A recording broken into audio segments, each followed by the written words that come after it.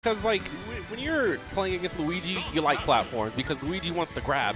He likes the FD, the no. And for some reason, you know, in just this the flat game ground. and most of Smash Brothers in general, those platforms are very sticky. So it's very easy to get up there and get grabbed. Yeah, he's so tricky up there. A lot of the times he wave lands on it and will do that grabbing, convert 0 to deaths off of it. But right now, ladies and gentlemen, we have the opener match of Knockdown 80. Guti versus ChaseBM on PS2 Game 1. And here we go. Already whiffed a grab. Oh, nice spot. Yeah, there's another one. I mean, that just goes to show that ChaseBM has some pretty solid movement, which you're going to need a solid neutral against Luigi. And like you said, returning, you know, haven't seen him too much, but a returning player in ChaseBM. So you go home, you watch the tape, you figure it out. You might be coming with a different flavor right now, and it looks, I mean, to be even with Guti is a good sign. Oh, absolutely. I mean, things could start to, you know, not be so even once Guti starts landing those grabs and figuring out the patterns of ChaseBM. Oh yeah, and his spot dodges are definitely turned up a notch. This is definitely that, like, up B territory for Guti to try to look for those, like, just pop you up ever so slightly with, like, grab. This is the stock. Yeah, very solidly. Tries to go down to a BM, ChaseBM a little bit, but he's like, nah. Just making sure that he's dead right there. So good for stock from Guti. That was more of like a lesson than anything, in my opinion. He's got good stuff, and now you need to learn not to get grabbed. Yeah, exactly. That's the whole matchup. That's like Luigi's like one of those like one-trick pony characters where it's like, yeah, this is his main game plan. I'm not saying that he's not a beast in the air or anywhere else, but if he's not grabbing you, you're playing the matchup right. It's just so crazy because I used to play a lot of Luigi, and then when they changed the grab, it's my stop. So. Yeah. Also, juggling him is so tough because, you know, he has that green Cyclone as a combo breaker that just has invincibility on it. This should be a really big punish, but ChaseBM missing his opportunity there. Oh, my. I was going to say. But Guti doesn't. He definitely capitalized that letter. Yeah. And now switching over to the Mythra a little late, but, I mean, you need to get this kill no. quick, and now you're a little bit slower. Guti going for a unique reset right there. I thought he was just going to fire on all pistons with the up B, and he gets a read. No, don't roll. Oh, my God, he's on the platform. Well, that's how you know. Oh, no. And Guti is just popping him up in that mid-range with the nair, with the up tilts. He's looking for something gross. He's going for the 3-stock right now. Yeah, I believe I remember when Chase was here last time, and that was a good try. A little too low there. Well, I mean, it's 1G for show. I like how Chase started that game. Obviously, a very good Mythra player. Yeah. The Pyra is kind of lacking at the moment, but that comes with the character. I mean, we watched in the Arcadian yesterday, which we forgot to mention, that there is players that know really good Pyra and know really good Mythra, but putting them together, that's like having, I'm just a scorer. You know what I mean? That's an interesting way to look at it. Like I just play Charizard. You definitely need a good well-roundedness, a good balance, you know? You could see that there when he got to him around 90. Good counter pick. Words from Paul? Yeah. Big Paulie? Okay. I just hear, Okay, but starting things off here, Game 2 is going to be on that Town and City, which, you know, I think this is okay. One thing for certain is that one part of this map is FD. So you're going to have to really play campy against Luigi. That's so upsetting. Even ChaseBM kind of not really looking too thrilled about that in the player cam. Yeah, and the thing about Guti is he is a really good player, and he is playing Luigi, so sometimes it can seem like the match is even, but he's looking for one combo. Yeah, no, for sure. He's not really worried about nothing but one combo. Oh, that was very high committal, and right now, Guti showing him the punishment for whiffing that. I think it's good that he's getting into his combos, though, in these early rounds. I mean, Chase is obviously not looking too good here, but for Guti to be able to get into his combo game early. Oh, no. Oh, gets out, though. Almost does the Smash 4 cheese on him. I remember that. Yeah, ChaseBM is getting red right now. Hit him with a lean back. I definitely feel like Chase needs to practice kind of slowing down the tempo of the game. I figure, you know, that with that aggressive gameplay that we were expecting to see, you know, it works out. Not against Luigi, though. Luigi, you definitely have to be able to not be afraid to play safely to camp platforms because you know how much of a threat he could be up close. Yeah. So I like that what Chase is doing, but Guti is just breaking through his defense here. Oh, I like the weight there by Guti, but so intimidating. He kind of popped a little too early, and now he's he was big chilling too. All right, and now I'd love to see Chase get this kill here. I'm sure he would too. I don't know how he's not dead at 158, taking Pyra's moves to the face, but got to be good tech from Guti. Wow, and that backer just cutting through the plunger. Now, if you think about it, he doesn't SD at the beginning. This is a way closer game, right? Absolutely. But, you know, Guti's still landing grab after grab, even if he's not committing or converting much off of it.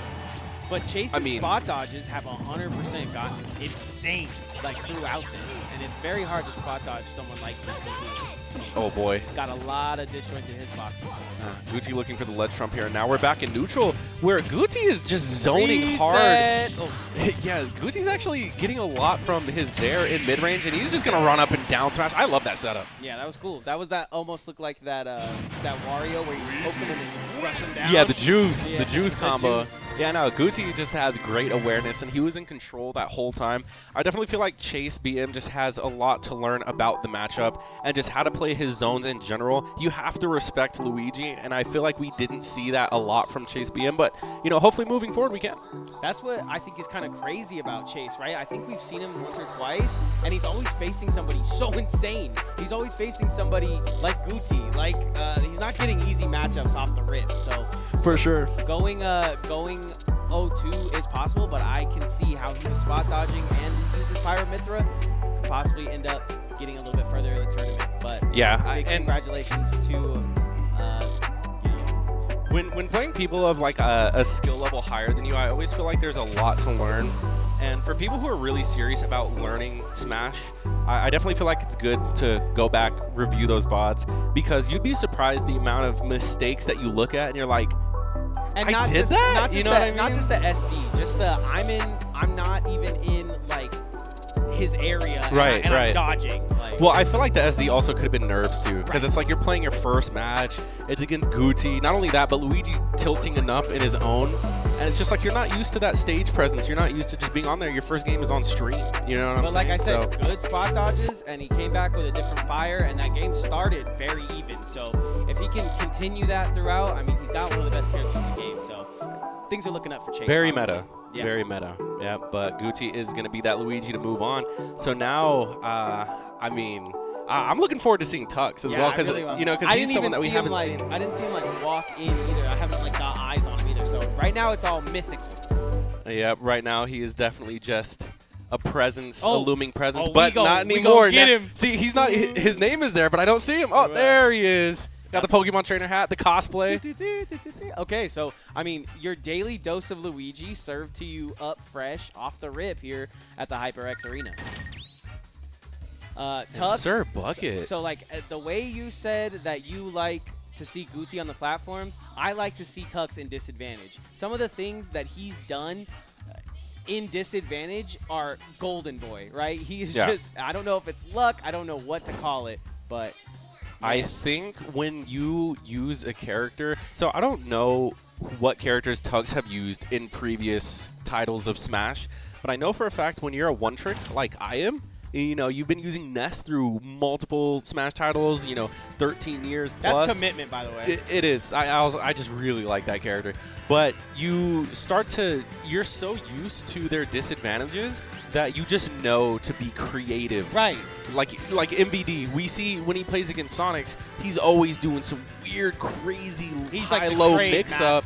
Yeah, to try to just get back on stage, and they work extra hard. So Tux, I feel like, is kind of in that same boat where it's like he understands that Luigi's airspeed isn't the greatest, but anything is possible when you have, you know, potential misfire and a second jump with Luigi. You know, the mix-up options to get back on the stage are ridiculous. So that's probably what we're seeing from Tux, is just he's no stranger to disadvantage. Yeah, you know? I just see him all the time pull out these wins that, I mean, it'll be 0 to 60 or 0 to 100 at the end, and he just wants this one combo, and he hits it, and to me, it's very hype.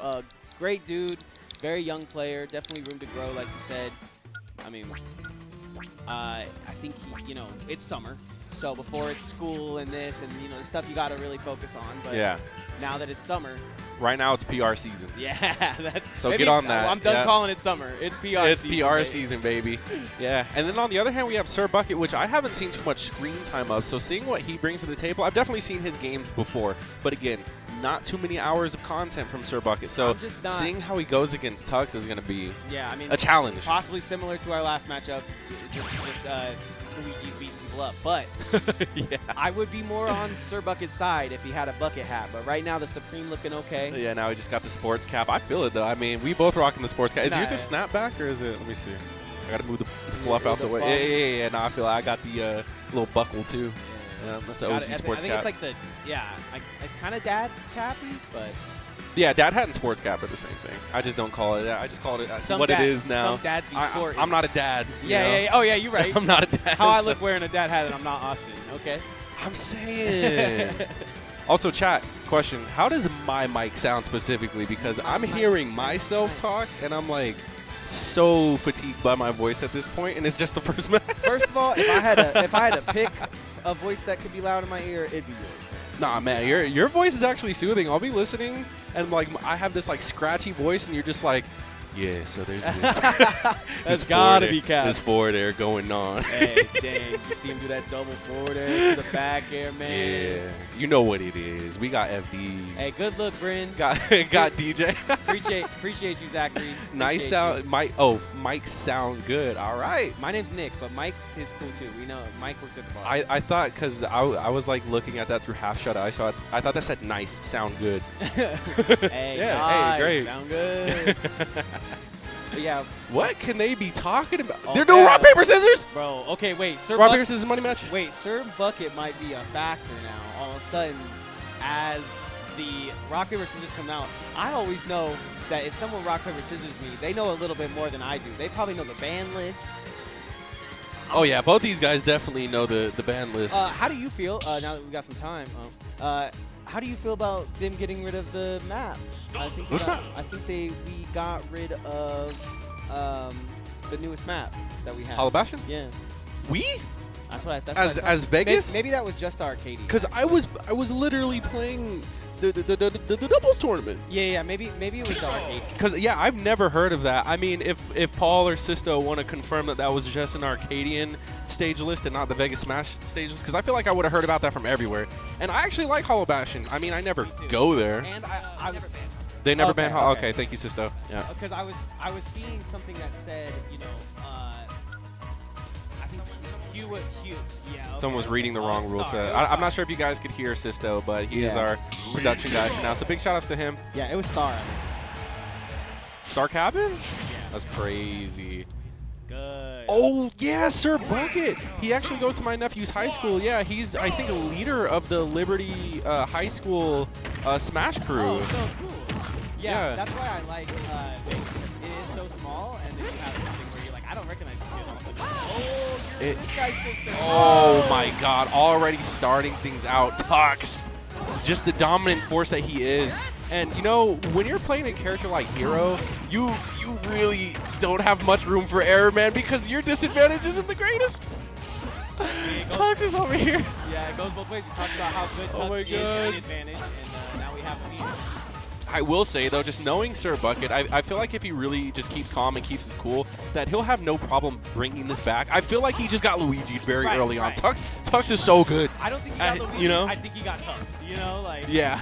He just came out firing up. So I just mean, moving forward, this should be a pretty good punish here. But Tux, how many controllers is he using? Because there's no way he matched that many inputs. That was insane. Some of Capitancitos, I'm thinking, are a little sus as well. That almost broke Tux's shield, and that absolutely would have been the stock. But still, the pressure's on. We're going to use Zoom, repositioning on the stage here. Tux trying to find the ground. He manages. I like Sirbucket's going back-to-back with acceleration. Wow, that was so... Like, you see Tux in the player cam just laughing, shaking his head like, wow, that just worked. He said, oh, this kid from Shampoo. Yeah, I don't even know if that was intentional, but, we take... Hello. We got movement. We got the first stock, Sirbucket. And now he's going to psych up. So this is something where if Tux sleeps on Sirbucket, it might be a problem. Oh, what's the follow-up here? Oh, okay. Back in that neutral. Sirbucket really likes his mobility. You constantly see that spell on him. He's just surrounded by a green aura. He knows he's going to have to put something together here. Kind of half MP. What a grab. This is a scary spot to be in. And just like stock 1, Tux consistently getting these reads on the ledge. Oh, absolutely. His spacing, timing. It's a combination of just execution, everything, you know? I'm just saying, because it's coming right off the ledge. I think he goes off ledge, and it's right to that perfect spot where he Yeah, I think Tux also realizes that, you know, Hero's not the best on the ledge. That's going to be the stock. That high up, Tux. What a dominant performance. Solid 2 stock. Looked like he was in control the whole time. And how can you not be when you have a start that explosive? I'm going to have to agree. Also, you know, you were talking about how Mr. Sirbucket is the leader of his group at school. Yep. It's like, I feel like when I think of Tux, like all yeah, Tux graduated, bro. That's what I'm saying. You know, like, he's like, well, he said, welcome to the real world. Literally, he's going to tip his cap right here. Yeah. But I definitely appreciate Sirbucket getting out of his comfort zone and competing, because that's what a lot of the high schoolers don't do. You know, they're focused on, you know, their math homework and stuff. But being able to go to tournaments and actually test your skill and represent Liberty High School, you know, that's something. Bring the gang, because at the end of the day, if you bring the gang in, Ooh. we can all find out who's the best. Real. I like how every counter pick is just immediately to Town and City game, too. I don't know what the secret is, but, you know, we're going to see if this works out for Sirbucket here. Okay, good start. Gets the pop in, and now we got a little bit of MP to work with as well. Yeah, already. This is looking a lot better than game 1. And I will say Sirbucket was definitely adapting towards the end there. You definitely saw him start to slow down a lot of the exchanges, not being too aggressive at all. That was a great grab, too. Just Tux not expecting that one, holding his shield. Yeah, gets back. Oh, excellent down tilt, too. The whack. Oh, that. I would not roll past that. That would have killed. Now we're looking at a completely different game where Sirbucket just has so many opportunities for this juggle here. I like that quick get-off-me jab. Yeah, Tux is sizzle. I was going to say Tux is playing with fire, but you saw him playing with fire just a little too much, you know? Nice back air to clean the stock up, though. Yep, excellent rebuttal. Answering back immediately. Now we're back to this neutral where Sirbucket is going to try to avoid a grab, but that looks like it could have been a misinput. Oh, boy. That's what happens when you get grabbed by Luigi. I like that. It's not the normal combo he does, but it goes a little back air in there, and it made it kind of fire. Yeah, he's not going for the kill. He's going for, I'll put you at 85 immediately. Well, what? Oh, wait, but he just mashed out his sleep? That's how snooze works. Yeah, snooze isn't the best sleep, for sure. Okay. You could mash out of it and immediately use the input, yeah. Oh, no, unshielding, too. The nerves might be getting to Sirbucket a little bit, and Tux is just putting on that pressure. Zoom in. Oh. Hasn't really been in disadvantage except for when he took 172 off the rib. So Tux is doing good here. Wait. Finally find him in some disadvantage here. Getting a little bit of health back as well. Yo. Look at the patience. Yeah, the spacing from Tux just kind of to reset on the other side, but now Sirbucket having all this mobility, but gets called. Ow! That's some I just graduated patience. I waited in school all the years. Yeah, that was insane. And right now, Sirbucket playing from his last stock. Not doing bad, though. I'm going to have to... Boom. Oh, this could potentially be a stock if he gets one good hit here. Does he go deep for it, though? Tux is the one that goes deep, a little too deep, in the blast zone. I think he had one jump, but I don't think he would have gotten back. I'm really not sure whether. Man, that actually... He's usually so good. Oh, yeah, you were going to say that it's tied up, but Tux almost cleans this one up pretty easy. Not the up B. Oh, my God. 89%. Luigi is such a deadly character. When he gets you in his clutches, man, you just need to get out. He's dead. He got that? That was so charged, too. And honestly, that could have been a complete momentum shift. No, the back. He said, hey, Guti, I saw how you won your set, but watch this reverse down smash real quick, which is actually, fun fact, stronger than front hit. Bang. That was sick. I love, like we said, today, off the rip, today could be a little bit of Luigi versus Luigi. We get 2 Luigis. That's going to be one of the wackiest dittos I've ever seen. So chances are, at some point in the night, we're probably going to see a Luigi ditto. We may see a Sonic ditto. There's a lot of dittos in the house, for sure. Yeah. So, I mean, it's going to be a little tough, man. Nobody's playing Pokemon Trainer, though. But, yeah, I mean, big shout-outs to Sirbucket, again, for coming out. I would like to see my nephew come out and play, too, but he's in Utah for the summer right now, so he's not playing. But shout out to Crown, man. Crown is awesome. Yeah. He was so excited to have me go to the little after-school high school club that they were doing, sure. and they treated me like I was a celebrity. They're like, "What? You played this game?" It's so funny, bro. dude. It's so funny when you go and play in front of people who like play Smash, but they're not familiar with meta and competition, and they saw me with Ness like stalling at the bottom with Magnet and PK Flash and recovering from very low, and they're like, "What? You can do that?" Like it's so funny. But again, big shout outs to Sirbucket for coming out. I mean, he kind of got gate kept by Tux. I mean, don't feel bad. I lost to Tux too. Both him and Chase feel kind of like that, right? Like him and Chase are both like, I don't know, I don't want to go up against these Luigis right now. Yeah, no, it's really tough. But again, there's always something to learn. And again, with Sirbucket getting out of his comfort zone and going to tournaments, which he's no stranger to tournaments, but at this level, you know, it's a little different. Now we have VODs, now we have coaches, now we have like a whole bunch of things to help you learn and improve your game. So he's not done. Sirbucket still does have the lower end of bracket to move on to, but now that's both of our Luigis progressing through winners. Like you said, probably some Sonix, probably some Luigis, a lot to be held for the rest of us today. It's great to be here with you, Fo, as always. Like you were saying, you kind of are a celebrity in these streets. I think you gotta start, you know, kind of to ease into it. But one thing I was talking Maybe I used to be. Right now I'm just big chilling, you know. as he stares into a camera. But I was speaking to you actually because I feel like, you know, back in the day you used to do a little bit of Iron Man's. And Oh, yeah. I feel like that is the true, you know, like someone like MKLeo is going to beat you with whatever character on the roster. Right. Right now, what I'm seeing of the gang is a lot of character specialists. Is that just them coming here and doing their, you know, best because that's the character they play, or do we need to kind of mix it up and get some more counter picks in the squad? That's actually a pretty loaded question. There's a lot of ways I can go about answering that. So first off, the Iron Man. If you're good with the whole roster, or half the roster, or multiple characters, that just goes to show that you are good at Smash. That means you have good fundamentals. Not only do you understand spacing, timing, execution, how stages work, you also understand how characters work, and essentially that's understanding their strengths and weaknesses. So understanding their neutral is like, oh, I know what to look out for. I know that my grab at this percent is going to work. I know what my conversions are at this percent. But you know, there's a lot of factors that go into it. Right, and then these two players in particular, I feel like Illusion has one of like a cloud that I've seen or something. I've never seen his cloud, and that sounds disgusting.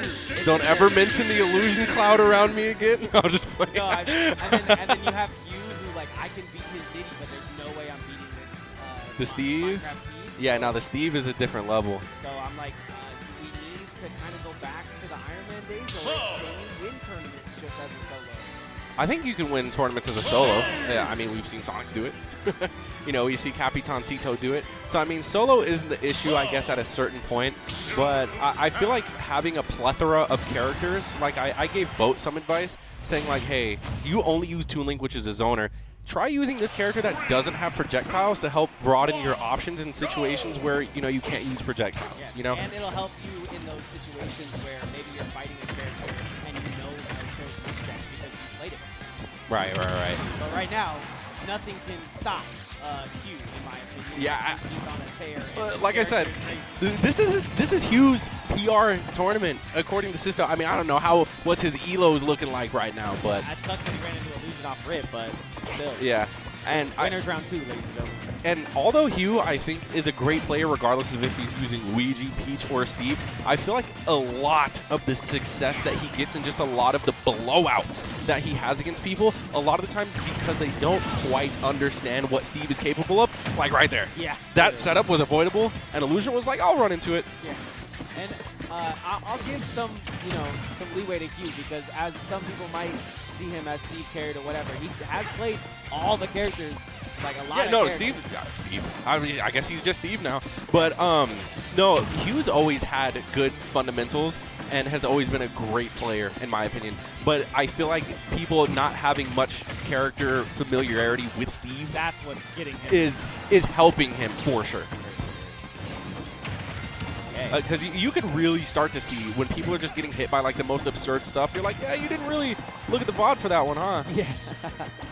But, you know, Illusion is also one of those players who's really hot and cold. Like, he had a streak, like, a couple months back where he was just top 3ing everything against Ven, against Capitancito. It doesn't matter who was there. He was top 3. But then you'll have tournaments where it's like... His mindset was so much better back then. It's like, okay, you need to have that mindset to lose, and you need to have that mindset to win both ways. Yeah, definitely lots of mentality goes into it. But right now, he definitely slowed down the pace. He's looking to get this kill right now, and he has Hugh cornered against the ledge here. Has him where he wants him, but he's just going to straight up at him. He just flip jumps in. One thing that Illusion is taking advantage of is when Steve starts farming like that, he's quite punishable. Oh, yeah, he's getting a deck on him. He's not letting him build too much. He doesn't have really a lot of materials right now. So. Yeah, but he does have that diamond. Like, one hit from that might hurt. Oh, he's destroying the crafting box. Okay, so Illusion does know a couple of things. Destroying the crafting box, keeping Hugh's mats honest, you know? Get that diamond sword out there, so that is what Illusion is going to have to keep an eye on. Oh my god. That was such a good mix-up. Illusion with excellent DI, but Hugh, I thought he was going to let a back air fly, but he actually just plays a little bit of neutral, gets the dash attack, and now he gets the anvil. Illusion currently playing on his last stock. And we're going to take some TNT damage as well, because why not? Oh. Oh. Okay. Oh, good look. Yeah, I mean, Illusion somehow just avoiding a combo that should have took him to 60. Oh. Wow, Hugh just stuffing him out of the air right there. Catching on to Illusion's air habits. It is one of the things with Hugh, though, is that he is kind of linear in what he wants to do. That's one thing that you could say. I mean, it's kind of obvious, but he's going to minecart. You got to get over that somehow. Yeah, that's one thing that Hugh, a lot of the times, you can tell someone's experience in the matchup by how they counterplay the minecart. It's like if you're playing against Vin. If you're just letting him charge Knight, if you're just letting him let the Knight fly around the stage, you're not really playing the matchup right because you're showing a little too much respect. I cannot mash out of that thing online, man. It might be literally impossible. But even right there, I feel like Hugh was kind of able to fearlessly do minecart every single time. Never really had to sit down and be like, damn, if I'm minecart here, I'm going to get punished, but I'm feeling so much corner pressure. What do I do? Like, he was never in that situation. And on the other side, I feel like Illusion is like, okay, well, I usually have the ability to run away or do this or that, and I have to just press this man because he's just going to get all of everything if I don't. Yeah, hopefully we can see some adjustments here on this game, too. We are going to be going to Kalos, which I think is a really good stage for, I mean, both these guys. It's really good, but I like this because you do get access to wall jump. Oh, man. That's a very good ladder off the rip, I'll tell you what. Yep, quick 55 to start things off. Okay. Got back to ledge, but just barely. Hugh keeping him honest, though. Trying not to let this combo extend too much. That was a great punish. Yeah, caught between some dirt and a hard place was Illusion, but now as the TNT comes out. Oh. See, I'm always scared to hit that because I don't know what the damage threshold is before that thing just blows up. He goes right to whip and then went back in the whip, bro. That's next level. I was like, just kidding. It's still mine. But, yeah, for Illusion specifically, I like... Oh, he's trapped! That was a great roll. I don't know how he got out of there. I like the side platforms because a lot of the times Illusion does like to go coast to coast with his flip jumps. So it kind of just gives him more landing options. Oh, my goodness, that's scary. Yo, something I heard crazy the other day is, like, based on where you are on the stage is what material you get? Yeah. Hello? I think this stage gives him steel? I'm seeing some steel. I'm not exactly sure. I think on the platforms you get steel, and the rock is on the floor. As a certified Nest main, I cannot tell you what exactly Steve farms here. Right. But, yeah, no, you're absolutely right. Depending on the stage, you will farm more of a certain material. That is so crazy. But it's so good to know, though. Right. Like, there's just so many, like, little, like, almost like Easter eggy type things, you know? There that comes with, you know, what we were talking about earlier. When you have good character presence, good ladder there as well. He's got the gold, though. Probably wants to upgrade to this diamond if I had to guess. Yeah, no, he has everything. All the necessary materials. He just wants to go and pull it, and there he goes. The gold is gone, the diamond's in play, and now Illusion is in a ton of trouble. Hugh having a huge opportunity to extend this lead even more, and he's looking to do just that. I know they're not doing any nerfs, but man, if they could just do one more nerf on how fast you get diamond, that's about all I would ask for. Oh, and there is going to be the Plasma Whip. So, okay, like I say, every great comeback starts with the first stock. And this isn't a huge deficit. I mean, if Illusion stops getting hit by, like, up tilts early stocks, because Hugh's been getting those every single time. Right. And up tilt's one of those things that if you're getting hit by up tilt early on, you're not playing the matchup right. You know, you need to look at yourself, look in the mirror, and say, hey, I need fundies. Hey, take a look. Yeah. It's in a book. You're playing a little too close. You're 0-2. What are you doing getting close anyways? What are you? But yeah, pretend that you're fighting me, Illusion. Just camp him out all day. Well, that's what I'm saying. Like, if you camp Hugh, he's just gonna build a fort, put an L on the screen, draw an upside down T like we saw him do last the Tetris week. pieces. Yeah, the Tetris pieces. He's just gonna do all that. So that is true. I guess camping Steve is a little bit of a double-edged sword. Gets out. The spacing there. from here. Yeah, that's there. Did not hit. That's a little wombo-y. Didn't do a wombo. Study of wombology.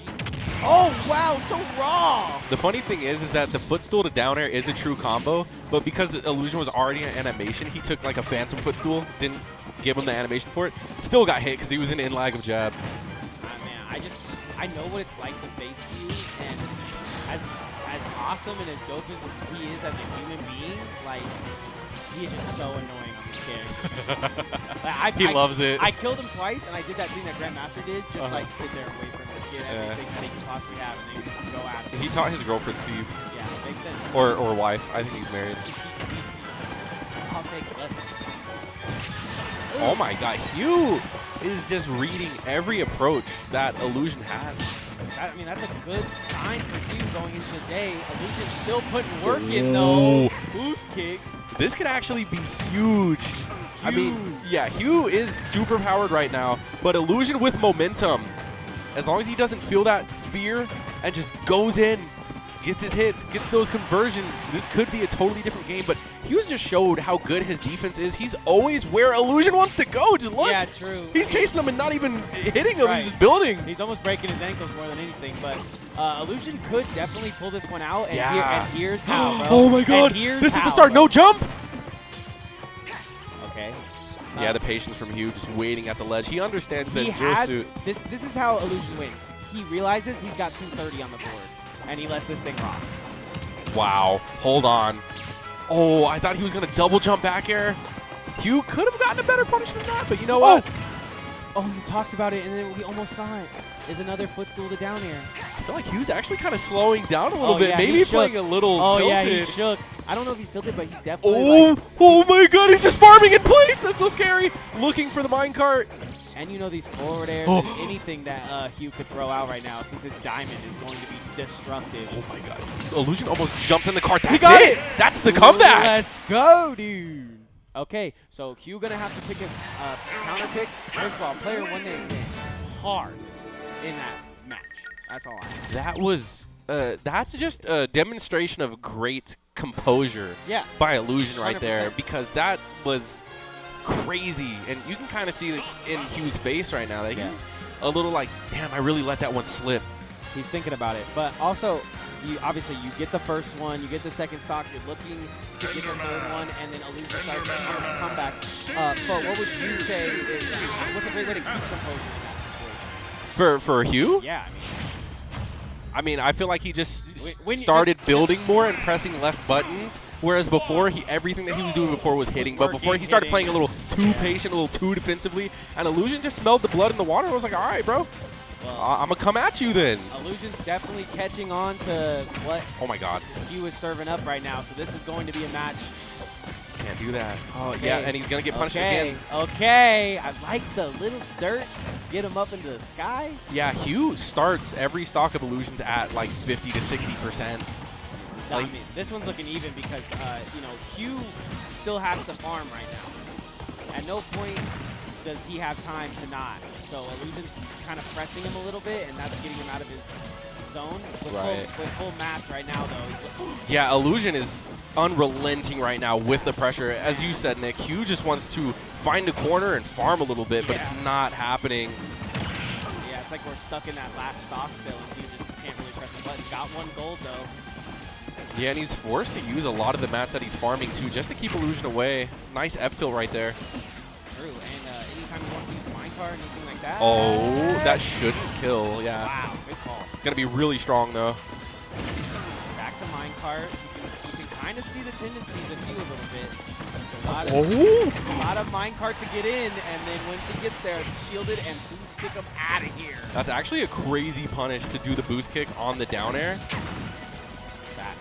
It's going to work out. I mean, I've seen him, well, he's tried to get that conversion a couple times, but now those down air is working for him. Illusion has also been looking out for the positions that Hugh likes to use the minecart in, and he's been getting these punishes. It's like he's kind of adapting on the fly. Yeah, and also Hugh is kind of just farming right now from what I've seen. Yeah, he's getting back, but he's farming just to come back, and then there goes that TNT. Exactly.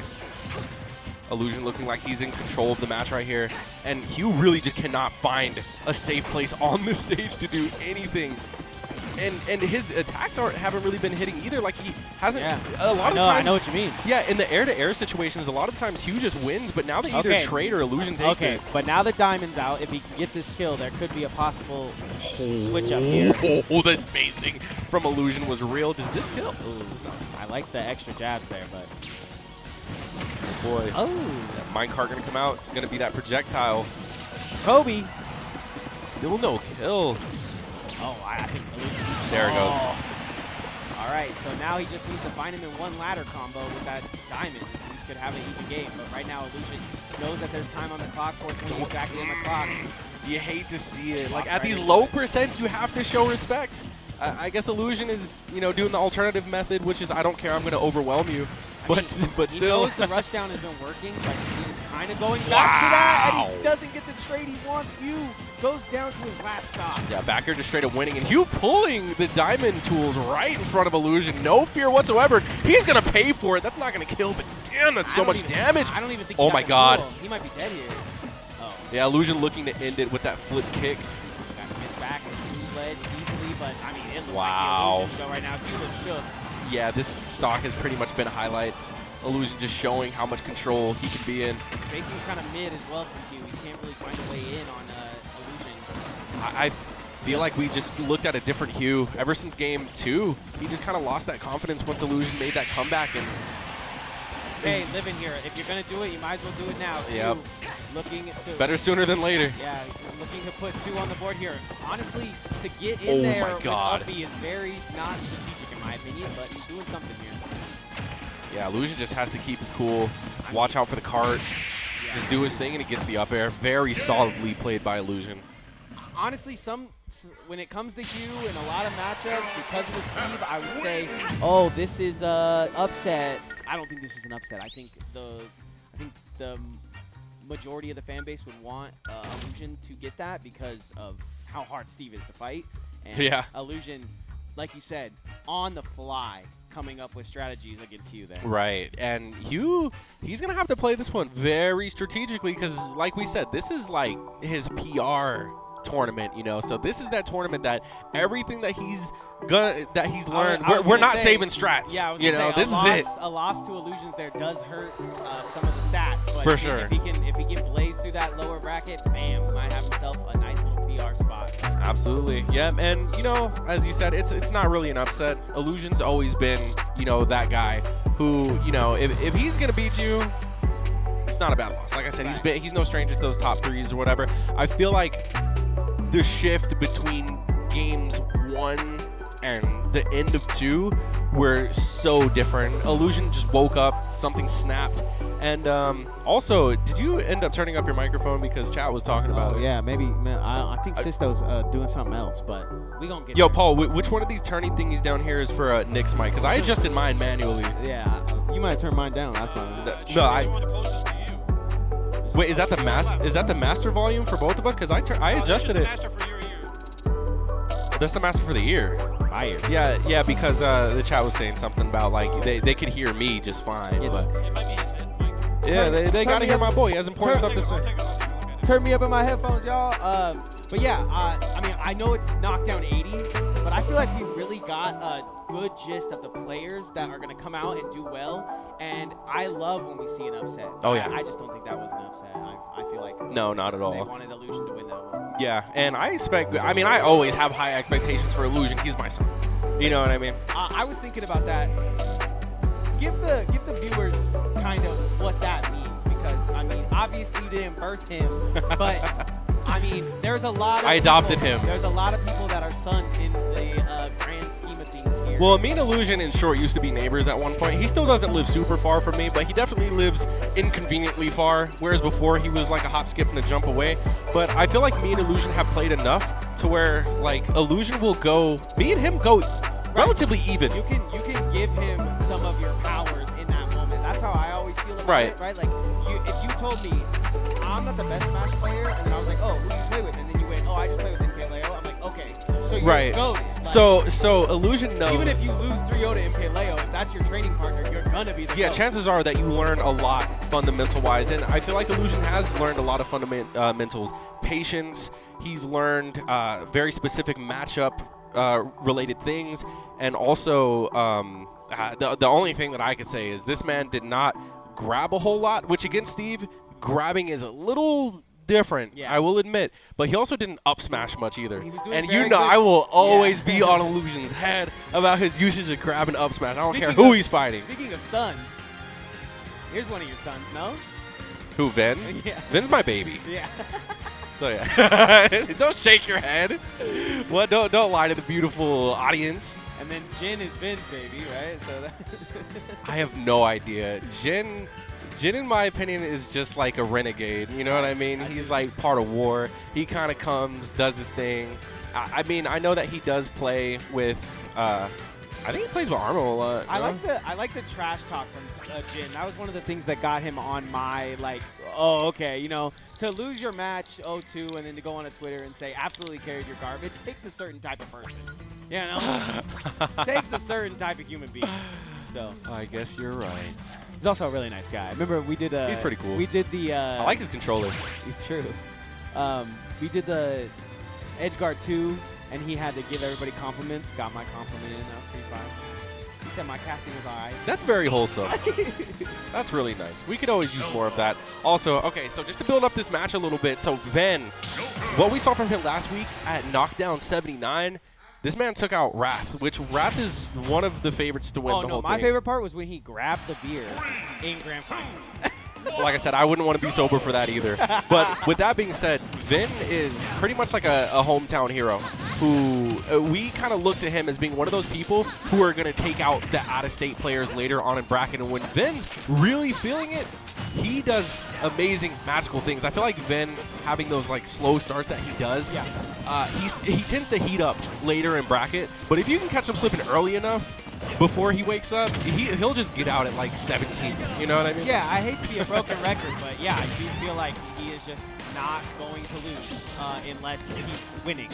Yeah, but in this case, against Jen, I feel like a lot of Vegas as well just has a mental block against Zelda because they're like, what is this character? Which, I know. For all the right reasons. Talking to, literally had a quick little conversation with Capitancito and Vin before this, and I'm like, hey, so I always say you guys are probably playing, like, do you guys play? And Capitancito goes, I'm not playing no Zelda. Yeah. I mean, they troll each other quite a bit, so I mean, it makes sense. Also, Ven is doing big things right now, but good reversal by Jin there. Also got Arsene on board, so that's a good start. Yeah. Get the timing just right, but he gets another one. The run back. Yeah. I think counters are kind of some are bad. That just happens to be a really good one that hits everywhere. With Arsene as well. Yeah, it also, it's kind of like a Palutena reflector, which it has the property of either reflecting or actually sending out a physical attack too. Arsene's gone, but the heart isn't. The smash continues. Oh! Excellent DI from Jen. We're going to build up that Arsene, and it's right back, but it doesn't matter because Ven so smart covering the ledge with the up smash. That was a great move by Jin, but just obviously hitting with that beautiful easy move from Ven. Oop. Oh, this could be big. Goes for the grab. I believe that was supposed to be a grapple. Okay. Man's playing a little too ahead of himself. The love for Nairu right now. Arsene didn't even have an entrance. He just kind of appeared. Bang, bang. So you already know what it is. He up smashes the out of that I'm killing this night. Night. So I'm tired of these childish games. Oh, jumps right over the drag down, no down smash is going to get a lightning kick because of it? Arsene's running out as well. What is going to be the last move with Arsene? It's just a little down. Yeah, he really does not like that. Honestly, that's Here goes. one of the things that we haven't seen too much from players is I've seen him roll past Knight, which is kind of risky, but just killing Knight in general is kind of smart. Not always. Wow. Okay, Ven, this is one of the rare occasions where we actually see Ven starting things off, looking like he's warmed up. Didn't he die early? Didn't he die at the beginning? And then he just I don't think so. I think he got one death. I mean, obviously got one death, but after that, it was the Ven show for show. Yeah. I will say that, I mean, I like what I'm seeing from Jen. I like the attempts that he's going for, like chasing Ven off the stage when he has Arsene. Or like even going for a lot of the drag down confirms that just weren't hitting Ven a little too easily. And also I think that the percents just didn't match up for when those confirms happen. But I mean, you know, Jen does have a shot at this, and you can tell what he's going for. It's just a little bit of errors here and there, and honestly, it could be a spacing diff too, because Ven is getting these lightning kicks on him time after time. Okay. Still though, Jin had that very good start. He had that counter combo to get the kill with Arsene, but I didn't see too much after that, so let's see what else he's got. Oh my god. And Ven actually calling out that jump from the ledge a year ago. Jin is in a ton of trouble right now. Okay.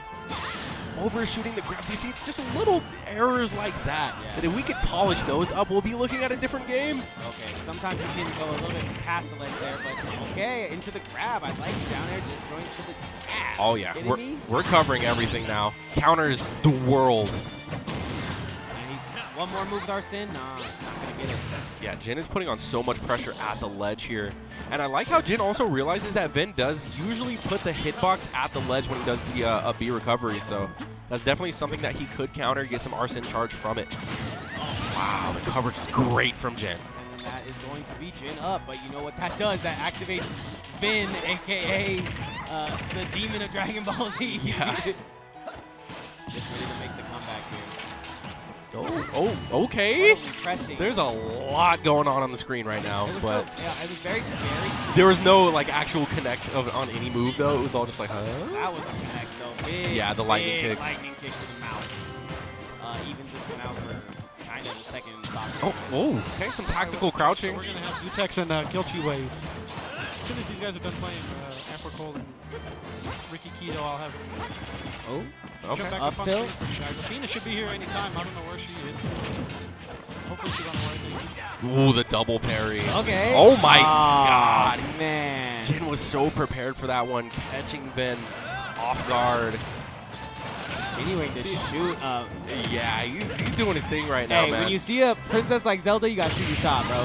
Oh, is that the game? Dead, What a dead. trade! Okay. Hold on, this is huge. Jin's hyped, but also it was a little bit of spaghetti on both sides. So I know Jin's hyped. He wants to get this other one, but I will say, Jin, when he's able to play the I'm gonna get game somebody up here and with not just get lightning kicked the whole time, it's different, man. It's a whole different flow of momentum that we're looking at.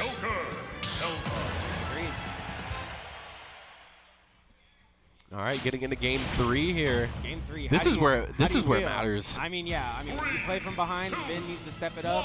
Jin's obviously going to come with his best foot forward, but let's see. I mean, I just expect a really good game because game 1 was a blowout for Vin. Game 2 was a blowout for Jen. Yeah. And now game 3 is going to be like, all right, guys, what have we learned? Yeah, that's the question mark. Right now, starting out, Jin doing well, but I love how he's using the counter and the gain of Arsene. It's really helping me think that he could take this. The reset, the double up air. The up air just not wanting to work for Jin right now. Oh boy, been putting on that pressure. Ah! Yeah, now Jin has been counterplaying the Knight so well. Okay, he's glad that he doesn't go down there. He needs to put some extra bit of damage on the field while with the rest of this Arsene. Can't even get back on the ledge. Wow.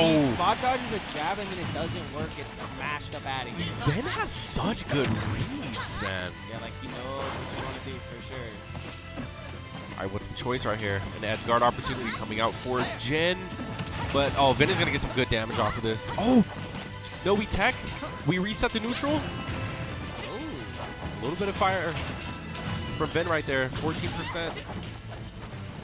going to wait wait, get back to ledge where he feels more comfortable, but gets scooped up by Jin. He's looking for it all. Yeah, the counterplay right there was beautiful. Oh, he should have countered it. He's countered it like every time. Yeah, that's kind of what it looked like he was going for, but he opts to go for the back air, gets punished for it. But now Arsene is in play. Now this could be huge. Ven looking like he wants to just occupy the opposite side of the stage, not really mess with it too much. The wall has been put up by Jin, Oh. to say the least. That's the stock. That's the stock, and you can see that Jin's leaning back like, bruh, really? And you know the tweet gonna be, I took a set on him. I could have won game one. No, the best one is, why can your character do that? Yeah. You know, as you have Arsene that can do the same thing pretty much. Literally, become just a stronger Jin. All right, time to see if Jin got some persona left in him. Big shot. Oh, this is it. Oh, no, that's the game. Okay, I forgot. That recovery's amazing. Yeah. Now with a little bit of Arsene on board, I think it's all just pride at this point. Jin trying to take this second stock. Honestly, if he does, it's kind of even, but he's got to go insane. That's a good start. Kinda. Battle of the counter here. This is very frightening. He just wants to get on the stage. Ven being a menace, not letting him, and now the lightning kicks are starting to fly. Ven is just covering so much. Sitting at 106, he's going to try to get some more Arsene. That's it. He does Oh, wait, find no. it. Got back with the Arsene just in time. Nice grab. Okay. Forward air gets him where he needs him. Let him cook. But he's still got 2 stocks, man. What is the option? Yes, spotlight is heavy on Jen right now. He has so much to play for right here, but that Arsene can definitely help him out. Great back air. Yeah, he's doing a good job of getting Arsene. Do we get the counter? The hardest part. Oh my god, that's so scary. So whenever I see Jen jump, really? Through the shield. I think he had it shielded. He was trying to parry or something. Get that quicker. It's kind of that thing where you like grab the ball before you run, you know, in football. Like, yeah. You try to catch it before you run. That was just a very strange way. I feel like that was an out-of-character misplay from Jin. Yeah. I'm sure it's like, wow, that really just shield poked me. But, like, you don't see that exchange happen often where you just win a game. And Ven was off ledge.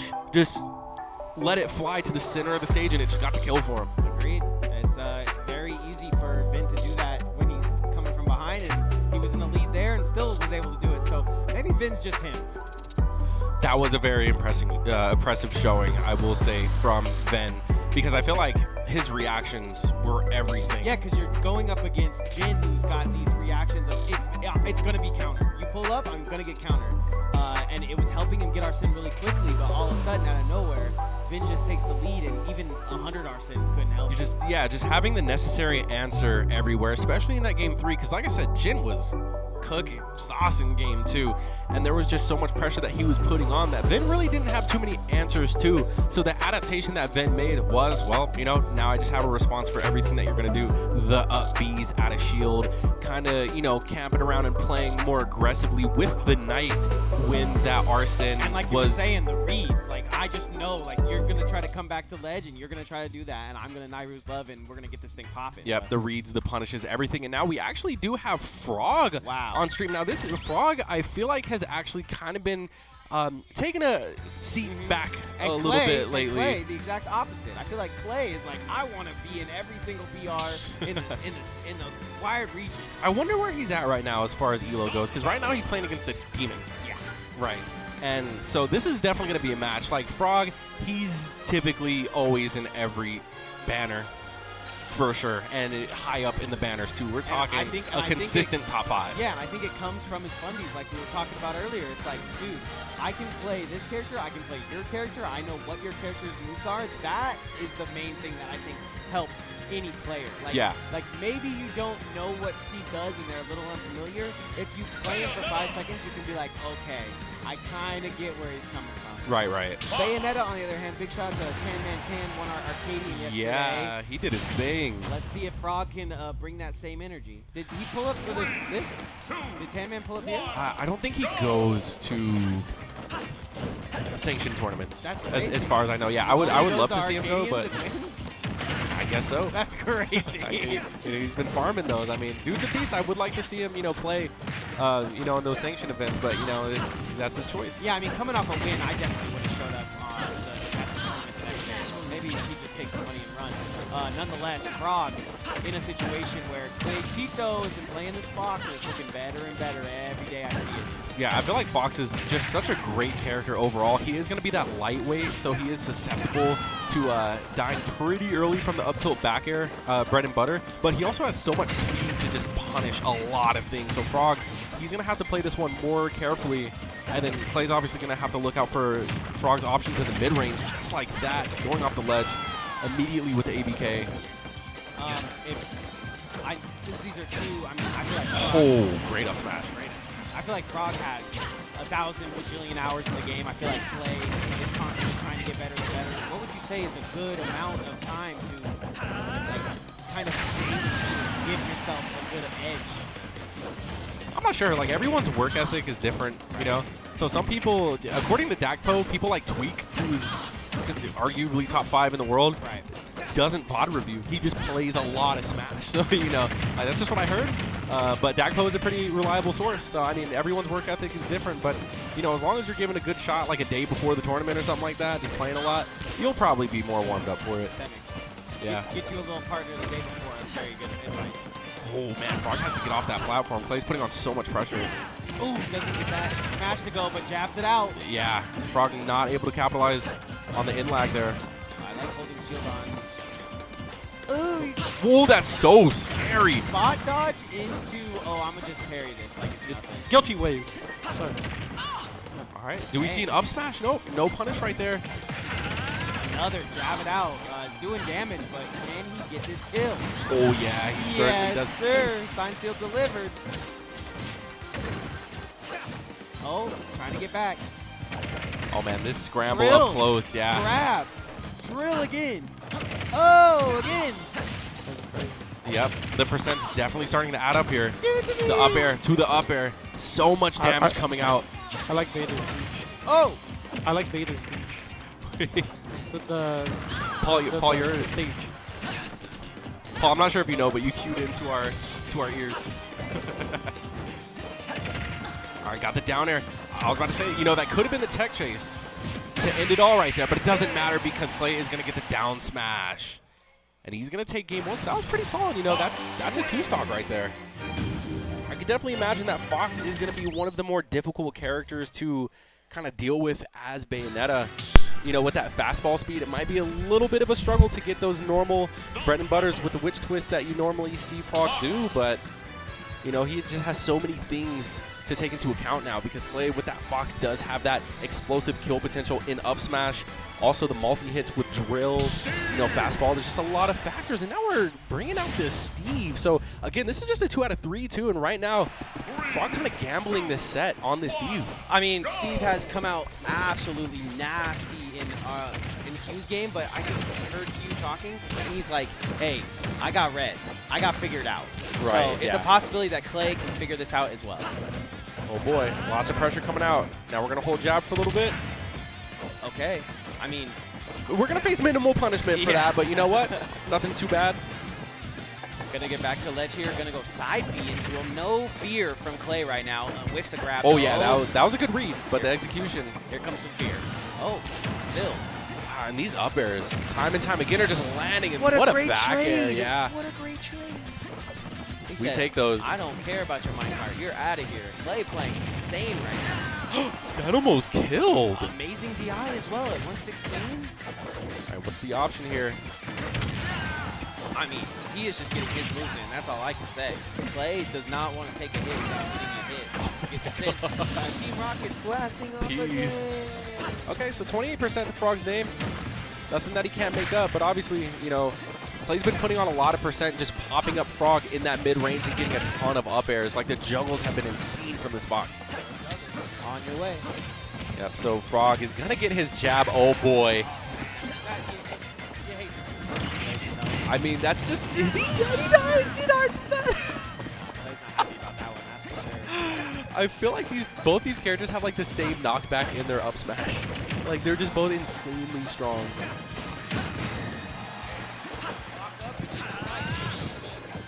Alright, yeah. Show that crafting box who's boss. Uh-oh.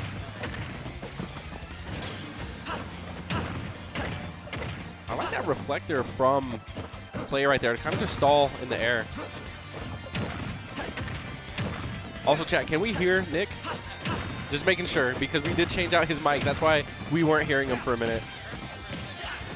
Yeah. Oh, no, it can't end like that. Okay, it doesn't end like that. No! That is some scary stuff. Oh, no, we can't hear Nick. Nick, come back!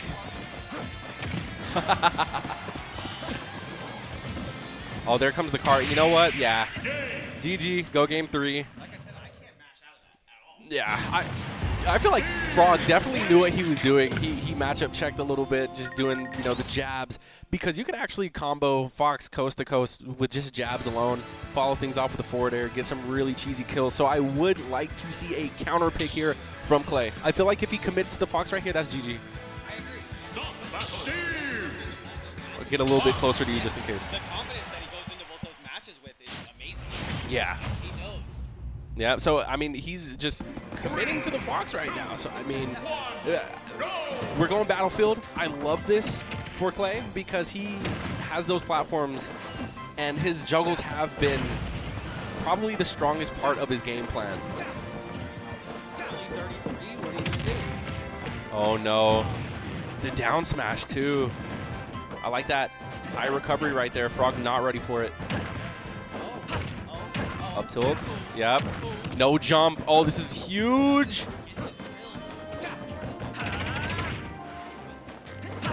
Yep. Here comes out that pressure. No guarantee right there. And Frawg just going to play it cool, reset, farm a little bit. Oh, I like that. Side B's into the block, but oh, yeah, that's sick. Doesn't get too much out of it. Definitely a good idea. Wait. But Frawg, you know, just looking ready for a lot of the stuff that Capitancito does. That's a backer. And this is still a wooden weapon as well. We're not even to the silver or the gold yet. That is what's crazy about that character in general. Is like, oh, no, the DI! Oh! Excellent recovery, though. Back to the ledge again. That was a really funny exchange. Just battle of the up smashes. Cley got a little charge on that one as well.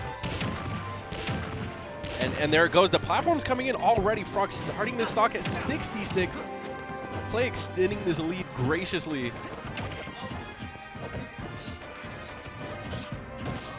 Oh, no punish right there from Frawg. Got a little bit of jab, a little bit of get off me. But can Frawg take this stock? Nope, Cley actually having rage right there. If that up smash connected, that could have actually done it. But right now, Frawg trying to keep things as honest as he can. But Cley still just putting on pressure through this wall. I like the patience, goes for the drill. Oh boy, oh no. The matchup can flip right here. With Cley being at this percent, oh boy. He tries to SDI out. This is such a pivotal part of the matchup here. Cley just wanting to desperately get off the platform. Oh boy, no! You saw the setup though, right? The back throw into the block, yeah. Oh, the patience. You can see that Cley definitely being a lot more decisive about his approaches here.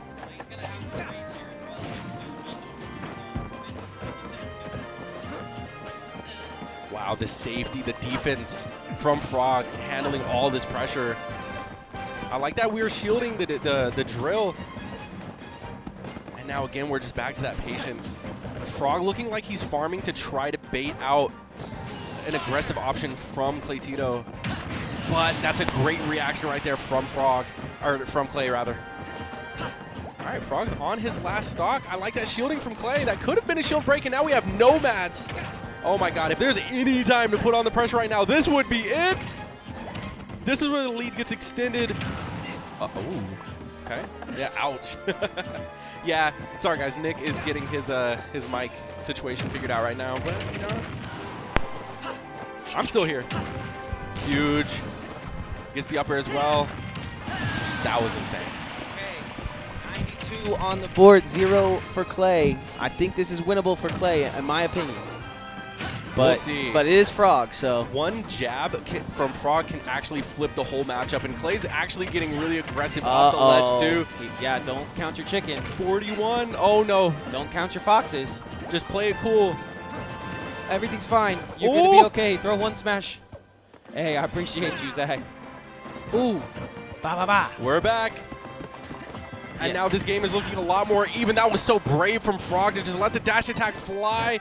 Cley. Oh my god, there's no way that's how it ends! No. I think I just audio peaked. And I don't think anyone heard what I just said because I went full Mickey Mouse. Well, I know what happened. They saw what happened. He built a full house on him. That, not good. That is the ball being dropped. Yeah, I mean, like you said, there was a pivotal moment somewhere in there, and it got real sketchy. That's what I was saying. Like, even though Frawg was at 1,000,000%, when you're playing against Fox, that character is glassy. Especially in a matchup like that, Frawg was confident the whole time. You really never saw him panic. You just kind of saw him adapt and, you know, really start to stuff out those approaches from Capitancito.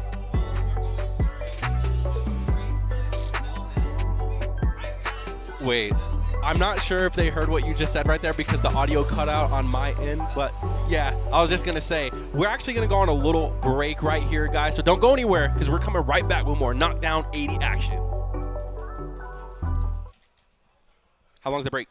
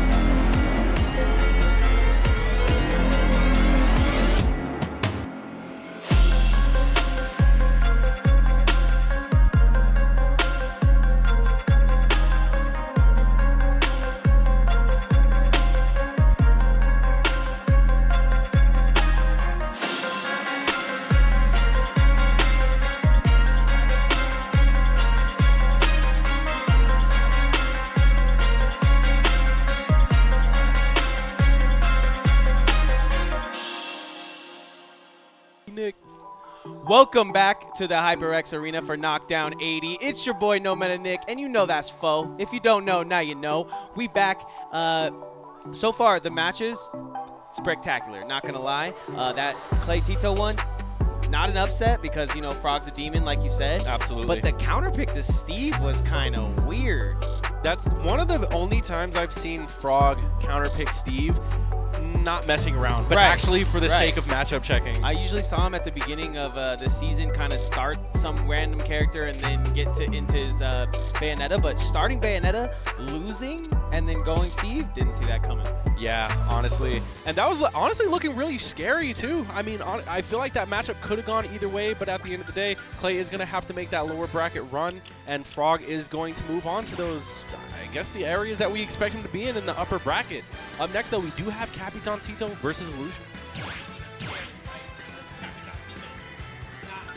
Yeah, Capitancito has been the winner of the last couple of knockdowns that he's been to.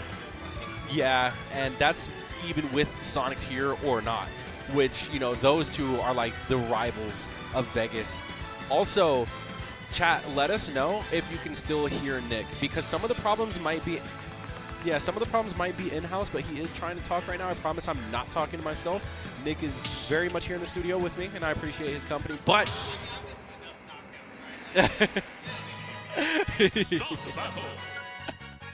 we got chat hype to see Capitancito. I mean, who is not? Capitancito is one of the saviors of the tournament. You know, he is a Vegas local at this point. We claim him. Yeah. Can't hear him. Ooh. This might be a little tough.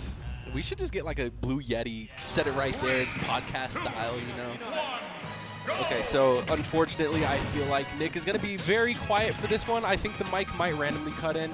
You know, because usually the production, it's not like this. It's just one of those like freak scenarios where it's unfortunate. But, you know, sometimes it happens. We've switched the mics. We've done our best, but I don't know. Sorry, chat. Yeah, he should be back, though. I can hear him. Oh, okay.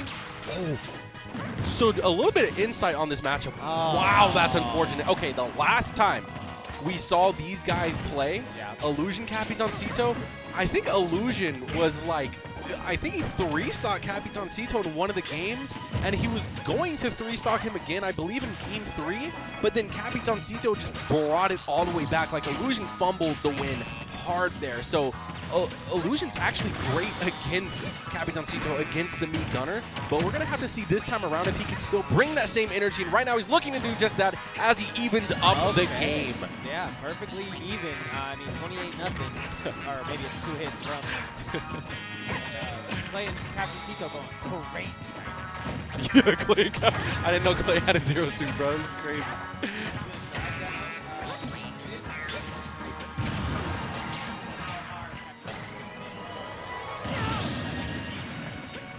Oof.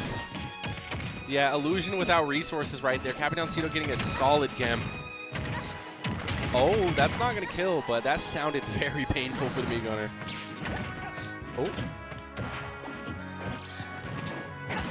Capitancito playing on the platform right here. And I like how Capitancito repositions by up being high. Using that middle platform is just another way to layer his landings. Doesn't get punished for it, immediately responds with an F-tilt. Wow, Psalm. I haven't seen that name in forever. What's up, bro? Wait, this isn't my stream. Let me not talk to him. It's like I did win in doubles with Capitancito. And I don't know, I feel like I kind of have the opportunity to entertain chat for a little bit since your mic is just going in and out. I feel so bad. You want to switch like between games? Like, oh, you just... No, it's not Cley. It's not Cley. It's Illusion versus Capitancito. Wait, who just waved at me? It looked like Mercy. I don't know if that was a wave or if that was like a stop. Stop! Yeah, we know the mics aren't working. Okay, but yeah, Capitancito is gonna blow Illusion out of the water, I think. I mean, the funny thing is I don't feel like I'm solo casting. Like, I could still hear you just fine, and I'm even responding to everything you're saying, but I just think for the viewers, they're like, what? 2, 1, go! Once every 3 months. You ain't wrong. A tournament every 3 months. Oh, there's no jump for Illusion. Yeah, you can see that Capitancito was like aggressively trying to keep Illusion in the air, but he does end up landing.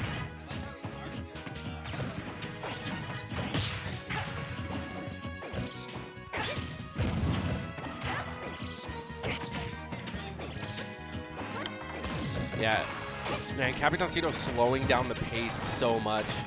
He's not trying to approach. And I can see that this is kind of tough. Like, Illusion definitely taking the driver's seat, taking the initiative in a lot of these interactions where he's usually the one just kind of spacing and throwing out Zaire. But when you're playing against a zoner, like the me gunner, like you have to make the move. Yeah. Wow. Just get really close and shut them out. Yeah, I mean, I was like, you want to try doing that? Because I don't know if you can hear me if I move the mic like this. Oh, okay. Nick said my breath is too minty. It's hurting his eyes.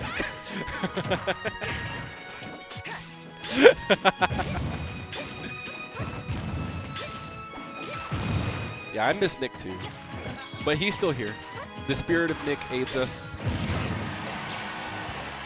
And right now, this game is honestly kind of close if you think about it. I mean, Illusion is at 181%, but this is a oh, that was technical. Caught him off guard with the bomb. But this is a very doable game. Like, Zero-Suit living to those percents is pretty absurd. Capitancito clearly having trouble closing out the stocks. So if that keeps persisting, Illusion can immediately bring it back just like that. Right. Yeah, we got Nick in the studio chilling, enjoying some Smash Brothers. Oh, I do like that up smash. That's the first up smash we've seen fly all day. I want to see more. All right, gets the grab. Good part. See, Illusion is playing the game. He's playing Super Smash Brothers. You have no choice. You either play Super Smash Brothers or you fall. It is a me. That is the me. It's the me. He's like, damn it, it's the me! He's just like terrified. Yeah, that was actually an insanely early stock compared to what we saw the first time around. And that bomb is going to interrupt that grab. Illusion not able to get much out of it. Now we have potential punishes coming out. I love the coverage that we're seeing from Capitancito. Excellent shield. We're going to reset neutral off that.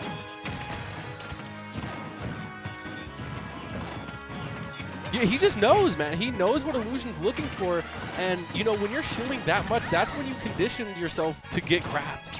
And I really want to see those come out more from Illusion, but it's like every time he does, he ends up getting bombed for his troubles. But now that back air is going to be extremely clean, and this could be anyone's game.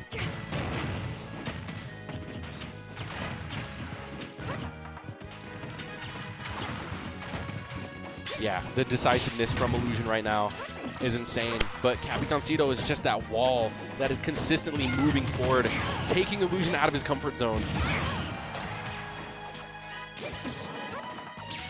Oh boy, yep.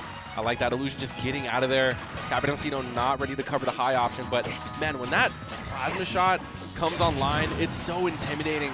Capitancito at 0%. I mean, honestly, all he has to do is just chill. He gets down tilt, and that is going to be the game. So that's winner's quarters. That is still going to be just a 2 out of 3 game. Yeah. Dale, Capitan. Yeah, they met. We all had dinner together. And so Brennan's from Puerto Rico, and he's from the Dominican Republic. So when they met up, Capitancito was like, finally, more Caribbeans, you know? And then they talked about plantains for the next hour. It was incredible. I still have yet to have the Capitancito signature meal. I don't know. He's holding out on me, man. I feel like he doesn't want me to taste Nirvana just yet. It's all just like homemade stuff, you know. He doesn't really go to stores and stuff like that. Big shout outs to Paul for coming through, and Kevin as well, because Kevin has been, you know, helping us with the audio as well. So big shout outs to that, and Sisto.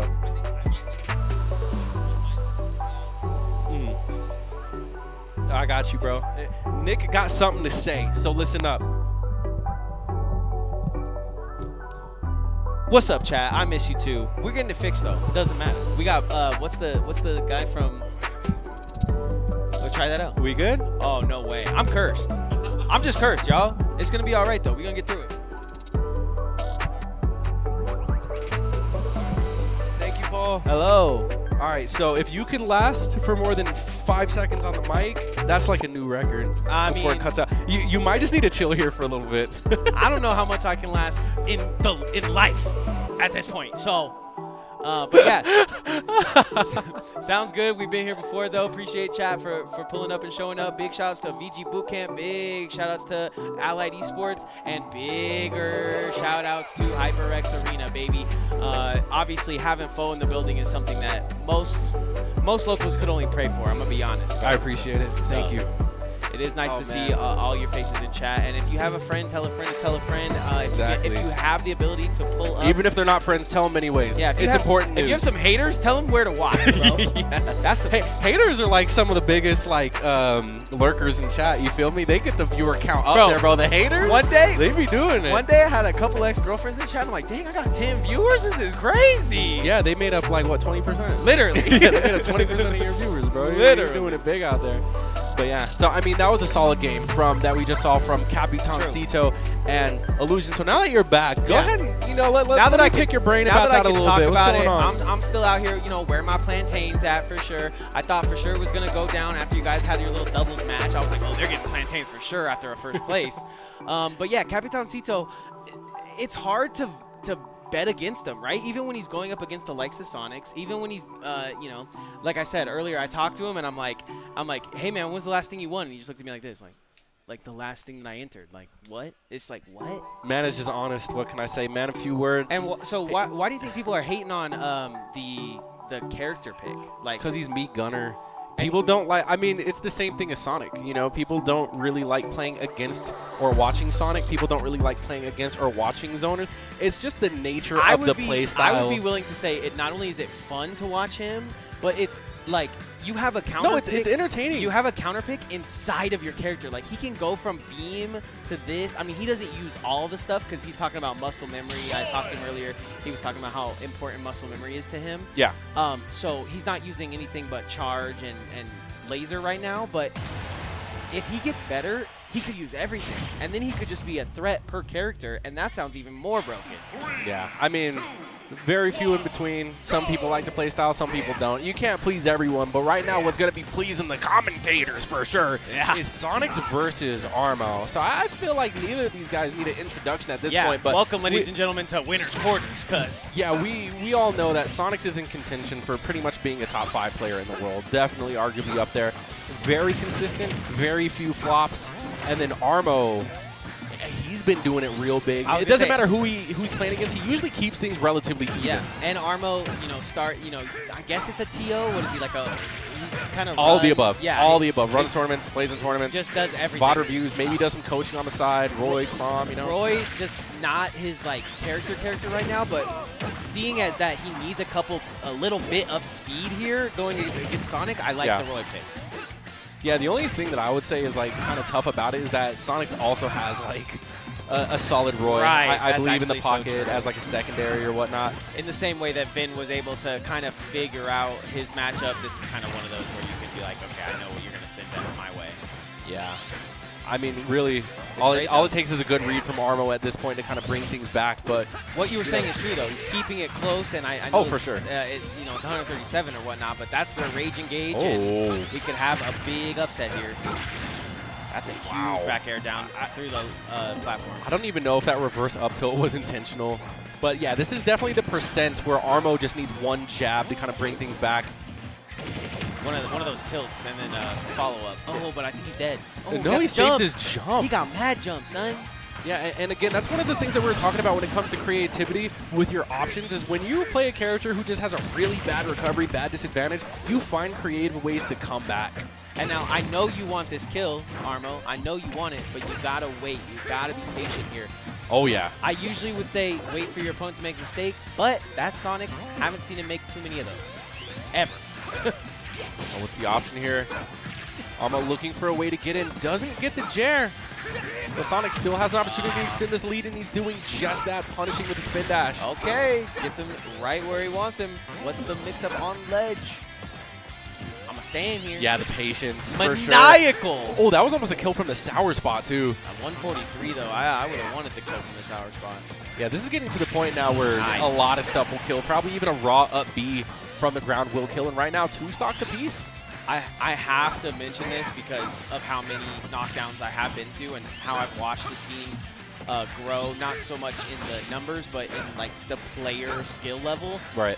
Armo and Cley were not doing this when I got here. And being able to come here and practice and all the other things that they do on the side, it has really shown me how much you can grow in Smash if you just keep your heart in it. Right. It's nice to see. I definitely feel like Armo's wins lately, like having a win on Vin. Yeah, like, that's just a very solid win. Keeping in it close with Sonix, like exactly. It's baby steps until you're just making perfect calls. Yeah, but I really hope that we don't start to see Armo play like what happened last week against Wrath, where you see that when Armo's in the lead, he kind of just starts to break character and fall victim to the Sonic playstyle, which is you start running into those spin dashes. You're literally running. You're running at him for the majority of this because Sonic is a smart player. He knows he knows he's up here. He knows how much this particular game means to him. Yep, like right there, he tried challenging it with the double-edged dance. But I think if Armo can try to keep himself grounded in center stage, that will be good for him. I think if he tries that here, he'll notice how much Sonic will run around him and he can maybe catch him. Oh yeah, Sonic's definitely adapted. He's strictly playing like, I'm just going to spin dash you now. Right. Because it's been working. And one of the things that we saw Armo, at least where I noticed that he got a lot of his success from, was actually playing on the platforms.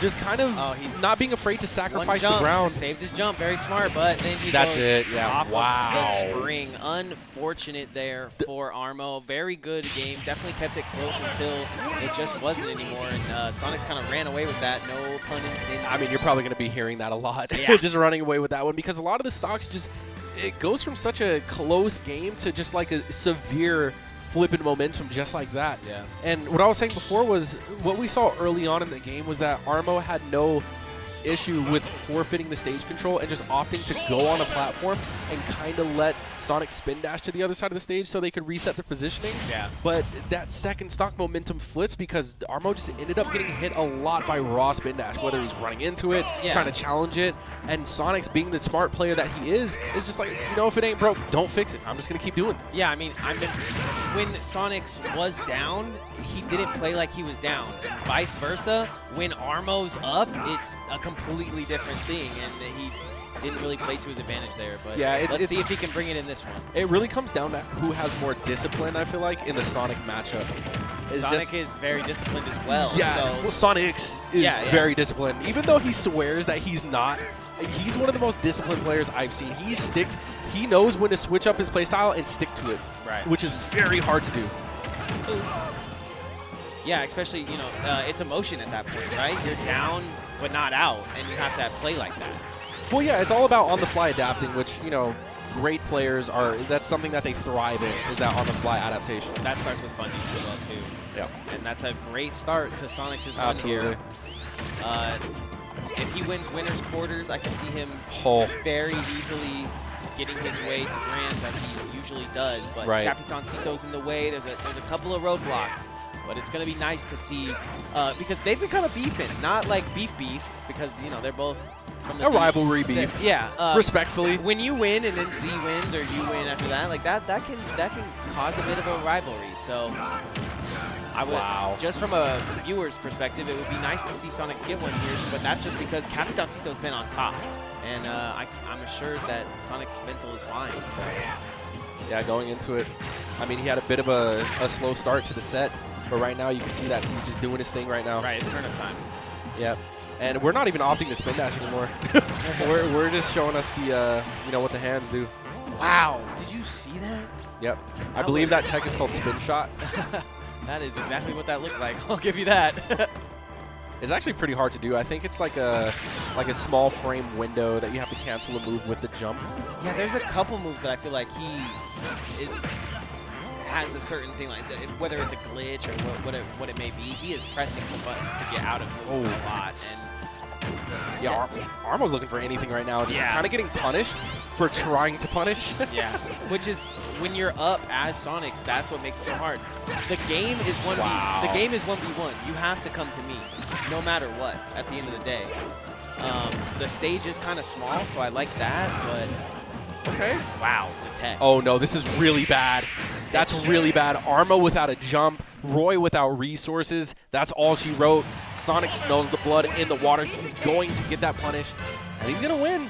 I mean, game 1 was pretty close, but that game 2, man, for the first stock to go to Armo, and then for it to be the Sonix show after that is pretty insane. I have no doubt though that Armo's gonna take a little break, maybe go over to the bar, get something. Oh, you know what I just saw? What? Because I'm a Bowser main. What? We've had a drink called the Bowser this whole time, and I haven't been chugging them down back to back. Would you recommend it?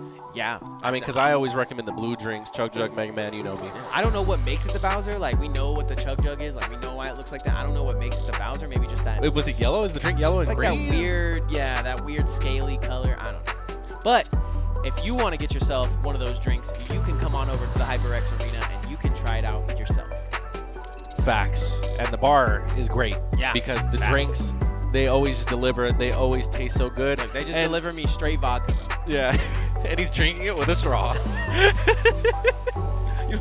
Dude, what did you have at the Knockdown? Oh where we my dressed God, up in the suits? scotch. Yeah, the scotch was wild. That was so strong. It lit up the whole room. Scotch and tastes just a better. sip of that. I told them like, yo, I need the best scotch. Like, I don't need like I need like the Anchorman scotch. And they like hooked it up, but also probably ruined that cast because we were lit. Chad wants to know what it tastes like because you had the Bowser, right? What are the notes of that? Kind of like lemony greeny. Okay. Lemony greeny, little bit of back shell on there. Kind of tastes like pain if you come into my zone. Sorry, I haven't been talking all this whole time, and I felt bad, so I'm gonna get it out you're now. definitely getting your money's worth now. You're like, my mic is working. We back in there, baby. My also, mic sounds nice. Check 1. Big shout outs to SK92. Look at that, man. Yeah. So sculpted. I mean, throughout the dynasty that is SK92. I mean, through the years. His whole family is sculpted, bro. Yo, I seen him at the Arcadian. Looking good. All right, getting into this game here. We got some more Sonic action. So if you're a fan of Sonic, this is the tournament to look out for. Frawg versus Wrath. This might be my 2 least favorite characters to watch, but 2 favorite players to watch. So it's like it's like a balance. Right. It's like perfectly balanced. I'm chilling because I love how Wrath is able to use Sonic in a different way, and I love how Frawg is not scared to play his favorite character the best it's possible to the max, if you will. For sure. I feel like in this matchup in particular, oh, what a grab from Wrath, is I feel like Frawg a lot of the times when he starts getting hit a lot, kind of lets his emotion get the best of him and kind of gets into that mindset is like, why can your character do this? This is so dumb. Man, I don't even care anymore. You know what I mean? Yeah. I feel like that's kind of what we see. Not to count Frawg out, but it's just one of those things where it's just like he can be discouraged. So I'm really hoping that, you know, his mental is solid for this one because I really want to see a close game between these two. And big shout out to production once again for having chat on the board with us. They're asking how Sonic's getting in Vegas. Her name's Angie. I don't know if you know her, but yeah, he flies out here for family. I'll say that. Yeah. Oh, huge counter, but not coming up big enough because 2 snaps right to the top. Up air, up air. One more. Oh back man, air. yeah, these punishes are coming out hard from Wrath right now. And he's just fully in the driver's seat. Gets the up smash, too. It's not going to kill, but that is certainly going to send a message. I don't want to talk to Chad too much, but traveling this far for a local, you think he got on the plane from DR, bro? Yeah. That's wild. Hey, man, that arena money is different. Hey. Like, 250 out here, bro? Hey, you know what that gets you in the Dominican Republic? you might be onto something. Hold I'm up. just messing around, bro. Seriously, I don't know what it gets you in the Dominican. Please tell me. Plantains be 10 cents, bro. That's lit. I don't even know if Sonix likes plantains. That's strictly a Capitancito thing. That's good. I don't know if everyone there is crazy about plantains. You know? Definitely their state potato or whatever it is. Dude, they do taste like potatoes. The unripe one, it's crazy how starchy they are. Anyways, so right now, Sonic. Wrath. Yeah. Like how we both just immediately go to the hedgehog. Sonic, Wrath. We're like, speaking of potatoes, Frawg's doing okay. Yeah, honestly, this game has been brought back to, I think, better than what it was looking before. I don't know how that grab missed, but Frawg is going to punish it now. We are going to an even game here. Yeah, these two are even in my book. Like I said, it's fun to watch Wrath grow as a player, and you gotta imagine he's stealing one to two things from Sonic every once in a while.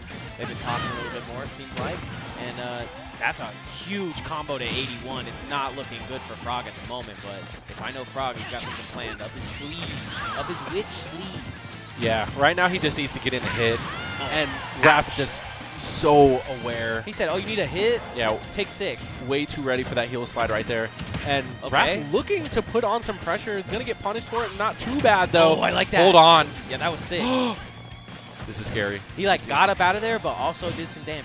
That's kind of what he needs to do for the remainder of this matchup, to be honest. Because, like Sonic has said so many times before, once again, broken record, but this man Wrath knows how to disengage. If he is not in a good spot, he will walk away, and that is not a lot of. That's a talent, believe it or not. Say, when you're not in a good spot, walk away. A lot of people don't understand that concept. Exactly. It's gambling, anything. It comes to anything in life. But nonetheless, 131 to 96. It's getting closer and closer. What a mix! He saved that for the last hit situation in game 1 to Tomahawk. I don't know. That's always like the ace in the hole. You know what I mean? Yeah. It's just like everyone loves a good Tomahawk once in a while, right? Wrath Shout out to Wrath might still have. Oh, he read it! He catches him right on top of the platform. Back air, nasty stuff from Wrath. But what Wrath should be worried about is Frawg is eating some Skittles, boy. That's a bag full of colorful sensu beans, bro. Boy. Yeah.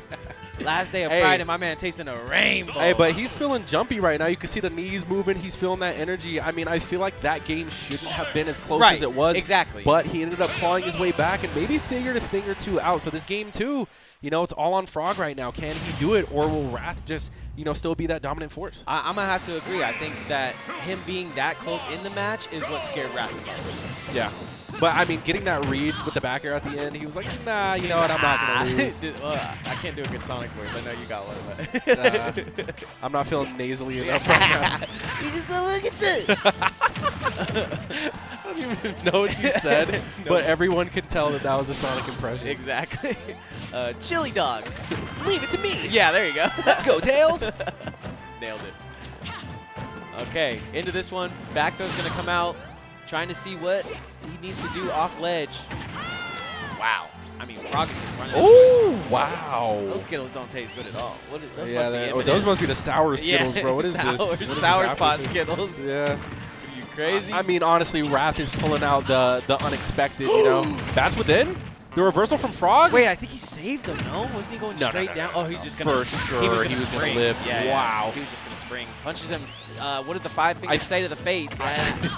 Dude, you said something that had Tagbo dying in mad? the last catch. No, he thought it was the funniest thing ever. He was telling me about it because apparently one of the Sonic players had landed a forward smash, and you said the 6-finger punch. Did you realize you said that?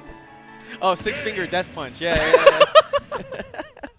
Oh, man. Okay, so this is winners, semis. No, it's not winners, semis. That was quarters, right? He going to walk away. Yeah, so that's 2 out of 3.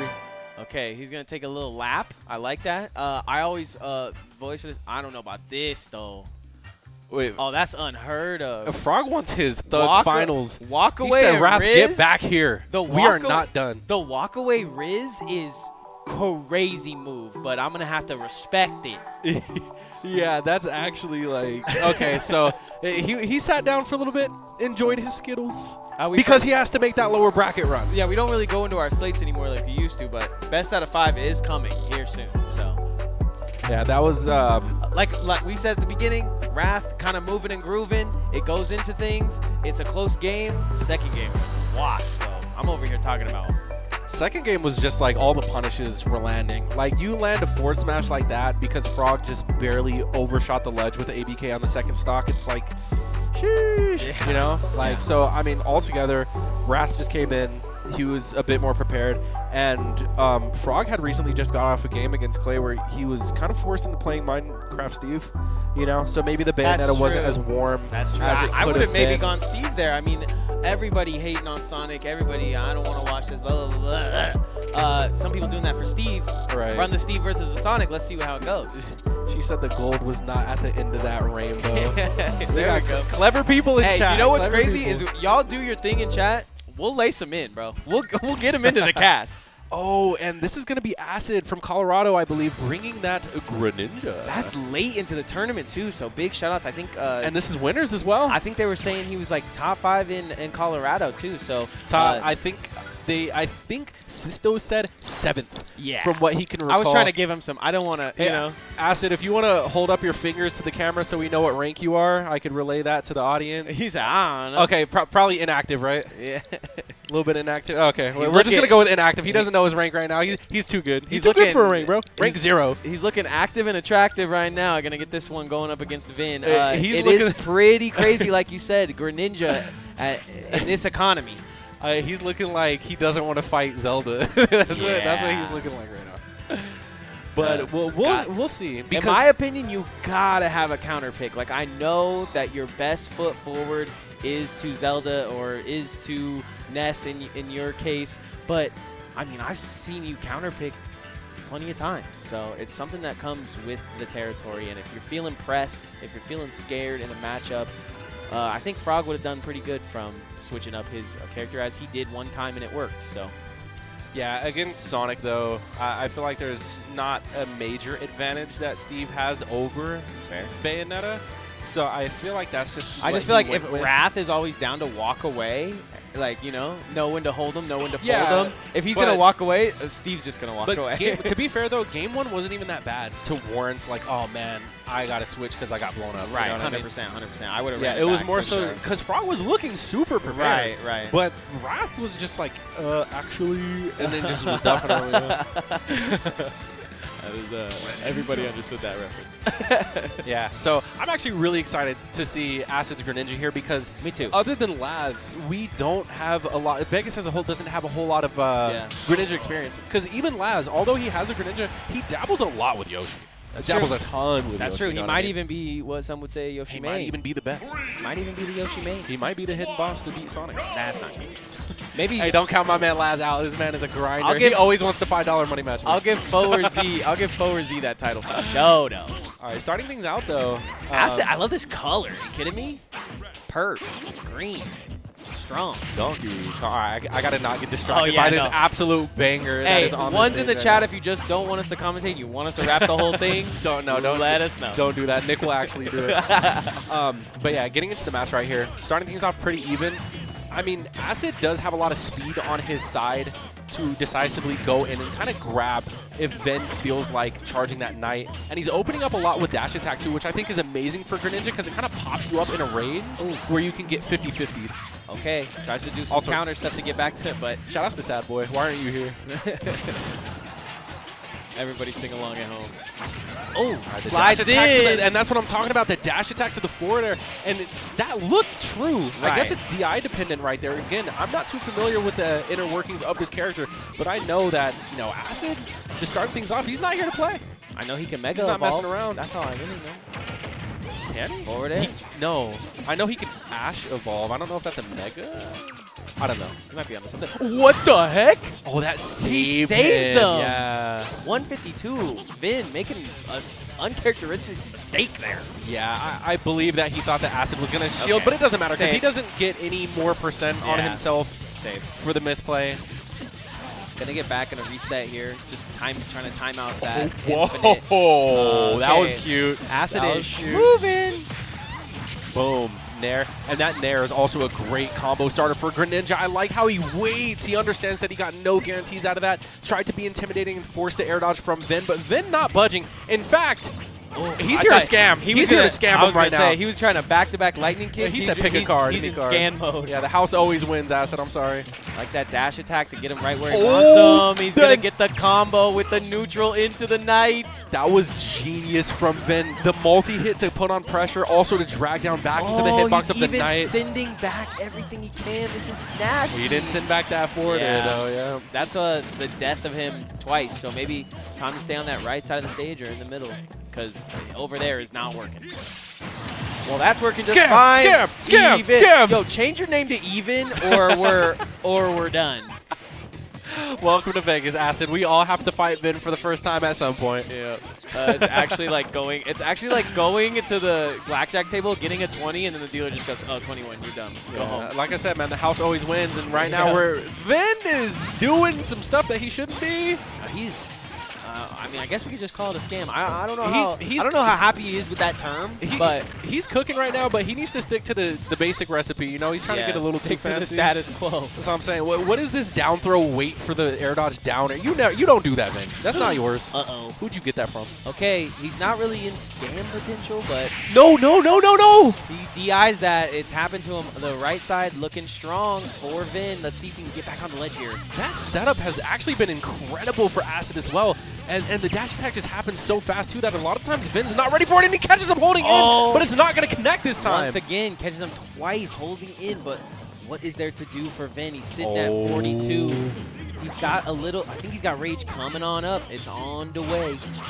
No jump for Acid, and then the Shadow Sneak He's is going to... living better now. Gucci sweating now. Vin, back to the ledge again. This is getting closer and closer. Yeah. Vin but is somehow literally... not for Vin somehow. Vin is going to win this game. I feel it. He's going to win, just like that. So close. We be forgetting that everyone's just listening. Oh, I don't. I mean, they already know. But was that a down tilt? There's no way. Was that a down tilt? I don't know if that was a dash attack or a down tilt. It was definitely a scoop. Diddy poop. But yeah, either way, that is going to be the confirm.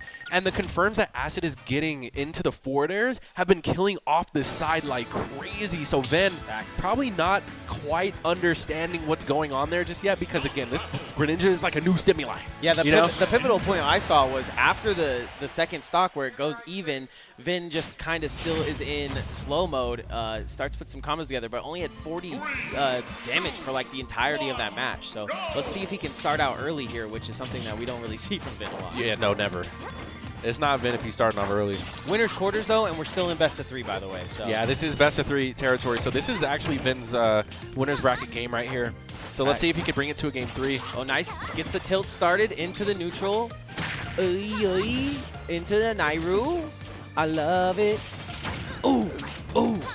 Vin is a menace being below that platform because he's just so good with Zelda's aerials, and all of them chunk for so much damage. And right now, Vin is in a lot of control. I love that. Going high. So, fun fact about Greninja's counter, you can actually choose which direction you kick it.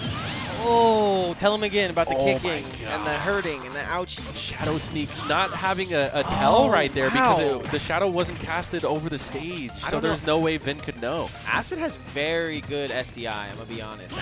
Usually I see Vin get that kill with that up B. Oh, wow. The Trump actually not working out right there. Not going for grab, just opts to jump over him, a little short hop. I can actually see this being really tough for Vin to get these lightning kicks because, I mean, Greninja just low profiles as his idle animation. So he's like always crouching. Like him actually crouching doesn't make that much of a difference. Yeah. Oh, there we go. Finally gets the kill. Like punishes the dash attack, yeah. Big shout out to Zach once again, man. At least he's got good posture, right? Zach? Yeah. Look, he's saying Vin got perfect posture as opposed to Acid, who's leaned in gamer lead. Oh no, that's Bryn Zachary. That's a huge Zelda fan. Okay. Yeah. Okay. Grab. Into what? Which I'll admit it, I'm a Vin fan. Yeah, I think everyone in Vegas is a Vin fan. Even if you're not in Vegas, you can't not like Vin. I know people be hating on Zelda, but like I genuinely don't know why. It is scammy, whatever, but it is hard to play. Yeah, and now she's speaking Spanish. I don't know what any of that means. Ooh, okay. ¿Dónde está la biblioteca? Yeah, we got confirms of our own. Vin showing us what the Zelda is all about right here. And right now, Acid is the one playing from a deficit. So now I'm scared for Vin because Acid's got a you know, like Vin with a lead. You're onto something. If this Froggy gonna leave. Oh, that up smash could have been everything. Oh, the confirmed the nair, and I believe that was a sour spot too, and that's all it takes. That forward air is pretty much like a Sonic F smash. Let's be real. You know Vin wants this game though. He has to take it to game 3. Anything less. Oh my god! But oh man, that can get scary off the ledge there. I was definitely scared. I like this pick. Oh, that's it. Yep. Greninja's a lightweight, but never mind, he is still living. Yeah, no rage on Vin. He has a lot set up for him here, and Acid is not going to go for the punish. Maybe that's what Vin does. Maybe Vin just really loves getting kills with rage. That's just the scam of it. I mean, rage definitely helps the lightning. All right, Night. Did you see how cute that was? this man turned around into Night. Just sent him on his way. Crazy stuff from Vin, mixing it up, and now we have a game 3. And this is what you want to see, because right now, what's the Colorado counter pick, Fo?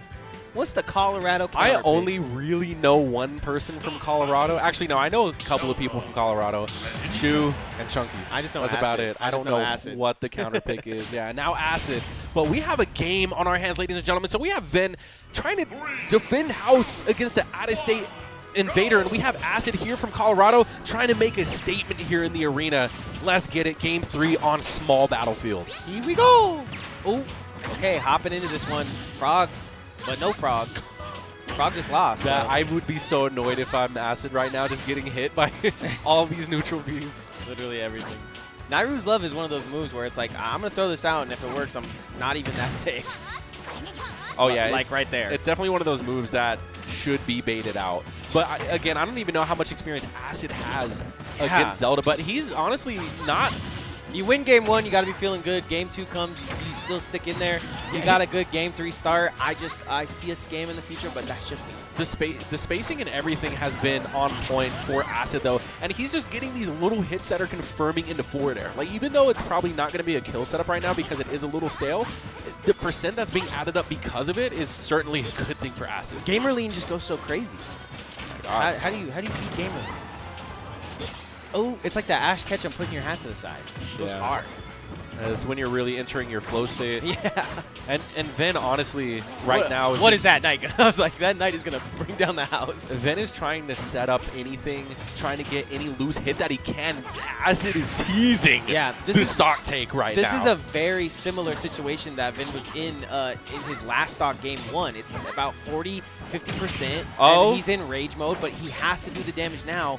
Otherwise, he's going to lose his rage. He'll throw nice pummels. And this is where things get scary for Acid. Oh, he did. Oh, I'm so sick he went past it. Although he's been in the lead. Yeah, this back throw. Oh, no, the up throw is going to kill. I was going to say, because this is getting dangerous territory for Acid. Like, any stray aerial from Vin at this point could be a stock.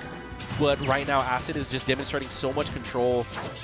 At the same time, Vin can kind of move into defensive mode like we've seen him do plenty of times, but he can't because he doesn't have the stock. Yeah, no, certainly. And honestly, Acid is making Vin uncomfortable setting up the Knight. That's why you see Vin more so opting to kind of just challenge air-to-airs. But for the most part, he just doesn't have the frames to do it. Nor does he have the sweet spots on the lightning kick because Greninja's just, he's slippery, but it doesn't matter because he's going to get kicked in the back of the neck right there. Now we are 2 stocks apiece, but Vin having to play from a deficit. Yeah, just quick little answer in chat. I feel like the only reason that Capitancito would be seated higher than Sonix is he won the last couple of tournaments. Yeah, he's got wins on him. Yep. Other than that, they're pretty even in my book. Ooh.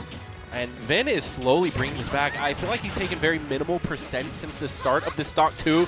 Acid is doing his thing, though, with the Shadow Sneak. Again, the fact that there is no tell because the Shadow is not casted off the stage, it makes it really hard. Wait a minute.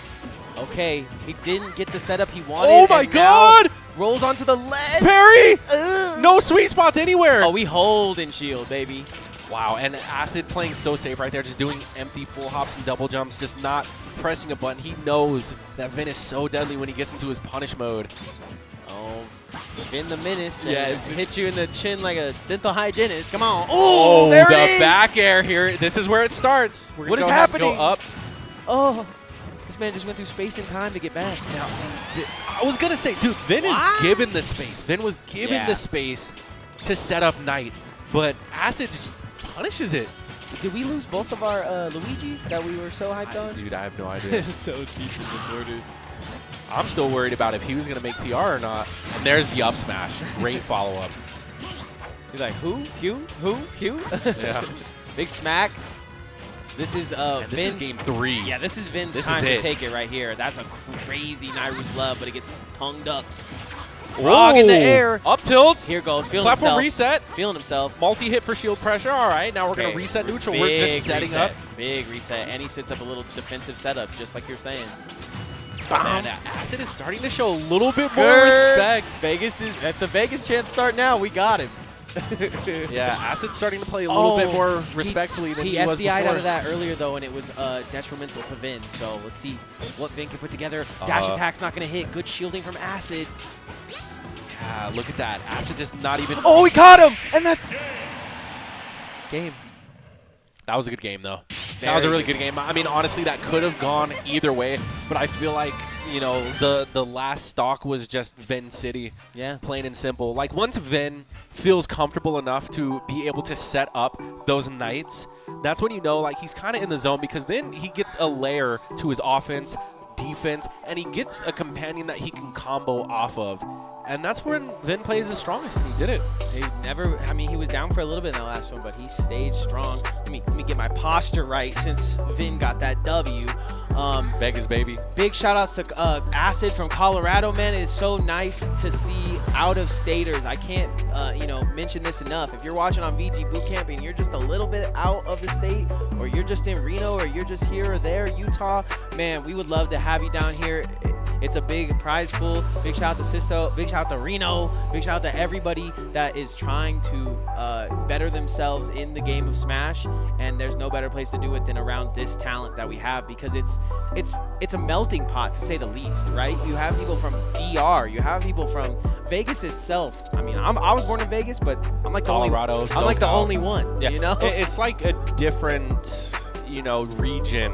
Yeah. Trying to take the throne every time. Every night, yeah. Consistently, it's Dominican Republic for sure, because you have wickedly talented players like Capitancito and Sonix. Even Maynard, I think he wins all the Street Fighter 6 stuff, and he's Bandits and he's DR. So it's just so crazy to see that region and just any kind of region like that. I mean, the Spanish regions go hard right now. That's what I'm trying to say. I mean, there's a reason that Vegas is the entertainment capital of the world. And it's the same thing when it comes to sports and esports. Coming up next, we got for you guys Capitancito versus Wrath. Now, all I can say is that Wrath has taken games off of Capitancito. I feel like Capitancito has been more consistent, but this is by no means a one-sided game that we're going to be watching here. I feel like Capitancito doesn't turn that switch on in his head where he goes, okay, I'm facing Wrath, who might disengage, who might chill, who might,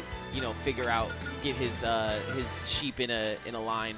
He just always thinks he's fighting Sonix, in my opinion. So he always tries to put his best foot forward. You can see him switching. Yeah, we're getting the laser instead of the plasma shot here. So just a little bit more ground control, a little bit of an option to shut down the spin dash charge is definitely going to make Wrath uncomfortable in the neutral. But Capitancito is really built and designed for fighting Sonic. Yeah. I don't know if he ever gets tired of it. Right. I think if there's anything he likes more than plantains, it's probably fighting Sonic. What's he got? Kit Kats? That's nutritional facts? No, dog. That's jerky? No. What's the things with the Cheez-Its? That's Cheez-Its. Oh. Hey Cap, what you got in the pocket, bro? Pull it out.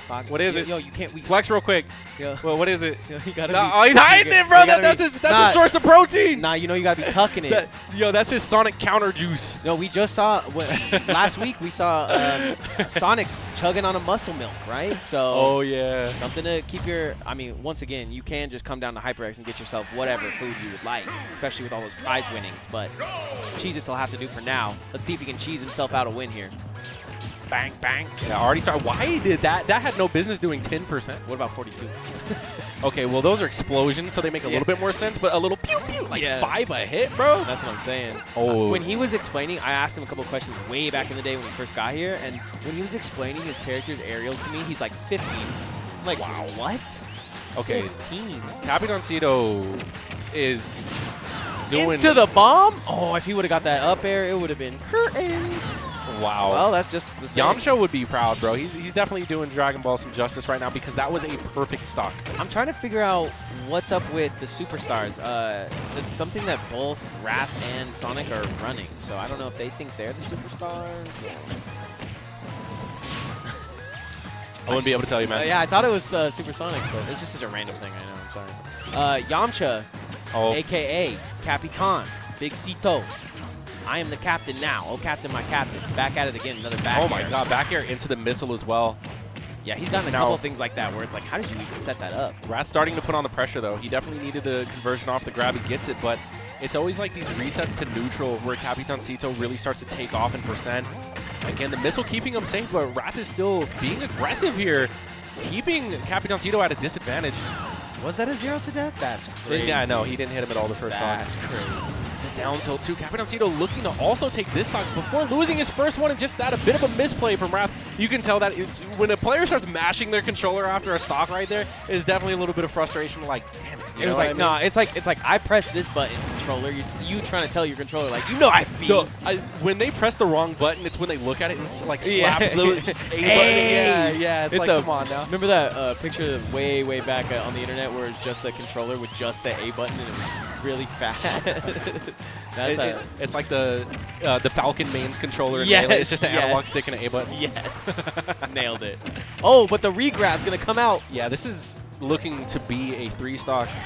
Uh-oh, he finally got it where he wants it. Wait! Okay, RAS button aren't working. I'm already knowing. Bro, hold on. 3-stock. That was unfortunate because, honestly, Capitancito had no business grabbing Wrath after making a misinput, but just with no fear, catches onto Wrath's fumble and gets a 3-stock off. Yeah, that's what I'm saying. Like, literally in the same spot, same side of the stage, chilling, looked easy, peasy, beautiful. Capitan. Yeah, I mean, Wrath not going to be happy, though. Got to get this counter pick of songs. That last song definitely sucked. All Capitancito is doing right now is demonstrating why he is #1 on the Las Vegas power rankings, and you know, it's no joke. I mean, a lot of people will look at me, Gunner, and be like, yo, this character is so cringe, blah, blah, blah. But, you know, whatever you got to say, it doesn't matter, because watching Capitancito play is like watching Beethoven produce a sonata. Facts, you know what I mean? facts. Like, it's really just, Grandmaster said it best, Smash is a conversation, and right now, Capitancito is spitting. So let's see if Wrath has a response here, because he really needs one. Yeah, it's true. Like, Smash is a conversation, but he makes it look like a rap battle for sure. Still shooting his shot, though. Yeah. Getting one of the things that you realize is why he goes from the charge shot to that laser is it is so hard to approach him, as you can just see that there. One tap hurts him enough to keep him honestly at bay. Yep, Wrath catching on to Capitancito being a little unsafe right there, which is rare, because a lot of the times you do see Capitancito do burst options like dash grab in neutral or dash attack in neutral, and a lot of the times it connects and it does so much percent. Really, I feel like it's based on read, though, when he does it. Oh, that's crazy. It literally hits like a forward smash. Literally like, the hitbox in front when you do the up smash is absurd.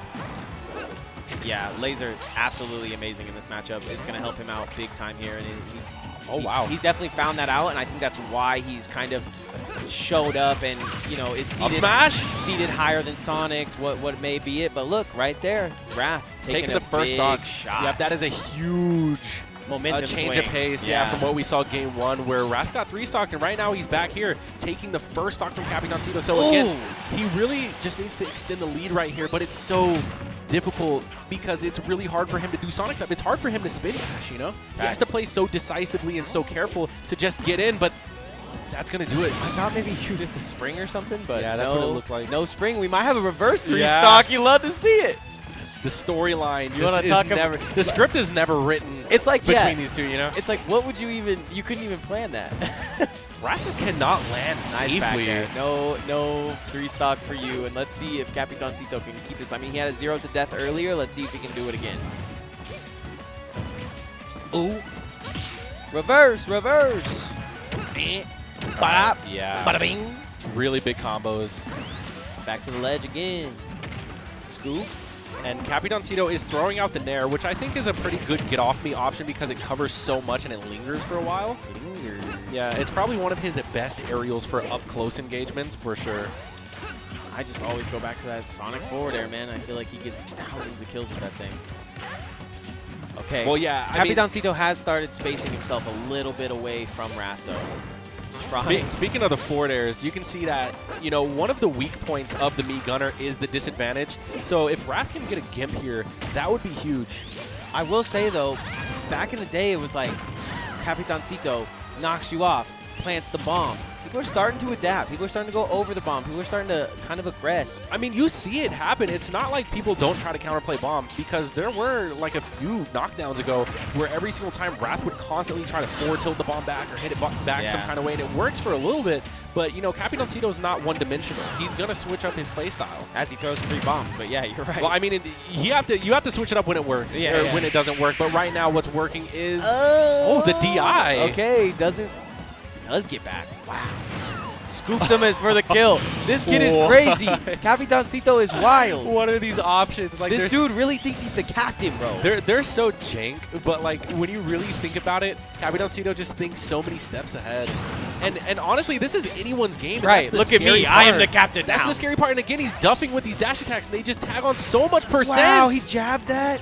Yeah, Wrath is going to go high and try his hardest to get out of there because he's taking a ton of percent. The bleeding needs to stop. Mine set up. Rocket. There's no way that's going to kill. Wild. You see the head tilt? That is really. That's the really that just happened to me. Really though. And right there, Capitancito again. There's not a single drop of sweat on this man's forehead. He's just playing so in control and knows that, you know, if he plays the right game, he's gonna take it. Yeah, what a comeback! Beautiful stuff. It really is incredible stuff. Once again, big shout out to HyperX Arena for having us here for Knockdown 80. We have 5 to 6 games plus a mystery game. If you guys, I'm not going to list them all right now because this is a hype set, but look into it. Capitancito was a mastermind. Literally, he didn't feel down in that match even though he was down the whole time. He went from literally almost reverse 3 stock to reverse 3 stock. I told you, man. Like, Capitancito's a weirdo. He likes fighting this character a little too much. Yeah, you might be on a little too much. Might be onto something there. I mean, they had to have played back in the day a lot, so. Who, Wrath and Capitan? No, Sonix and him. Oh, yeah, for sure. They were literally 1 and 2 in DR. Yeah, I'm like, they're neighbors type thing. Oh, doesn't deck him. Good parry. Yeah, the F tilt is going to cut through it, though. Wow, and see, again, bomb doesn't even hurt him. Yeah, so he tries to hit back the bomb with the F tilt, but I think the second hit actually explodes the bomb. So I don't actually know the exact properties of the bomb. Oh, those are 2 good snipes, but I'm back. Yeah, Capitancito can correct me if I'm wrong on this, but it looks like the bomb has 1 HP of like super armor, and then the second hit will cause it to explode, whatever it is. So multi-hits, you have to be careful. That's just what it looks like, but I'll definitely keep more of an eye on that. Forward air gonna hit, kind of gross. Excellent back air, after that. Sick play. Are you kidding me? I mean, there was only like 1 option there. Oh my god. And Capitancito evens it up. You love to see it. Wrath is looking very frustrated in the player count as well. He's just, you know, he's fighting so hard for like a little reward when he finally gets in. Ooh, because Capitancito, it just feels like he has so many options. That's going to be a big punish. Capitancito just knows when the in lag is going to happen. And yeah, when I see him charge that move, I'm like, dang, bro, he just does not care. That thing scoops. Bro, you already know Sonix is looking at this and just rolling his eyes like, damn it. I wouldn't have done that. I wouldn't have done that. I wasn't even thinking of it like that. That's really funny. I was just thinking he doesn't want to fight this meat gunner, bro. Yeah. But like, he's just like, hey, bro, like, how you internally coaching Wrath? It is pretty crazy to go from 1 and 2 in DR to like 1 and 2 in DR into now you're in Vegas and you're still 1 and 2 type situation. It is pretty crazy.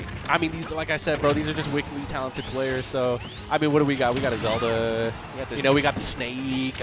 But we got the Sonic and the Me Gunner, bro. Like, this is the weirdest region. But also, if you're looking at like our, crew battle, we're kind of gross if it goes to crews. Yeah, but Sonix wouldn't play for us though. He doesn't live here. Well. But we do claim Capitancito. Yeah, we're taking him. I might come out of retirement for a crew battle. I'm pretty prideful.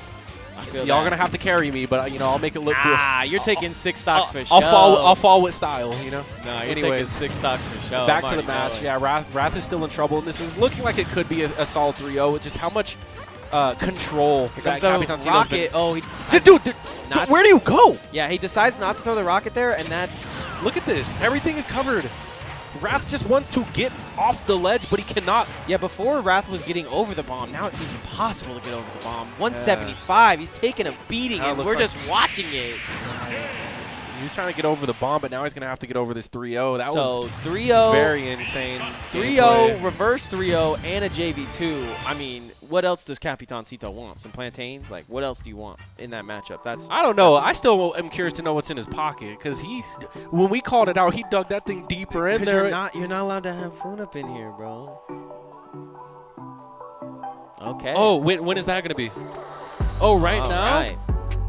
Okay, cool. Yo, welcome, VGBC1 Video Game Bootcamp. Big shout out to Gimmer. Thank you guys so much for coming over. I believe we're also streaming on Allied Esports as well. But yeah, guys, so you're watching Knockdown 80, and what we just got done watching was an insane game between Capitancito and Wrath. And usually those guys do have a back and forth, very close games. But Capitancito, man, he played it so perfectly down to a T. This man, yeah, he's looking unbeatable right now. After 3 stocking it's like the Falcon mains controller. Yes, it's just an analog stick and an A button. Yes, nailed it. Oh, but the regrab's gonna come out. Yeah, this is looking to be a 3-stock. Uh-oh, he finally got it where he wants it. Wait! Okay, RAS button aren't working. I'm already knowing. Bro, hold on. 3-stock. That was unfortunate because honestly, Capitancito had no business grabbing Wrath after making a miss input, but just with no fear, catches onto Wrath's fumble and gets a 3-stock. Yeah, that's what I'm saying. Like literally in the same spot, same side of the stage, chilling, look easy peasy, beautiful. Capitan. Yeah, I mean, Wrath, this is Wrath not going to be happy though. Got to get this counter pick of songs. That last song definitely sucked. all Capitancito is doing right now is demonstrating why he is #1 on the Las Vegas power rankings. And you know, it's no joke. I mean, a lot of people will look at me, Gunner, and be like, yo, this character is so cringe, blah, blah, blah. But, you know, whatever you got to say, it doesn't matter, because watching Capitancito play is like watching Beethoven produce a sonata. You know what I mean? Like, it's really just, Grandmaster said it best, Smash is a conversation, and right now, Capitancito is spitting. So let's see if Wrath has a response here, because he really needs one. Yeah, it's true. Like, Smash is a conversation, but he makes it look like a rap battle for show. Still shooting his shot though. Yeah. Getting one of the things that you realize is why he goes from the charge shot to that laser is it is so hard to approach him, as you can just see that there. One tap hurts him enough to keep him honestly at bay. Yep, Wrath catching on to Capitancito being a little unsafe right there, which is rare, because a lot of the times you do see Capitancito do burst options like dash grab in neutral or dash attack in neutral, and a lot of the times it connects and it does so much percent. Really, I feel like it's based on read though when he does it. Oh, that's crazy. No, it literally hits like a forward smash. Literally like, the hitbox in front when you do the up smash is absurd. Yeah, laser absolutely amazing in this matchup. It's going to help him out big time here, and he's definitely found that out, and I think that's why he's kind of showed up and, you know, is seated higher than Sonix, what may be it. But look, right there, Wrath taking the first shot. Yep, that is a huge momentum change swing. Of pace, yeah, from what we saw game 1, where Wrath got 3-stocked, and right now he's back here taking the first stock from Capitancito. So again, he really just needs to extend the lead right here, but it's so difficult because it's really hard for him to do Sonix up. It's hard for him to spin dash, you know? He has to play so decisively and so careful to just get in, but that's going to do it. I thought maybe you did the spring or something, but yeah, that's what it looked like. No spring. We might have a reverse 3-stock. You love to see it. The storyline the script is never written between these two, you know? It's like, what would you couldn't even plan that. Wrath just cannot land safely. Back there. No 3-stock for you, and let's see if Capitancito can keep this. I mean, he had a 0 to death earlier. Let's see if he can do it again. Ooh. Reverse. Bada, yeah. Bada bing. Really big combos. Back to the ledge again. Scoop. And Capitancito is throwing out the Nair, which I think is a pretty good get-off-me option because it covers so much and it lingers for a while. Yeah, it's probably one of his best aerials for up-close engagements, for sure.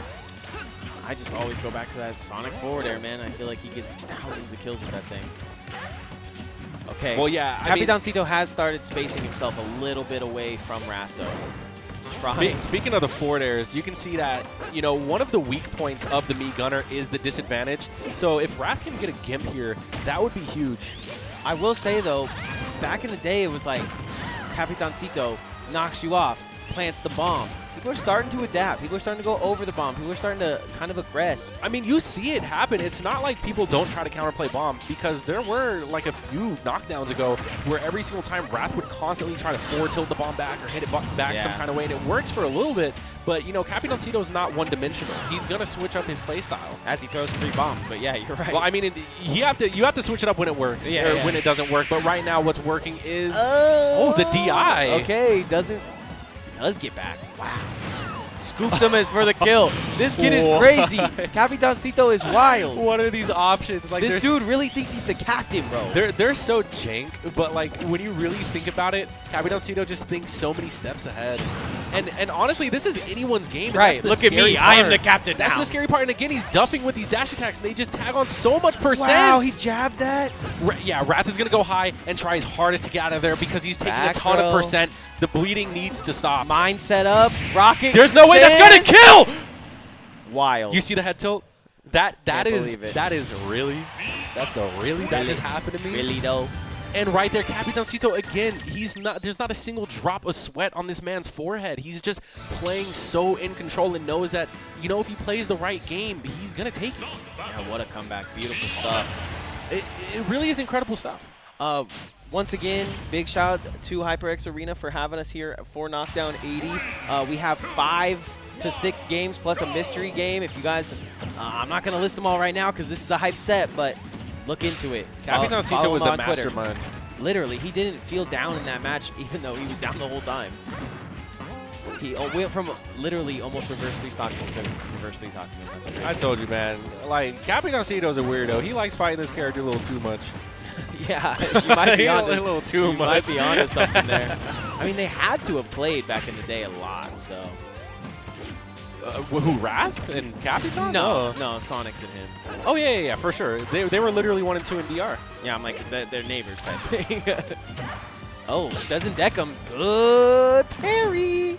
Yeah, the F tilt is going to cut through it, though. Wow, and see, again, bomb doesn't even hurt him. Yeah, so he tries to hit back the bomb with the F tilt, but I think the second hit actually explodes the bomb. So I don't actually know the exact properties of the bomb. Oh, those are 2 good snipes, but I'm back. Yeah, Capitancito can correct me if I'm wrong on this, but it looks like the bomb has 1 HP of like super armor, and then the second hit will cause it to explode, whatever it is. So multi-hits, you have to be careful. That's just what it looks like, but I'll definitely keep more of an eye on that.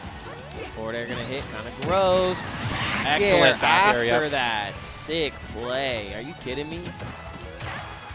I mean, there was only like 1 option there. Oh my god.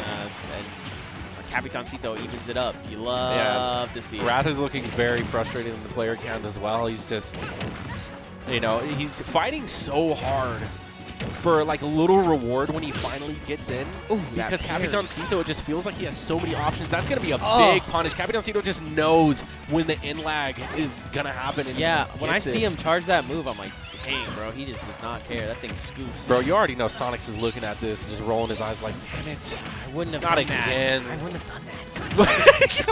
I wasn't even thinking of it like that. That was really funny. I was just thinking he doesn't want to fight this meat gunner, bro. Yeah. But like, he's just like, hey, bro, like, how you internally coaching Wrath? It is pretty crazy to go from 1 and 2 in DR to like 1 and 2 in DR into now you're in Vegas and you're still 1 and 2 type situation. It is pretty crazy. I mean, these, like I said, bro, these are just wickedly talented players. So, I mean, what do we got? We got a Zelda.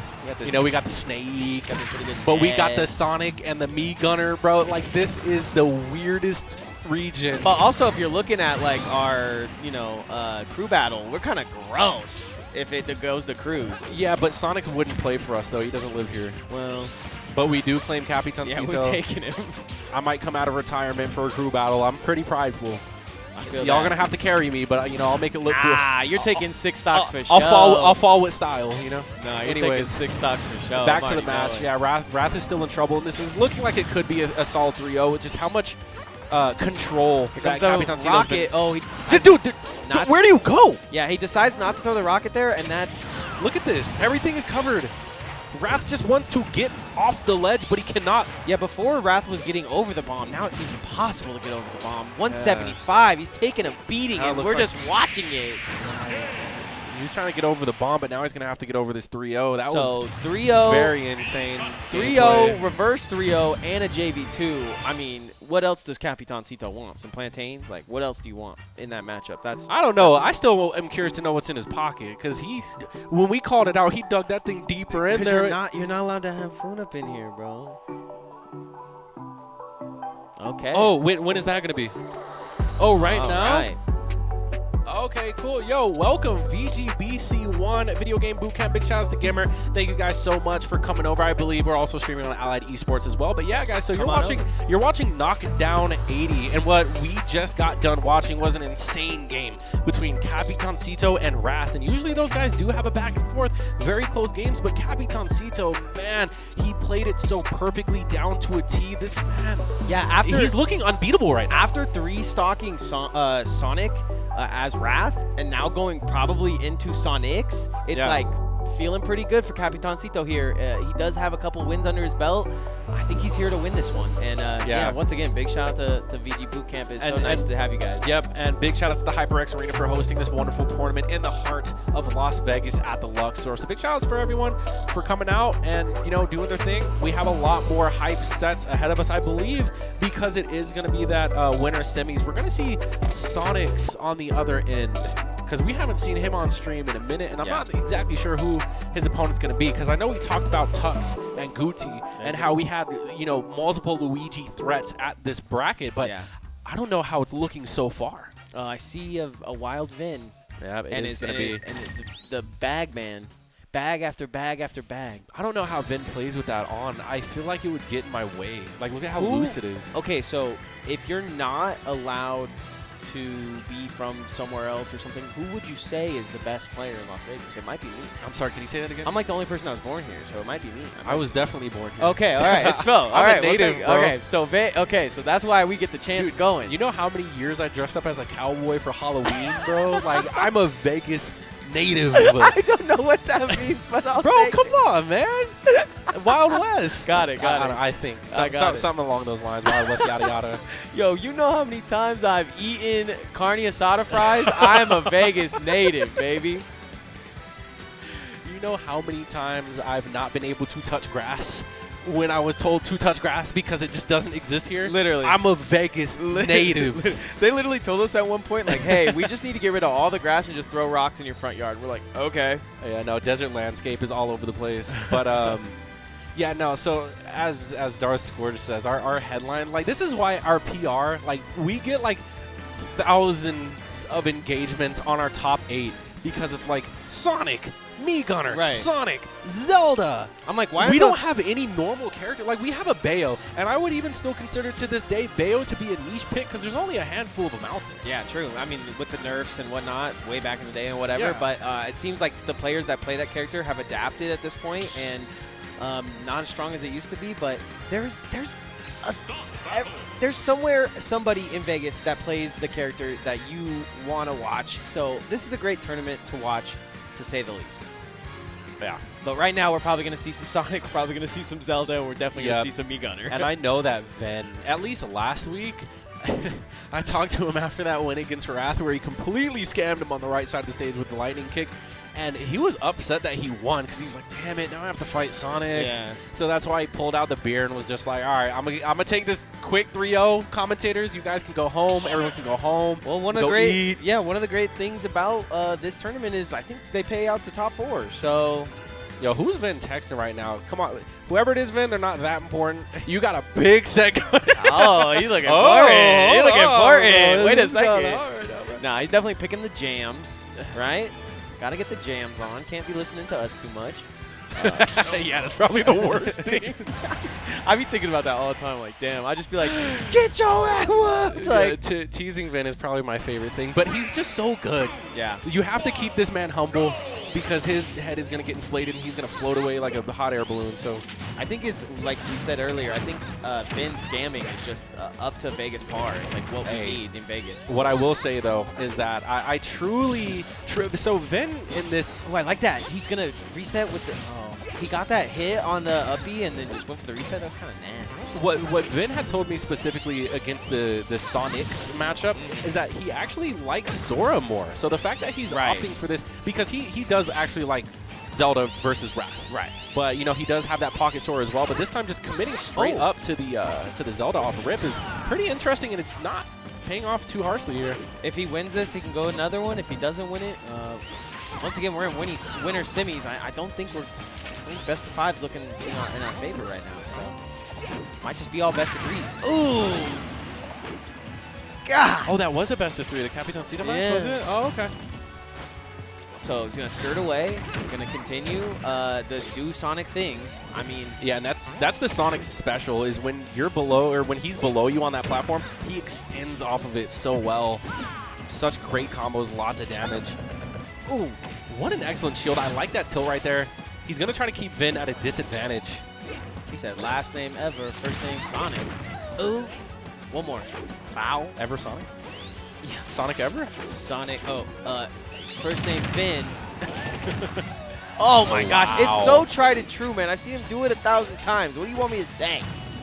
I've seen him literally do it 1,000 times. It is wild to see. Oh. He is so deep out in the ether and is still able to forward air, get the kill, and get back to the ledge. It just What a doesn't feel call fair. out. Vin Yeah, that cuts upper him was, off, though. it was perfectly timed as well.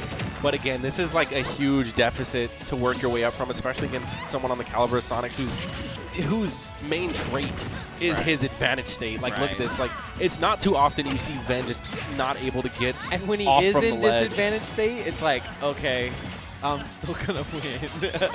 Yeah. But I mean, Vin is one of those scammers, man. We gotta exactly. Scammers gonna scam. And this is honestly one of his strongest points too, is playing from that deficit because his comeback potential is just amazing. But exactly. so is Sonix's as well.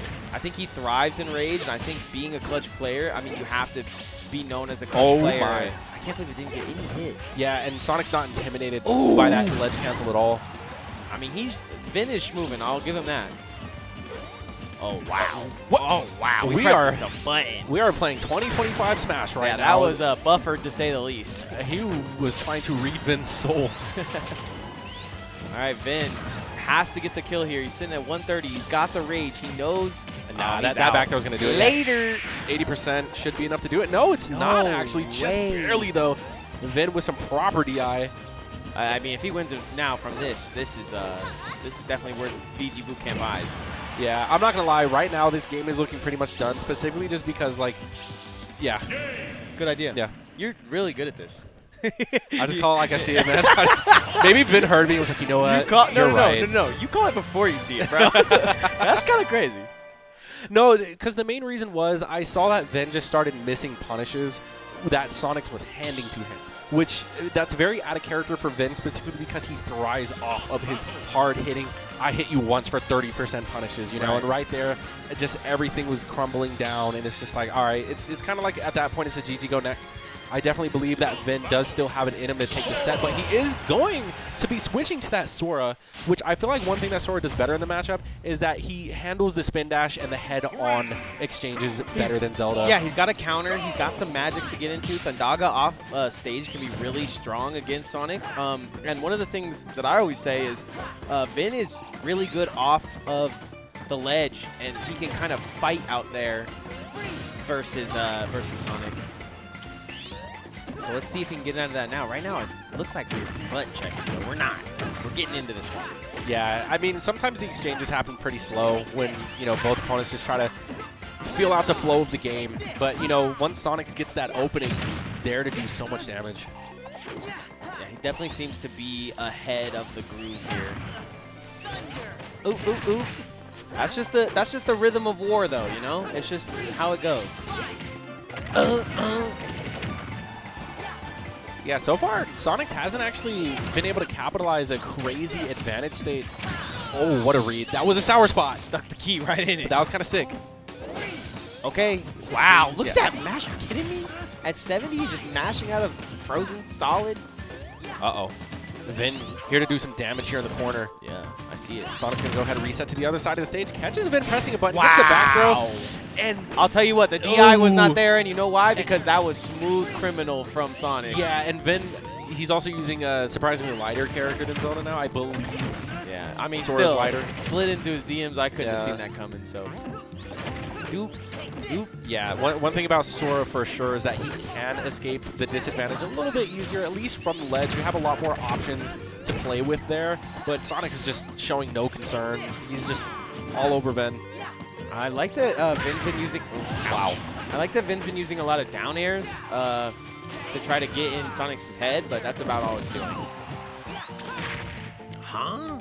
We going out there. This is what I talked about. Like, Vin just feels comfortable in this matchup because he's able to kind of fly out here. Nice counter. Yeah, no, he has more options to handle pressure, but the thing is, it's almost like he's having a harder time hitting them. Like, right. Sure, the special moves are connecting, but like in situations like these, what's the conversion? He just rode the lightning, literally. No Metallica. Yeah, like perfectly spaced between them. No Metallica, just riding lightning. Whiffs grab, out of shield, kind of weird. Slides in, not going to get it. DM's looking barren. Bow. An up air can kill right now, and he has Sonix above him. A weird exchange, breaking the multi-hit of the up smash there, and oh my goodness. Wow, and that kills. I mean, so it is a 3 out of 5. We saw Capitancito come out and 3-stock a Sonic. Now we're seeing Sonic come out and get one of Vegas's best players. Top 3. I mean, Vin has been in the #1 spot. Yeah. You know, before. I was going to say, back in my day. Yeah, he would have been in the #1 spot if it weren't for Capitancito. And it's just so great to see because, you know, there's other kids at home that, you know, I literally saw Vin grow into what we got him at today, sitting in winners finals against one of the best. Oh my gosh. Right now, getting into game 3, we are going to be running it back. So that game 2 was kind of a wake-up call for Vin. I believe that, you know, the switch to the character may be like a little bit of a rusty thing where it's just like, oh, I gotta shake it off. I'm still used to the Zelda mindset. But I think that this game is going to be a lot closer. And if this was the first tournament or the last tournament, whatever it may be, I think everybody really showed out and did their thing, especially Vin. So. Oh, yeah. Are you talking about Knockdown 79? Just 80, 79, one of them. Ooh. Big kick right into the butt. Oh, wow. And Sonix is actually putting on a ton of pressure because for a moment there, Vin had actually gotten a safe landing, but he was still kind of standing on the platform. I just feel like with this character, he seemed so practiced when he first pulled it out, and it was so wild to see. People were definitely shocked. But now it's like he's kind of rinse and repeat. And I don't know what you press to mash out that fast, but the ward, sir. Wow, the spacing of that forwarder was insane. Just barely clipping Vin right there. The magics aren't really working. He's getting clipped up. Yeah, up air after up air. And again, those are those platform combo extensions that I was telling you about that Sonix is so good at. And he's so aware whenever his opponent is on the platform. He's so good at getting back down to the ground as well. These rising short hop up airs he made a mistake. Oh, might still get back. Doesn't matter. Giving Sonix so much percent here. Vin is in a lot of trouble. Like, sure, you have a better recovery as Sora as opposed to Zelda, but still the disadvantage doesn't seem to be much different because Sonix is still capitalizing. Capital S. Oh, my. Right to the face. 59% to Sonix's name, and right now he's looking to finish this game 3 off in a 3-stock. Yeah, I was going to say, run back to 3-stock one more time. Oh, boy. Oh, my gosh. Wait, he might have to beat Capitancito here. And he doesn't even have deep for it. The Sonic Blade actually homings on to Sonix and makes him recover. He literally saved him. That is a good teammate right there. Okay, so this is the kind of game where once anything you start doing just starts working, it's kind of tough. Yeah, he needs to wait. Because he just actually SD'd right there and still didn't die. Only thing I'm seeing from the Magics off the side, they're good. They're just a little early. So, you know, they switch up. So Bandaga coming out right there might have been good, but it's just a little early. You know, Vin and Sonic don't really have the timing. Oh my God. Look how far he is out there, and the spin shot to end it all. Incredible stuff from Sonix right there. I mean, that is just masterclass, literally, at its finest, you know. And I know that Vin typically doesn't look forward to fighting Sonix whenever they play, but I mean, that was just really solid. I mean, wow. Sonix looks like he's playing extremely well, and the clash between him and Capitancito is going to be an explosive one. Yeah, I mean, winner semi's looking good. You saw 3 stocks. I mean, he's warmed up. At this point, it's literally going to be who is more warmed up. So I'm really, really excited to see that. Yeah, I mean, because I believe it was the last 2 tournaments that Capitancito had taken. I don't know if it was in general or over Sonix, but these guys are no strangers to trading sets amongst each other. And even if like one gets knocked into losers, like they're willing to go the distance. And I don't know if that's them wanting to play more Smash or really just going at it for the money. Yeah, but the impressive thing about Capitancito's last win over Sonix was that it was all from winner's bracket, meaning that Sonix didn't even take a set off of him the last time that they played. But I just got word from production that we are going to be going on a 3-minute break, so don't go anywhere, guys, because we're going to be right back with some Knockdown 80 action.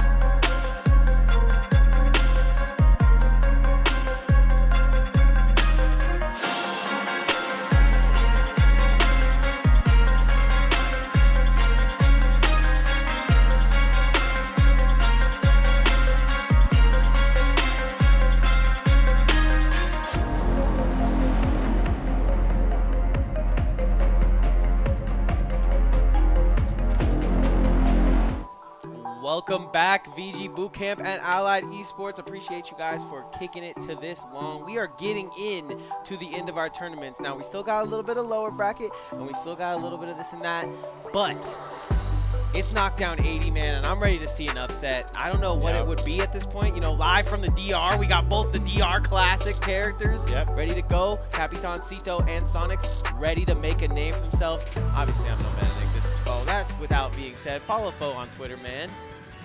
And follow Nick, too.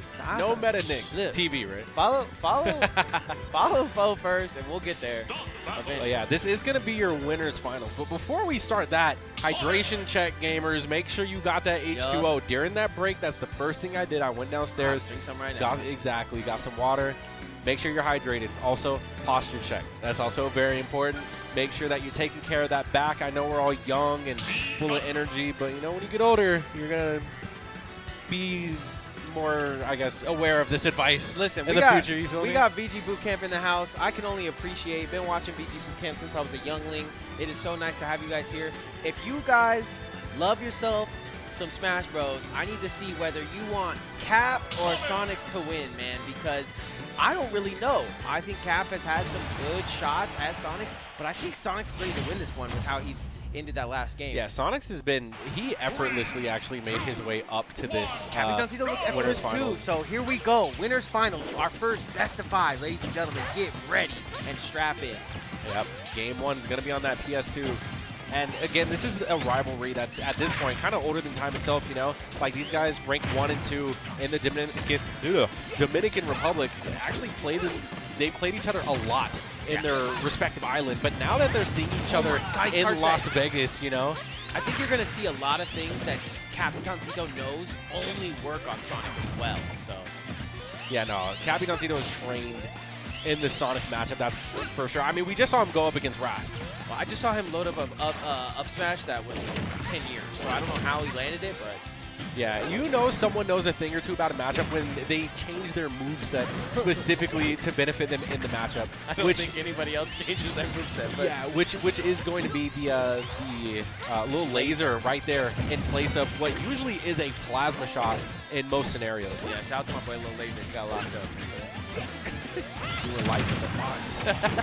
Oh, wow, straight up though. There. Literally, to the back air. Literally usually see him do the forward air, but he goes for the up air there and then gets an extra little hit off of it. So maybe playing for percentage right now is Sonix. Oh yeah, I like the counterplay to the bomb as well. Excellent get up and shield. It didn't look like Capitancito was ready for the stand up there. You just stand there and look at me. Yeah, surprisingly, the bomb just had no effect on Sonix whatsoever. And right now, these guys are so even in percent.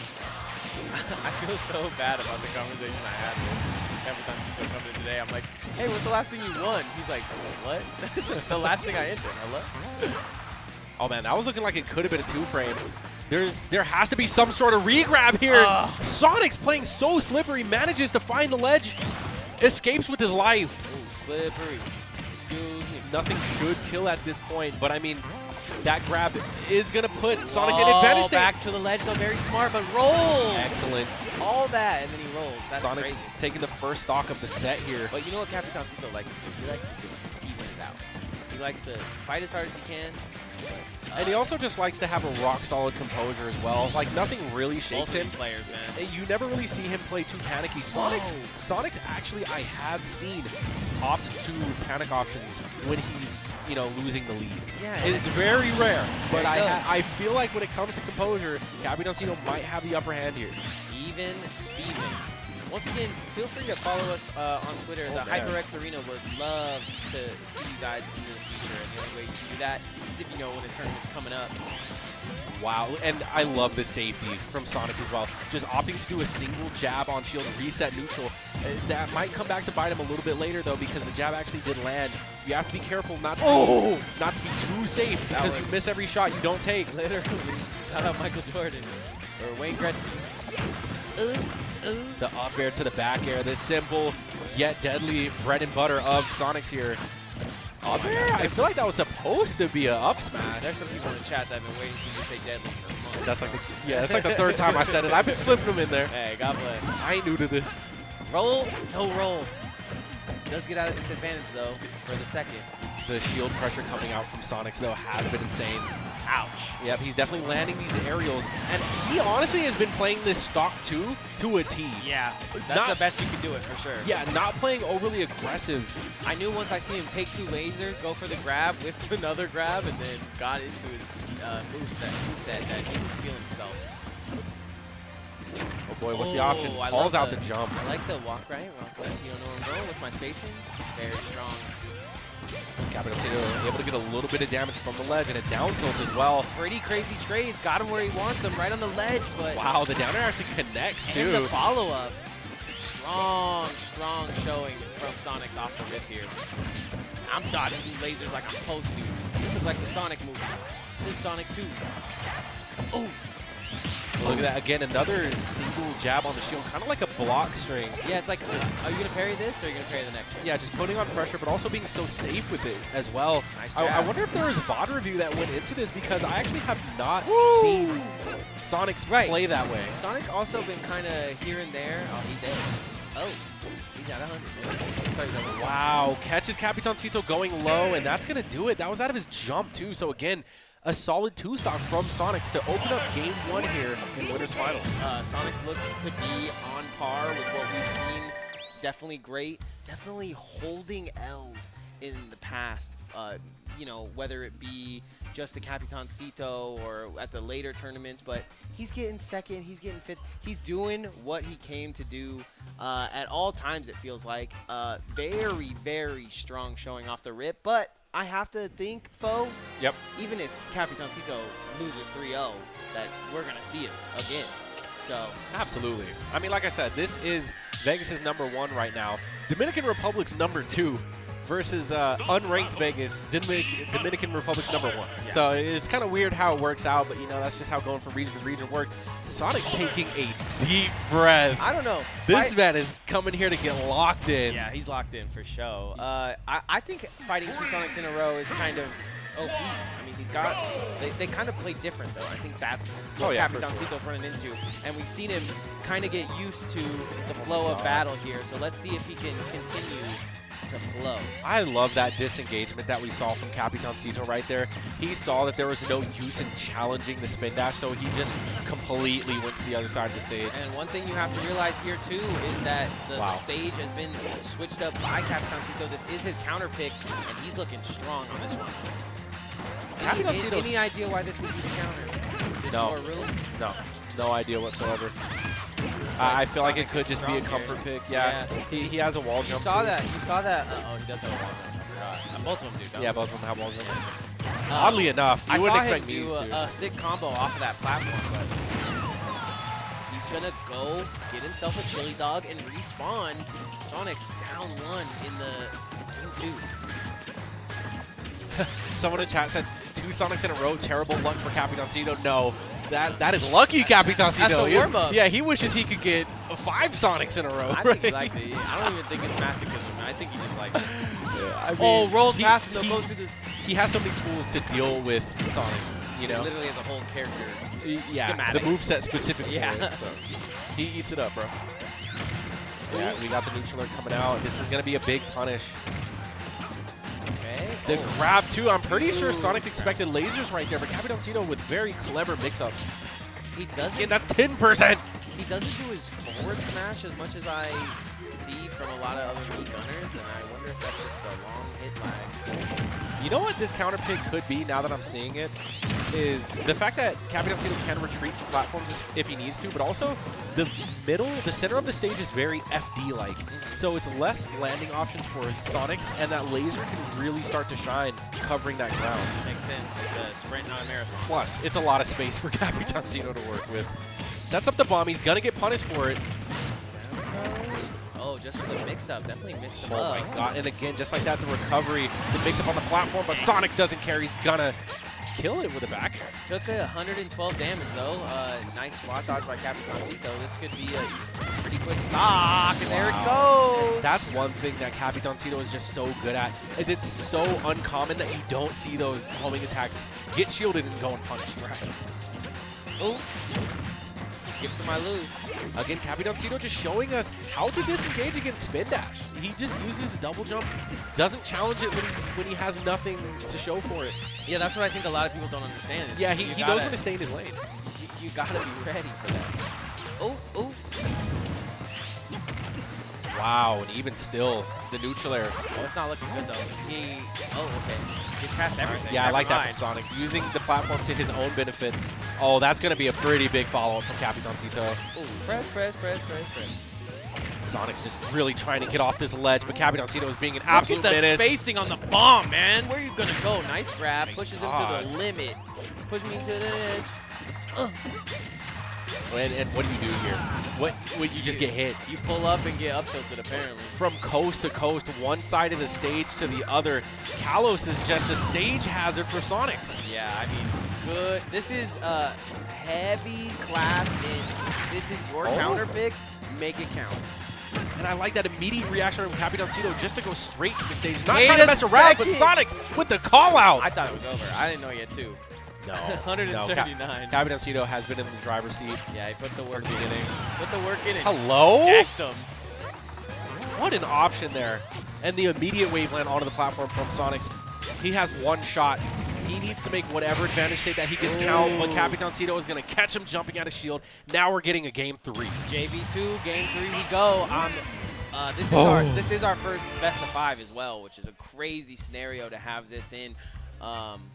I mean, this is just a treat, man. 2 of the best players absolutely in a, from an island, made it all the way out here to Las Vegas, Nevada. The Island Boys coming out here doing their thing. Island Boys. And really, it's so entertaining as well, because I know that a lot of the times, like, Sonix does get some flack for being like, oh, you just do this. Sonix is one of the most entertaining players. Like, when he gets into his advantage state, his follow-ups, his reads, just the things that he articulates through his mind, just they translate so well into Smash. It's very entertaining, especially when you're fighting against, his rival, Capitancito, really forces him to stay on his toes. He's also so self-aware as a Sonic player. Like, he knows when something is happening that the viewer might not like or whatnot.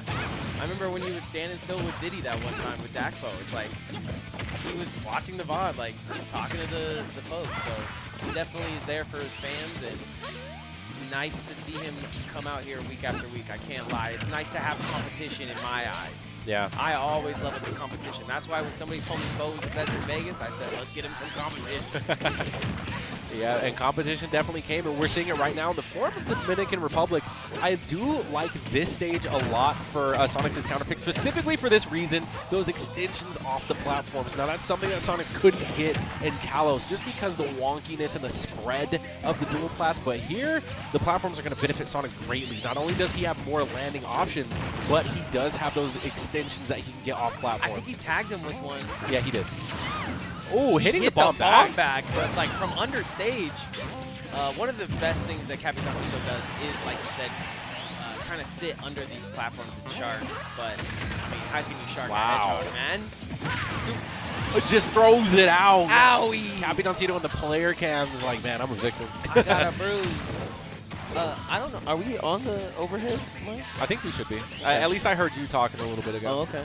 Hey guys, don't forget, we still got a bunch of stuff over there at the vendors. If you guys want to get with the vendors, they're selling good stuff over there. I see some Pokemon cards. Wow, right now, Sonix is playing this so safe, just being so careful about his engagements. That missed grab is going to lead to a get forward to him, but he's still living. Not that, though. Homing attacks a mine. How unfortunate. When homing's not your homie anymore. And here's the combo extensions. He's going to reset. Just so much pressure coming out. Capitancito just wants to get away, but he's getting hunted. Normally, Capitancito is so strong on platform. Right there, he looked like a chump. Yeah, platforms do show to be sticky sometimes. You know how sticky you get. Yeah, and sometimes, it just doesn't benefit you. And right now, Capitancito still just playing from the platform. Finally gets down. Getting some love for the Capitancito. They want to see Cap come back. Down a little bit here. Nothing crazy. He has been chilling with the comeback kid himself, Vin, a lot. So. Man, and Sonix is just going platform to platform here. Yeah, and it's weird because normally we would see Sonix kind of disengage here. He doesn't need to fight this. He's up in the set, right? But he wants this stock so bad that he's holding in, getting tagged in the face with laser after laser. Yeah, that's so frustrating too, because it's like every time you land, there's always just a projectile there, just to add on a little percent. And me Gunner, in the hands of Capitancito, has no problems killing with down tilt, up tilt, down smash, up smash. That DI though is a little suspect. I mean, he knew it was coming, but it's weird to say. Nice. Back of the head, top head. Oh, I like that. Oh, he doesn't get past him though in time, and the grab is whiffed. Yeah, Sonix Once again, really, the grab is whiffed. he's really not letting Capitancito set up at the ledge here. Amazing counterplay being demonstrated right now. Some big damage coming out. Oh, they got Sonic jammed on. This one goes to Sonic. Yeah, that's the music counterpick for sure. Oh, whoa, the charge too. Man, he put some oomph on that one, man. And now it's not looking good for Capitancito. The two frame. Bro, he had the back of his elbow in this man's throat. Yep. Chill. Follow-up after follow-up in Sonix is going to bring us to, I believe that's what, a game 4 now. I would like to get the slow-mo of him like loading up that punch, how many times he actually like. The timing is impeccable. I mean, that's not easy. Two-framing Mii Gunner in general is not an easy thing. Facts. But Sonic's forward smash is actually really big. Well, game 2 looked like this one was going to even out a little bit, but that was the Sonic show once again. Can Sonic close this one out, or is Capitancito going to take us to a game 5, foe? We'll see. I mean, you really at this point got to question what the bans are, because right now Capitancito is definitely looking for a stage. Maybe Hollow Bastion was knocked out of the stage select here. He's like, I banned that. I see, yeah. He said, I banned Smash. Okay, so we're going other Smashville. Hello. Okay, so it was either Hollow Bastion or Smashville that got kicked out of the rotation, but right now it is going to be Smashville that's gone. So Hollow Bastion it is. You get a little bit more space to deal with, a much larger platform. So if Capitancito is caught underneath that platform at a low percent, Sonix is going to take him from 0 to 80. So he's going to have to watch out for that. I know for a fact Capitancito looks out for that too, but you have a little bit more space for Capitancito to set up here.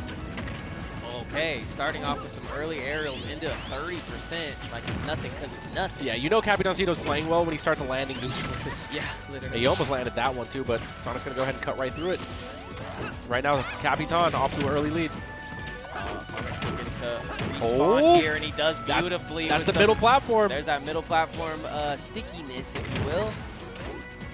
Gets past him, but the oh boy, was that true? Was that true? Into jab is crazy. Like that forward air, kind of just to make the pressure stop a little bit. Capitancito's time to respond. He goes for the random big. I mean, it looks random. You would think so, but no. All those are just so calculated. Yeah, punch. And very risky too. That's a very laggy move, but it has such great range. It just looks like it hurts. Yeah. All right, 109 to 105. This is about as even as it can get. They're testing each other's patience at the moment. Oh, misses the back air though. Yeah, they're both whipping back airs now. They're just oddly spaced right now, it feels like. Gonna get back to ledge. Can't two-frame me. Gonna dodge. Dip, duck, dive, dodge out of that one. That was a nice punish, too. You can see that Capitancito has so many layers to his offense here that Sonix is trying to traverse. You can also see that he'll throw a laser or whatnot, what may be it, but he's also scared to get into too many lasers because Sonic will throw something over or under or dip and dive under it, so. Yeah, and right now we're getting to those Hercules percents where everyone is just playing so patiently. Yeah. Like one exchange can flip the whole matchup here. I like this from Capitancito throwing out missiles because, you know, one of those missiles they can kill. Yeah, the hard missiles can kill, for sure. So, I like that. Oh, he might. This might kill. Okay. Yeah. And the neutral actually whiffs right there, surprisingly. Capitancito still does have his stock. Oh, he doesn't get the hit on the up tilt. Oh, they almost DBZ'd for the double. So close. But Sonix does come out on top. But it's immediately answered back from Capitan with the down tilt. Capitancito the type of guy that if you say something to him, he's going to get hit, man. I love him evening out stocks. I've seen him do it time after time. It's a great way to not shake it. But he's got to start this stock on the right foot. Right now, sitting down a little bit. Yeah, 6% a laser. Like, I know the scaling on it must be insane, but still, 2 lasers is 10%. That's not percent that you want to sleep on, especially when it's like free and safe. Right. Nothing's safe right now, though, as Sonix. Yeah, with so much momentum. Yeah, you know how you stop momentum? That laser. Yeah.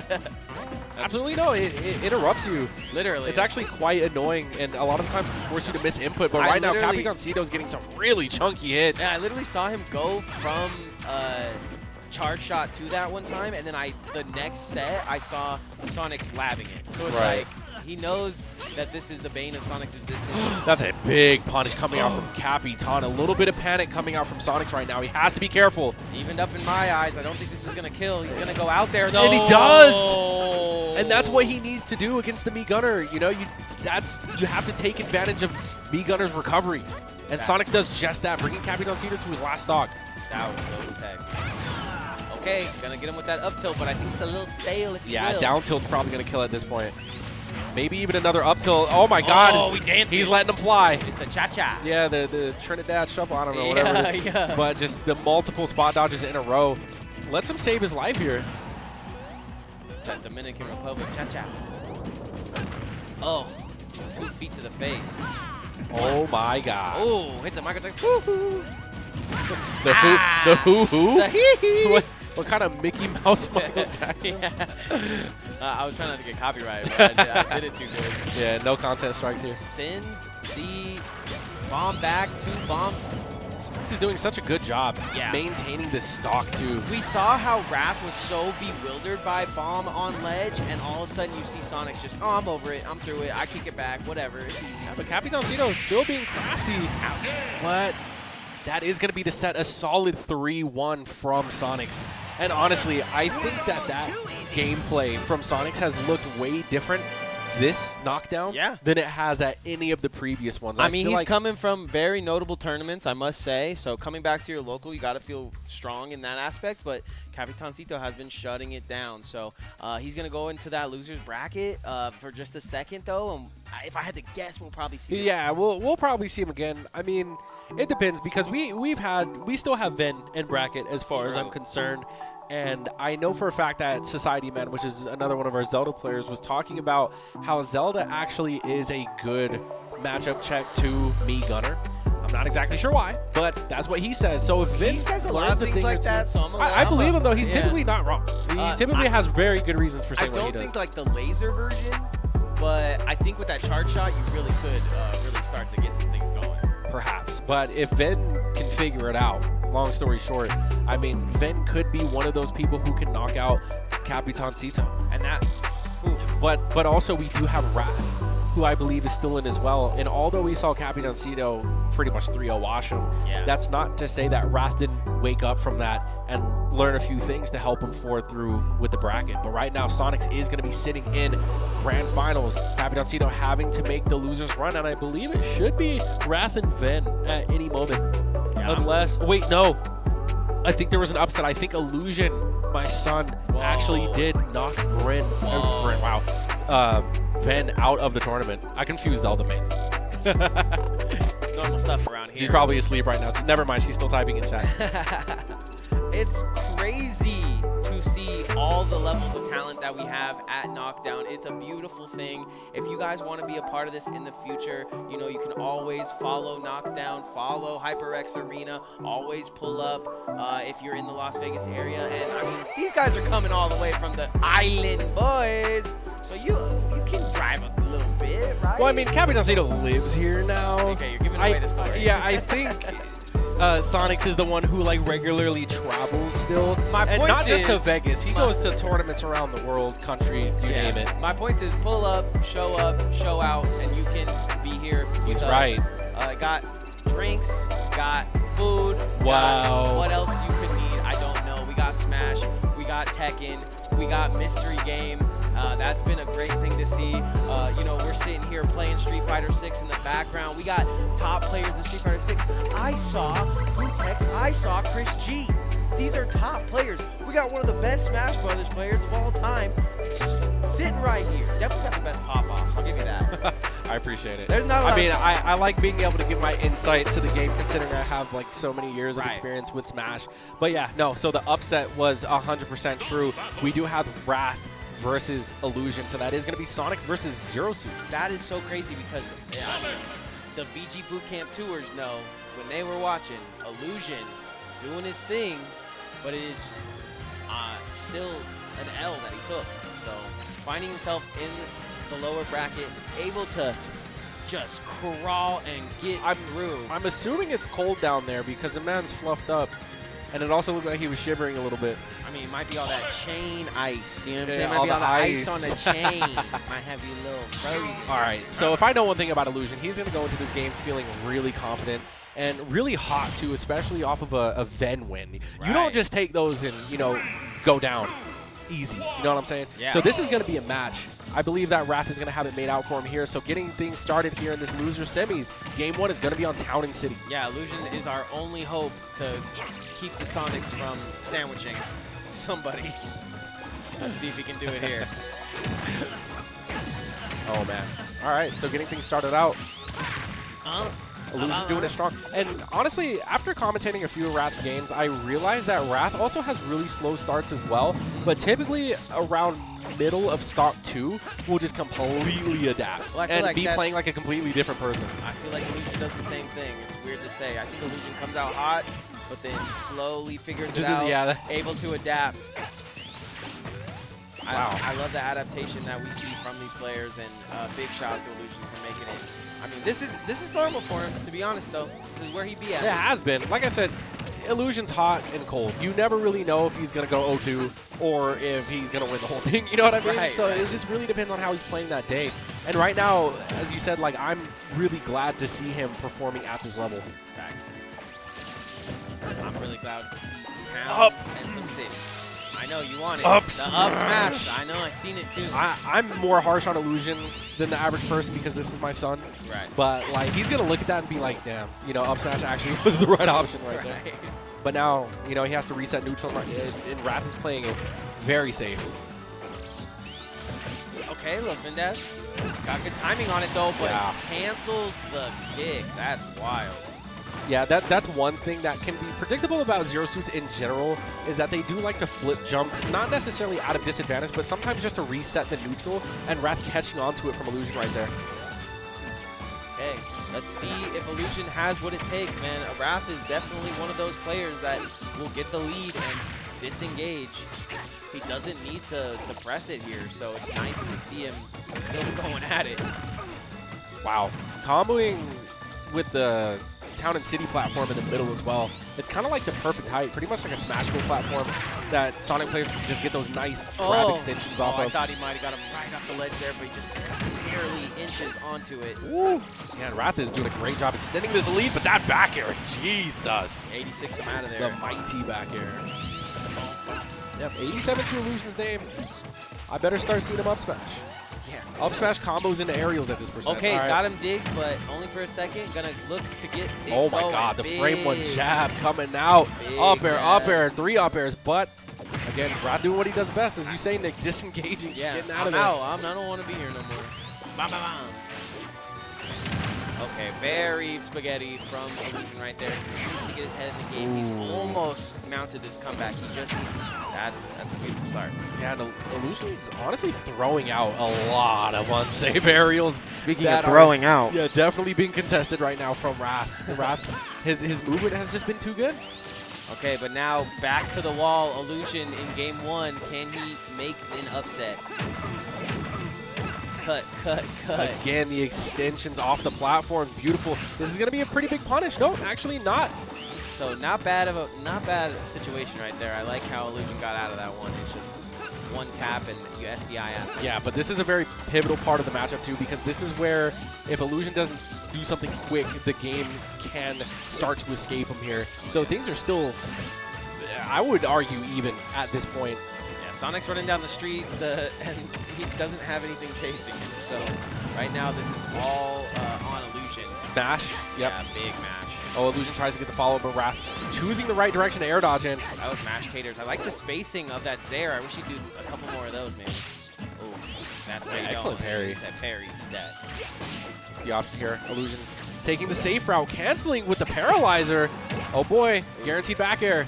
It's not going to kill, but Illusion percent. Oh, I like that. Mixes up the landing on the ledge, but still gets hit for it. I'm out of here. Peace. Illusion is climbing in the percent right now, and Wrath just being so evasive Oh, I like these little back airs. Look at that. Trying to fish. He's not even, wow, just runs under it. Again, the aerials from Illusion just showing to be a little too unsafe right there. Wrath not even breaking a sweat on that punish, really. I mean, he's in his parka, too. I mean, it's getting cold.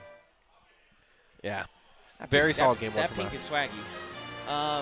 I just wish Illusion wasn't allergic to up smashing. That's it. I would like to see at least one. Like, hey, that's in the genes, man. Try to show me that you're making an effort to work that move into your arsenal. You know what I mean?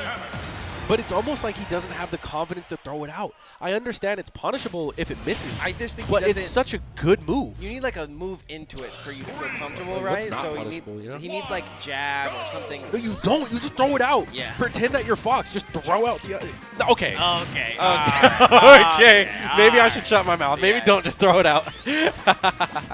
Having overhead comms in the arena is what's the craziest Nah, part. He has headphones on. He didn't hear a word I was saying. Yeah, I doubt it. Yeah, yeah, I saw the AirPods. We're screaming up smash. No, but realistically though, I would just like to see him use it more because at low percents, it's definitely something that you could combo out of as well with the aerials. Yeah, I feel like the fact that we can talk to them like mid-game and stuff like that, I feel like it makes for some funny interactions. Yeah. Excellent grab. Sure. The patience from Wrath just chilling at the ledge. There's no way to go down there? You don't got to move? I think you could have there are things that kind of hit low. I know a lot of Zero Suits sometimes do plasma whip the ledge to immediate ledge trump to get a quick back air, which is honestly something, yeah, I would love to see Illusion work that into his game plan too. I've never seen it, too many players in Vegas do too much trumping, you know? Yeah, no. It's definitely not a Vegas staple, that's for sure. I mean, Illusion has so much potential, but I feel like mix-ups have never really been his strong point. He just plays a very solid, fundamental game. But when it comes to the mix-up, I feel like he can just evolve his playstyle greatly, you know, incorporating those into his game. It's a possibility that he takes this first stock. Illusion just has to get in, and it's been so hard. Raph knows that he is in the lead, and he's going to give the advantage to Raph if he needs it, but they meet in center stage here soon, coming soon. Oh, nice an aggressive Zera as well. I thought for sure that was going to get punished. Wow. Excellent plasma whip. That is going to kill on the edge of the stage, and Illusion going to open up this game too with the first stock. That's a dominatrix move. Scroll past you though. I'm going to do it till you forget. Yeah, I mean the F tilt's just all in all a very good I don't want to say zoning tool, but it is rangy and quick enough to where it can be annoying. But living to 180 is great for Illusion. Yeah, you don't really realize, going to 89, almost 190, you don't realize how much of a knowledge check it is to just send out move after move at Sonix because, I mean, I feel like he plays Sonic. You know, like that's it. A little bit of Roy, but wow, the dash attack, 197. Can he get the 200? What is the choice here? Oh, I want the 200 so bad. Give me the 200. Honestly, living to 200 is quite a big deal. But also, not Illusion, really. Yeah, Illusion's not getting like, much off of it. Yeah, you got like the quarter. He's getting time, though. Yeah, true. Honestly, at this point, just run up and up. You didn't take it from me.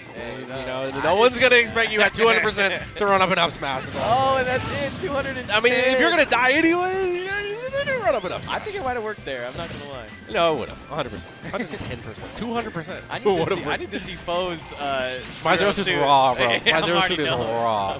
Dude, it. Illusion watches my Zero Suit when I play friendlies, and she's like, interesting. I can use that. Oh, yeah, I got his notepad out. Got his Microsoft Word on his tablet. It's so crazy how we're all just the best of friends, but man, it's just sunning people. No, I honestly, I want to see Illusion thrive. Right. And I feel like this, like he comes so close every time, and this could be his day. There's nothing stopping him but himself. Yeah, that's what sucks. It always feels like this could be his day. He's always puts himself in a good position to win. It's just falls short so in one way or another. But also, like, you know, his opponent is Wrath, and Wrath is no sleeper by any means. Wrath's definitely beatable, though. We've seen in the past. It's not like something that can't be done. Oh, yeah. Even Sonix is beatable. So he's not invincible. He doesn't have claw armor like Capitancito does. Still living and still dead. Forward air's going to do it.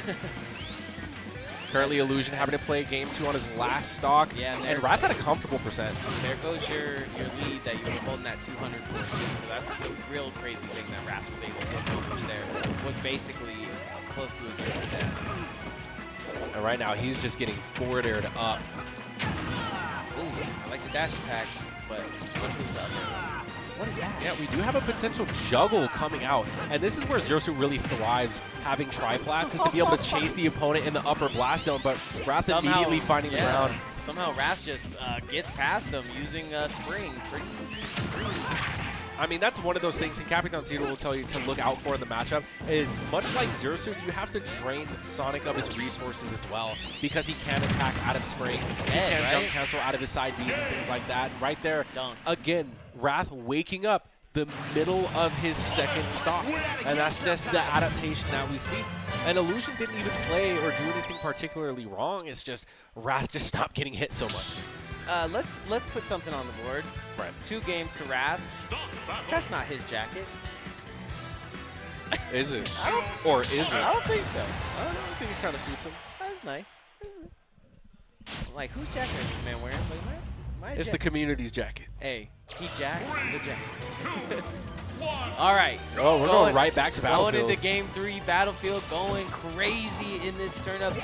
Like you said, Illusion very easily could get on these platforms and start making it happen. So he has no problem going back to this stage. Yeah, but this is also Illusion's tournament game right here. So this is all or nothing. That's facts, and that's a great way to start your all or nothing. Yep, no saving strats here, man. This is it. You got to go hard. And all those risky things that you were afraid of doing, you have to let them fly here because there's no other shot you get, at least not at Knockdown 80, to make it work. Yeah, this is risky business to say the least. Let's get back into the... I like the center stage, but Wrath don't care. Illusion wave landing into Wrath right there, getting hit for his troubles. Oh my god, the parries have been insane. It's something we see from Sonix. Oh my god. Wrath. There's no resources. He is just running dry. Illusion losing his first stock after having so much momentum to start this game 3. Literally 88 to 0 and then a reverse. And that's just like what Advantage State can do. I feel like Sonic as a character just has one of the most advantage states, or one of the most insane advantage states in the game. I mean, it could be the advantage state of all time. He's also piloted by a player most of the time that is... A Sonic one trick, if you will. Yeah. I don't think I've ever seen Raz use another character in my life. That's fire. But that just goes to show, like, he got experience on his Hedgehog. And not to be weird, but the Arcadian, when he was playing with his girlfriend's gone crazy too. That Pikachu, nice. Appreciate it. I didn't even see the results. Well, I just saw... Like, wait, Cley was never ranked? I just saw Game 2. Yeah, because Clean's a beast. I didn't know she was never ranked, though. I think she was just playing doubles. I don't. She's not like at the yeah, no, Arcadian. but it... Oh, so they weren't entered. Yeah, yeah. Oh, okay, never mind. But, yeah, the seeing them play doubles together, I was like, okay, this kind of works. 2 little rats. Oh. Yeah, so this is going from bad to worse for our hometown hero Illusion. It's so crazy, too, because even... Like, it seems like no matter how good of a start that he has, Wrath is just in his bag. Bang. The homing attack, too, reaching pretty much max distance. Skirt. Yeah, Illusion slowing things down. Yeah, I mean, yes and no. Like, you want to slow it down, probably, but...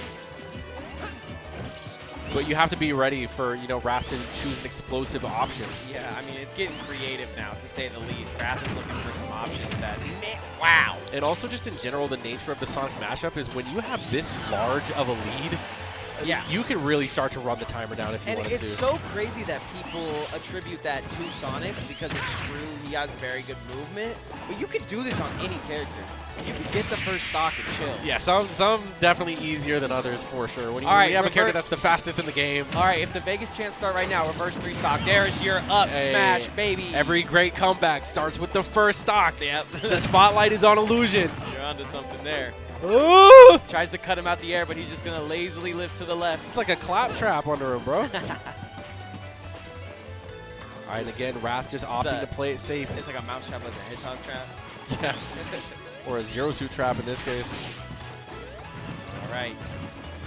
Still, I mean, if you're a Vegas fan, you got to just keep on the hope for Illusion because it's there. But 133 is something that Wrath is used to. It's just how slow Wrath has slowed down. It's like, okay, give me this win at this point. There he goes. Give it to him. He's exit. Yep. And that was very solidly played because, I mean, there's a lot of factors that went into just the momentum of Wrath right there. And one of the major, I guess, aspects is the timer.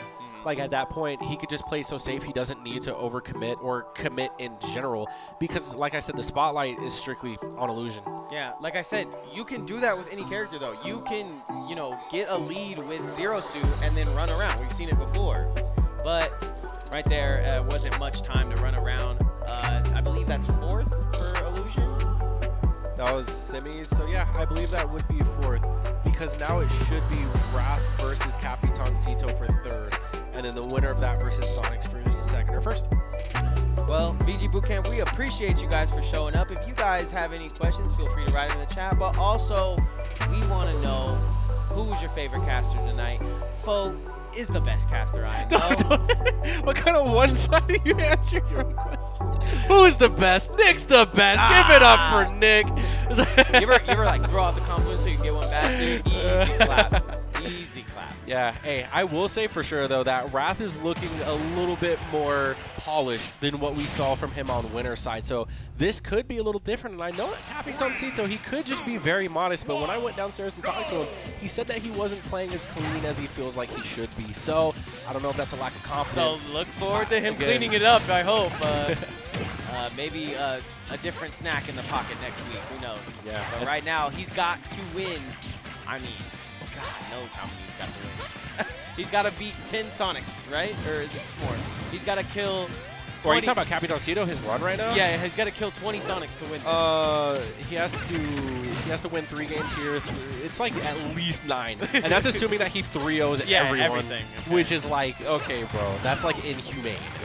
That is something that I wouldn't be surprised that Captain is in the building, baby. Wait, no Mike Nick? Is that a play on no meta Nick? That's or is fire. his mic actually not working? Dude, right who now? knows? At this point. I'll talk right now. I'm going to listen. No, you know what is crazy, though, is that's kind of like my shtick. Like, in my stream, I'll be like, you know, no food Nick, no sleep Oh, Nick. yeah. Makes sense. So, big shout-outs. Yep. Looking at this game, though, huge edge guarded 7 coming out. Oh! Okay, that's He's good. going to land on the rocket. Dude, the matchup flips immensely once Capitancito gets you at the ledge. And it seems like specifically against Sonic, too, he doesn't have the best of options to getting back. And Me Gunner is one of the few characters that you actually see put Sonic in that situation where it's like, what can you do? You know what is crazy, though, is it's honestly okay at this point to say that Sonix is better than Wrath, in my opinion, just based off of tournament, you know, winnings and whatnot. But having to go up against this Sonic where you're winning and then going into the other Sonic where you're at disadvantage is a crazy mix-up. That's it. And Capitancito was just so ready to spot dodge that too. And what I believe started out as momentum on the side of Wrath just 100% shifts the moment the first stock is gone, because right now Capitancito is on a tear. And honestly, this is looking a lot like what we saw on the winner's side when he played it. I believe Capitancito got a 3-stock. That's what I'm saying. It's just if you're watching the stream right now, it is just Capitancito versus the Sonic world, man. I mean, that's what it is at every knockdown, Feels like honestly. And I feel like whenever Sonix is here, Wrath is here. I feel like whenever Wrath is, they usually come in pairs. Yeah. You know what I mean? I do feel that way. Not gonna get 3 stocks. Let's hope we don't get JB'd either. Again, every great comeback starts with what, Nick? That first step. Exactly. Baby. And that's what we're looking at right now. Comeback in the making. That's not Ness. He's not gonna get that back throw kill. Oh, he hit all 3 lasers! Dude, he's gonna put on 15%. Oh my god. I just stole that man's soul. That's so wild. His all 3 lasers, puts the bomb down, goes to work, into the game. We go to game 2. Definitely needs to be Wrath's favorite stage, in my opinion. Need to go to your tried and true, something you love running around on. That's just rough to watch. I mean, honestly, it looks like a matchup check, but I think that's just because Capitancito is actually really skilled in the matchup. I don't know if anything in particular is like, oh yeah, Me Gunner wins that free. I don't know, maybe, you know, Sonix and Wrath might have something else to say about it, have some insight. But look at that awaiting Sonix back there. So scary. He's chilling, man. It's kind of scary when your opponent isn't warming up for grand finals, no? No. I don't think it's scary because I feel like that means that they're really focused and already locked in and kind of just like... They're like waiting for their game. Exactly. Yeah. They're just super like already entered that flow state and they're just kind of paying attention to their opponent now. Or at least in this case, their two potential opponents. Yeah. Dude, I was just talking. It's almost not potential at this point. 0 to death once again. That stock got cleaned up in less than 30 seconds. Yeah, 2.5 to death, but same thing, man. So gross. Well, yeah, no, it's 5 sets max because Capitancito already played against Wrath, already played against Sonix in winners. Now, if he plays this game, this is set 3 against Sonic, and then if he resets Sonix, that's 5 sets that he has to play against a Sonic. So I mean, this is like Capitancito's dream right here. This is why he plays Ultimate. I'm gonna ask him if that's the fact, but that is pretty crazy. Even if it's not, it's funny to lie to people and tell them. Well, no, he's probably got the most matchup experience, I'd have to guess. Oh no, he's definitely a genius in this matchup. I'm just saying I don't know if he like looks forward to it. Like he wakes up, eats his bowl of cereal. I can't wait to fight Sonic. Eats his Sonicos. Yeah, exactly. Wears his Sonic pajamas to bed. You know he got Meek under pajamas. He got Lucretia pajamas. After streaming Sonic Boom for a 24-hour marathon. It is pretty crazy to see and hear Capitancito talk about muscle memory. And one time I heard him say that he lost the set because his character had the wrong clothes on. So it is pretty crazy to see the level of familiarity he has with the character to this point. No, the alternate costume buff is real, bro. Like when you're feeling goofy and you feel like switching up the colors, it can work. It makes you play more free. But when it's really serious and you lock in that like main color, like you know it's serious. It's like, dang, bro, you got the armor on. Okay, it's time to go. What a tag! Yeah, but 142%, any stray move, that's it. And the fact that he didn't even need to charge it. He didn't need to charge it, but he's just flexing his knowledge like, you're punishable for the next 36 frames. Yeah, no, I saw him do it to Sonix earlier, and that was one of those things that I said, like, yo, he's doing moves that only are against Sonic. He's going to charge that thing up forever because he knows he's in disadvantage. He's sitting at 184. Can he take this stock? Or, I mean, is he going to die? That's really tough because, I mean, like, see, the difference between Capitancito and Illusion when they play is that when Capitancito is at 200%, he's getting so much extra credit with it. True, and he's getting, I mean, what was that laser? 19? Bro, he's at kill percent. This is max rage, not the tomahawk, too. He's at max rage shooting lasers for 12 or something, man. Okay. Yeah, take him out. Now, again, this is looking so much like game 1. Yeah. Where it's like, okay, we take the first stock, but that's, you know, a baby step in the right direction. But now you're at kill percent against Capitancito, and now you're in game 3. down 2-0 against Capitancito. Actual factual coming out of Bo. Big shout outs to the man, the myth, the legend. Bo, I'm so excited that you are not only still an amazing player and is just coming off of a doubles tournament win, but here with us killing it on the commentary, man. I really appreciate it. Capitancito in loser's bracket is definitely dark Capitancito. Usually he smiles and has fun, but right now he looks pissed. That's true. He looks like if someone comes up and talks to him about how his games went, he's just going to look at you and see through he's going to see through your soul and turn you to stone. Bro, I swear when I asked him that question earlier, he looked right through me. I said, damn, bro, I'm talking to you. You know that? It's actually insane. Okay, but Wrath knows he's at tournament stock right now. He's playing like it. It's time to put the chips on the table. Yeah, at this point, it's all or nothing. As we said, this is his tournament game, so all the cards are going to be on the table. And, you know, we're going to have to see some new technology right now because whatever it is, Capitancito doesn't think it's fresh. He's seen it before. Right. He has the counterplay to it. And I don't think that... I mean, Wrath doesn't want third here, in my opinion, but it's looking like it's in the cards. Oh, wow. There's no way that he whiffed an up air and then teched a grab. He like literally turned around and got the grab as well. That's incredible. And he's wave dashing to dodge the spin dashes? Okay, kick in the face for it. His troubles, though. Back to the ledge again he goes. Rolls in. Very strong shielding coming out from both players. Great up smash. Oh, and that DI was doo-doo. Doo-doo. Where was he going? Where was he supposed to go with that? To the right, to the left, who knows? He goes straight up. Whee! Sky zone real quick. I can use this too. All right, so right now, we actually do see Wrath in the lead. He has a chance to extend it, getting those nice extensions off the platform as well, and a homing attack that actually does connect as opposed to the other ones, which have been getting punished. What do you think is something you can do with these Sonics, man? What's like the one thing you can look out for? Well, I mean, Capitan, I feel like it's a pretty loaded question, you know. He's like, it really just ask depends. Capitancito, he's doing great. Yeah. Just look at the game, look at all the answers that Capitancito has. Right now, though, Wrath is definitely in the driver's seat. I feel like one thing that we saw that Sonix did that worked immensely was just he was so decisive and so slow when attacking openings. And he just made the right option every time that he got in. And that's something that Wrath is really going to have to work on too. Wow, that was a great up there. Caught him out the air. Time for Yamcha to get a couple of hits in here.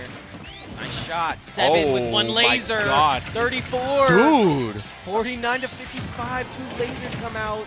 That was strong. That was a strong Dominican Republic combo, my man. I mean, that's just what Capitancito does. And right now, he's just staying on Wrath with this pressure. And what was a lead? There goes your lead, son. Immediately just put in the shredder. Look at me. I am the captain now. My man is going to have me going to try to listen for more captain puns, man. He said he was never not the captain. Literally. He said, you know who I am. Okay. But, okay, Good response. this isn't an uneven game, though. Wrath still has a shot to bring us to a game 4. But, I mean, just every time Capitancito gets a hit, he just catches on to the landing patterns of Wrath. I didn't see him do that up air a lot against Sonix, so maybe something that Wrath is just hanging out in the sky a little bit too much. Oh, this is where things get really bad. Throw him into it. Oh, Yeah. He always does 2 pummels before the back throw, too, I think noticed. that's what's guaranteed at this percentage. At least close enough to guarantee. Because Right. I don't think he got it that time, but just this setup is disgusting. That missile almost killed him as well. And right now, Capitancito just in dominant control of this game. If Wrath's going to do it, That's the game. not going to be there. And that is going to be a smooth criminal way to Okay, get himself into grand finals. Capitancito one more step closer to his run back against Sonix. He expedites his entry into grand finals. And that's no joke because Validated. Yeah, because right now it's looking like he's just playing on another level, which it's not. We haven't not seen Capitancito play like that. Like I said, when he was playing against Wrath in winners, this set kind of looked the same exactly. It was just a solid 3-0 blowout, but I feel like this time is a little different. I feel like this time, just the amount of control demonstrated by Capitancito, that momentum could very well carry through to this Sonix set, this grand final set 1, and could carry into set 2 if we see it, because Sonix has gotten reset and has, I believe, it has lost a tournament to a reset from Capitancito before. So that me gunner down there has the composure and the mental stamina of like the X-Men. You know, this man plays like a mutant sometimes, so he's definitely nothing to sleep on. However, Sonix, as you said, he's been coming from these out-of-state tournaments, these, you know, high-stakes performances where he's doing well against the best in the world. Yeah, literally. Right now, he's coming back to, I don't want to say face his demon, but face his rival in a Las Vegas local. But it looks like he's got some fans on his side. He's got some people cheering him up. No, they're not. They're definitely talking crap about him. They're definitely trolling him right now. There's no way in shape and form that event would ever uplift Capitancito. And that's Vegas. Well, we're gonna see if Capitancito is all cap or if Sonix got some facts. Here we go. Our grand finals of set 1, baby. Knockdown 8. PS2, let's get it. Great starter here, as we do have the big screen behind us. It's great to see both of these players at the pinnacle all the way. We got the Island Boys. Yep, Island Boys Grand Finals. And already, you're going to see that Sonix typically takes off to a faster start. He's very explosive. And this time, he's actually playing really unsafe. Okay, one unsafe move, but I want to say he's playing disrespectful, which isn't necessarily BM, but it's just like I am playing fearless right now and not respecting what options you have. It may come back to bite him because Capitancito's adjusting to a change of pace here. Yeah, also knowing that, you know, Capitancito is all about muscle memory and, you know, kind of conditioning his component. It's like, dude, you need to switch it up a little bit against Sonix because he's throwing new stuff. Dude, Sonix has gotten that quite a bit where he just seemingly overextends on the ledge, but goes deep for a forward air and gets it. That was a great up air. And that worked a lot on Wrath. Finally works there against Sonix. Good stuff from Capitancito. Great response. I don't know how Capitan is escaping these up airs either. Yeah, I mean, I feel like we talked about it in the past, Bo, but you would consider this a mid tier, right? Capitancito does. If I do, I don't know, after looking at Capitancito play, I wouldn't think so. Right. But I would listen to Capitancito. Yeah, and I say think the mid-tier. fact that you can change your moves makes him a little bit higher than he should be. I wouldn't be the guy who says, oh, just because he does really good against Sonic, he should be, you know, up on the tier list. Like, I don't believe one matchup difference. Like, if I'm Ganondorf and lose every single matchup in the game, but I have a good matchup against Steve, it doesn't, no. Covers his own landing with the up air, big Finn move right there, gets past him, grab, comes out, up, 179. Yeah, that's actually an insane percent. That's it. Yeah, that was a huge misplay from Sonic right there. That was a very out of character panic. Yep. He kind of just ran around him too. Right. It kind of seemed like Capitancito was moving and Sonix was just watching. But nonetheless, he takes his lead, but it's not looking too safe. He's got to get some extra credit on the board here. Oh! That's a mix-up if I've ever seen one. Yeah, I need to go to the hospital. My ankles are broke. Honestly, that didn't even look intentional. It looked like Sonic's messed up plan A, so he went straight to plan B. Yeah. He was like, force smash. Got him. Yeah. Okay, so not too much extra credit, but that sucks. Okay. Not Sonic's. Just that misplay sucks. Yeah. It sucks when it happens. It's unlucky. He's just in an arena full of people. He's like, bro. Boo! Wait, what is it? This guy stinks. Yeah. Can you imagine, man? No, couldn't be Sonic. Couldn't be Sonic's. But again, that just goes to show, you know, like you can tell that, you know, Sonix does have those tendencies. I wasn't lying when I say he has those tendencies to panic. He does, at first glance, seem perfect, but every once in a while there is a mishap, and then you can't let it eat you up. You know, you look at him right there. He's down one, but he's in winners, so you just keep on that same momentum. I'm not gonna lie, I'm a fanboy of this matchup here. Yeah, like I love the rivalry. I'm glad because guess what? We're gonna have to watch it a lot. Dude, I'm all game. I love Same. commentating it. It's always spicy. It's always entertaining. It's something always different. new. Yeah, Exactly. It's always different. They both adapt to each other very well, and being from the same island is pretty crazy. Yeah. I mean, for those of you in chat who don't know, Capitancito is from the Dominican Republic, same with Sonix, and these guys are ranked 1 and 2 respectively in their region. However, Sonix only comes out here to visit his girlfriend once in a while, and he does extend his stay. Capitancito moved here to beat Sonix. Yes, I'm not kidding. That is the storyline. That is the script. It's so That's anime. the world we live in. It's yeah, so no, seriously. anime. But I'm pretty sure Sonix thinks that that's so cringe. Because he's like, bro, leave me alone. Bro, I was making my Swift windows. That's what I'm saying. Like, before every tournament was kind of a blowout. Maybe MVD might send him to loser's bracket. Maybe he might drop a set here and there. But Capitancito has actually been one of the most consistent players to not only beat him, but take tournaments from him as well. I mean, you're one of the players that have beat him. You don't feel like there's... Oh, yeah, no, I've taken multiple sets, but I've never taken a tournament. You don't feel like there's something that makes him stand against the rest, as he takes that stock pretty early there. Wait, who's him? Capitancito standing against the rest, or Sonic? Sonic, like, you don't... I mean, you beat him, so what do you think was the reason? Okay, don't be saying you beat him like I just got his, you know, his download or got, anything. no, like, you got his I have smash tag, beaten him. You got his smash tag, though. I have beaten him, yes. But this kid is crazy. Right? I get it. Like, he's just... I think the thing that separates him from the average, not even the average pro player even, is his advantage state is absolutely insane. His momentum is crazy, and right now we're seeing it in real time. Watch him do Yeah. Straight up. There's your advantage state right there. Beautiful call out once again. Trying to go for that 2-frame with the forward smash as well. Great jumping up. Yeah, no. Capitancito Air has dodge. not had much time to really set Oh, he went anything out up. there. He saved him once again.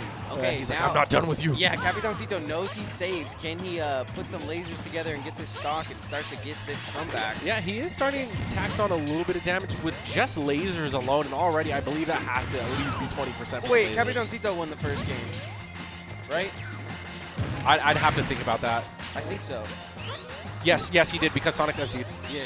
So that's wrong, but we'll fix it. Yeah, it's all right. Sorry, guys. I was just worried. I was like, man, he's up against it now going 0-2. That sucks, but I think it's 1-1. But we've seen Capitancito in this position, and I feel like just his mentality and composure works well in this matchup here. Yeah, it's so crazy because we always talk about how Sonic's composure is, but Capitancito got that same dog in him. I would argue... Never mind. Yeah. Less dog? No. More dog? No, it's just Up dog? Yeah. Just the difference in mentalities here, like I said, and this is just something that I noticed, is that I don't see Capitancito panic or like make weird mistakes as much. I think it's not uncommon to see Sonic. I think that's just because of the type of character, right? Like it could be the nature of the matchup, yes. Because like you have this really comically collected muscle memory. When you're fighting against Sonic, it feels like you're never out. Yeah. But it also can feel like you can lose your stock off of one small mistake, you know? But all that to say is I feel like this type of pressure works well for Capitancito strictly because he does have a great mentality and great composure, and he understands just a few good conversions can bring, you know, his opponent to kill percent. And right now he's playing it cool. Yeah, and I really like his edge guard, man. I think, you know, it was nice to see back in the day one of my favorite edge guarders being Grandmaster. He's just an absolute chess master when it comes to the edge to ledge. For sure. And I feel like Capitancito could mix it up a little bit, and when he does, you just don't even know where to go. Like, yeah, you can get past the bomb, you can get past everything else. Gets that trait to go his way, and now he's sitting at 112. If he can put together a little 55-hit combo like he did earlier, we might have a little gain here, ladies and gentlemen. This is when we're going to see mentality come into play right now, because when Sonix lost that stock, he looked down very disappointedly and shook his head. You know, he knows that this is a dangerous territory to be in. Oh my gosh, he parries that jab, one hit. And the scariest part is that Capitancito has not broken a sweat, has not broken his footing. He's just staying grounded 10 toes down to this earth. Yeah. All the while, full screen, putting on a ton of percent to Sonix. Oh, and he gets the follow-up, and it's even. It's Steven. It's better than ever. I mean, this matchup could sporadically go either way, because one forward smash from Sonix can flip this whole set on its head, and there's the back air! Just like that. So explosive, and he goes deep for it, gets the forward air. Sick, sick. Not only the movement, but the timing is so precise. 1-1 is your games, I believe, right? This is 1-1, yeah. Yeah. And honestly, that should have been Sonic's game to win from the beginning. So the fact that Capitancito had the mental fortitude, he's seriously rock steady. And Sonix on the other end, again, that explosiveness. He's going to bring it all back. We're all going to have the Capitancito show. All of a sudden, Sonix throws two moves that end the game, and that is the definition, of explosive. And as I was saying, that's the momentum. That is the advantage state coming out from Sonix, because all that took was for him to get one back air before he converted the game off of it. Literally. And I think, like you were saying, he was kind of shaken, not stirred. Yeah, he definitely slowed the game down as opposed to like how fast he was playing and pressure heavy he was playing at the beginning. But he also adapted to the vibe. That was crazy. It was last stock, last hit. He parried the jab into just holding shield. I don't think I've ever done that in my life. I'm definitely going to mix it in. Yeah. Like, ooh, throws parry and then goes right back to shield. Like, oh, I'm chilling. What else you got? That could actually be a huge mental boost for Sonix, though. And by the way, production, the score is 1-1. Yeah. Just to not confuse chat. They fixed it, and then it went back. There we go. Yeah. Want to give a huge shout out to production today. Been going through the ringer with the Arcadian yesterday. Yeah, we got it working though. Everybody, all the staff, huge shout outs to everybody for putting on these events and doing everything they can to bring this stuff to life. And I can only appreciate the craftsmanship. Right. That exchange that they had right there was very interesting because that one too. Sonix was putting a block string on the Capitancito, and Capitancito was looking for some sort of punish, but Sonix is just, you know, pulling back, disengaging, taking a page out of Wrath's book. Yeah, he's like, I thought I was fighting Sonix, and he's like, nah, this is gonna be the Wrath version. The Wrath Sonix. And he can bring it out at any time. He can go both ways. I feel like he has the ability to do it. So what you know about Kevin? Yeah, big shout outs to Kevin. I don't even know if you met Kevin. Maybe I introduced you guys. I don't know. Yeah, I think Kevin tried to fix Mike, but I think Paul came in and did his thing too. Yeah, it was a group effort. That's what I'm saying. Paul. It's production in general, man. They are the GOATs. All right, but Capitancito is going to be taking that first stock. Can he get more extra credit off of this, though? He sees that Sonix is going deep. Luckily, he is able to make it back. Oh, I thought he was going to go out there and get it, but he had a second thought. That's not something we usually see. Back from throw at Sonix, 191, yeah. It was a good decision nonetheless. All right, his stock up. This is looking pretty iffy for Sonix right now. The one time that Sonix commits to the triple jab, he gets punished for it. No, because seriously, the block string, just the jab, pull back has been working for, just him not getting punished. Sure, you're not getting advantage state out of it, but you're not getting punished. Oh, that perfectly spaced miner. And another one. Every time Capitancito hits you, he converts something out of it. So it's best to play it safe. This is such a fun character to watch. This I'm is not it. even gonna lie. Whoa, ledge, doesn't matter. Covers it up like some makeup on that ugly girl. Cover it up. Hide those blemishes. Get rid of them. Zoop, zoop, zoop. Everyone's mad. I'm like, it's a fictitious girl. This is true. She's not real. But yeah, I just feel like Yamcha, a.k.a. Capitancito, the one and only, is ready to take at least this game.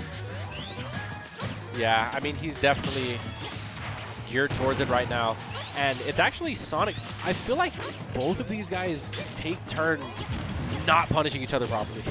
Because game 2, Sonix was not getting punished for a lot of the stuff that he was doing. But this game, Sonix isn't punishing Capitancito. You know what I mean? Yeah, I do see it. Like the games that they win, they're just in so much control. That's gonna do it. That's crazy. He doesn't do he says run it back as well. So we're going back to PS2 for our possible It could be last game.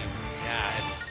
Oh, actually, I wish no shot. It's our last game. This set. I wish I knew what was going on in Sonix's head right now. Like, what is he thinking? Because I'm sure. Because like I know what's going on with Capitancito. He's like, ooh, I'm gonna get some chicken with some. No, Capitancito's shoot, bomb, shoot, bomb, grab, shoot, dash attack, bomb, shoot. Sonix is like, I gotta maneuver. Sonix sees like calculus in his head and like the universe and stars and traveling at the speed of light. You might be giving him some credit, but I'm gonna have to agree. Just in his head, he's just thinking faster, faster. It's just like a little What hamster. is that melody? Just a hedgehog on a hamster wheel, just in his fur brain. That's really what we got going on here. And he is running it. Just two of the smartest players have nothing going on in their heads. I love that skit. I love it. Wonder what he's thinking about right now. And it's like, skirt, skirt, skirt. He's like, man, that Grimace milkshake did not slap. That almost killed me. Like, 0 out of 10 would not get again. I'm getting a Grimace shake every beginning of every turn. Dude. Oh, another misplay from Sonix. But you know what is crazy about this? Even if Capitancito goes ahead and wins this game very handily, it is not going to shake Sonix if I had to guess. Speaking of Grimace shake, I don't think he's going to be worried about it because he's got a whole nother 3 games. So if you're tuned in, just lock in. This one's going to go the distance. Yeah, I feel like this could be the reset, but again, like I feel like it's just not fair to count out Sonix because, I mean, both these guys are so capable of great comebacks, but just the way that both of them are playing, like, Sonix is looking a little shaken, a little frustrated, annoyed, whereas Capitancito, a lot is working for him. You know, every time that he's getting off the ledge, he's getting right back onto center stage, and that's a huge punish. Well, I can see why he would be upset. It's just, I'm going to try to walk forward. Not laser. God. Like, he wakes up in the morning, and Capitancito's at his door like, what's up? I got a laser. Yeah. You know? He goes to get in the shower. He's like, laser. Sonix definitely has nightmares of Capitancito. Laser. Laser. Oh, tries to get the high recovery right there, but Capitancito, again, not really giving it to him. That's the up air. That drag up. Dragged him down just to send him up. That's sick. Okay. I refuse to believe that we're going to be seeing a 3 stock to reset the bracket. Yeah, okay. Good okay, yeah. Every great comeback starts with the first stock. That's what and they right now, pay you the big bucks. Sonix gets it on the board. Okay, get back to ledge. Easy clap. Wait, can he convert a stock off this? Oh my god! He got it. No shot. Yo, this advantage state is going sicko mode, though. No shot, he just did that. Wait. Chat said ain't no mountain. I feel that. Yeah, no, Capitancito just needs to get away because Sonix is showing him what Sonix do. Literally. Like you said, that was almost a whole stock. If he can continue to feel fresh. Oh. Also, I feel like I'm not seeing anything like I'm not seeing anything old from Sonix. It's all new stuff. Yo! He's going to sneak behind him and deck him in the back of the head, and we got a game. That was incredible. Capitancito going to take a second. If there is any point in Advantage. Capitancito's games that I see him, like, Advantage. I guess, choke, this would be it. There's because the that must have bid. been a major hits here mentality. And right now, Sonix again with the advantage. He did it again. Okay, but he knows he can do it. Okay. Capitancito has not been able to reset neutral for the longest time. He finally gets a grab, finally gets some space, but he misses a punish on what should have probably been a free one. I don't know. That was he hasn't thrown that forward smash at all this entire I mean, I thought realistically a dash attack probably could have reached, but, you know, Yeah. Sonix manages to do it safely. Now, this is looking like a much different game from what we've been seeing. Yeah, things aren't working the way of Capitancito, but he's got him right where he wants him. He can get the bomb down. Oh my god, hold on, this ledge setup can mean everything. Oh, but it rolled past. He's spaced wrong. He gets out. I like that from Sonic, just immediately spin shotting to the other side of the stage. Yeah, he's like, oh, that bomb's falling. Oh no. Oh, but laser. This could be it. Yeah, wow, the reset. Man, those bombs were looking a little iffy. They're going to run it back. The reset has been sown, and we are in another best of 5. If I had to guess, Sonic isn't going to let this one go for free, and Hugh is going to continue to dance his way to victory.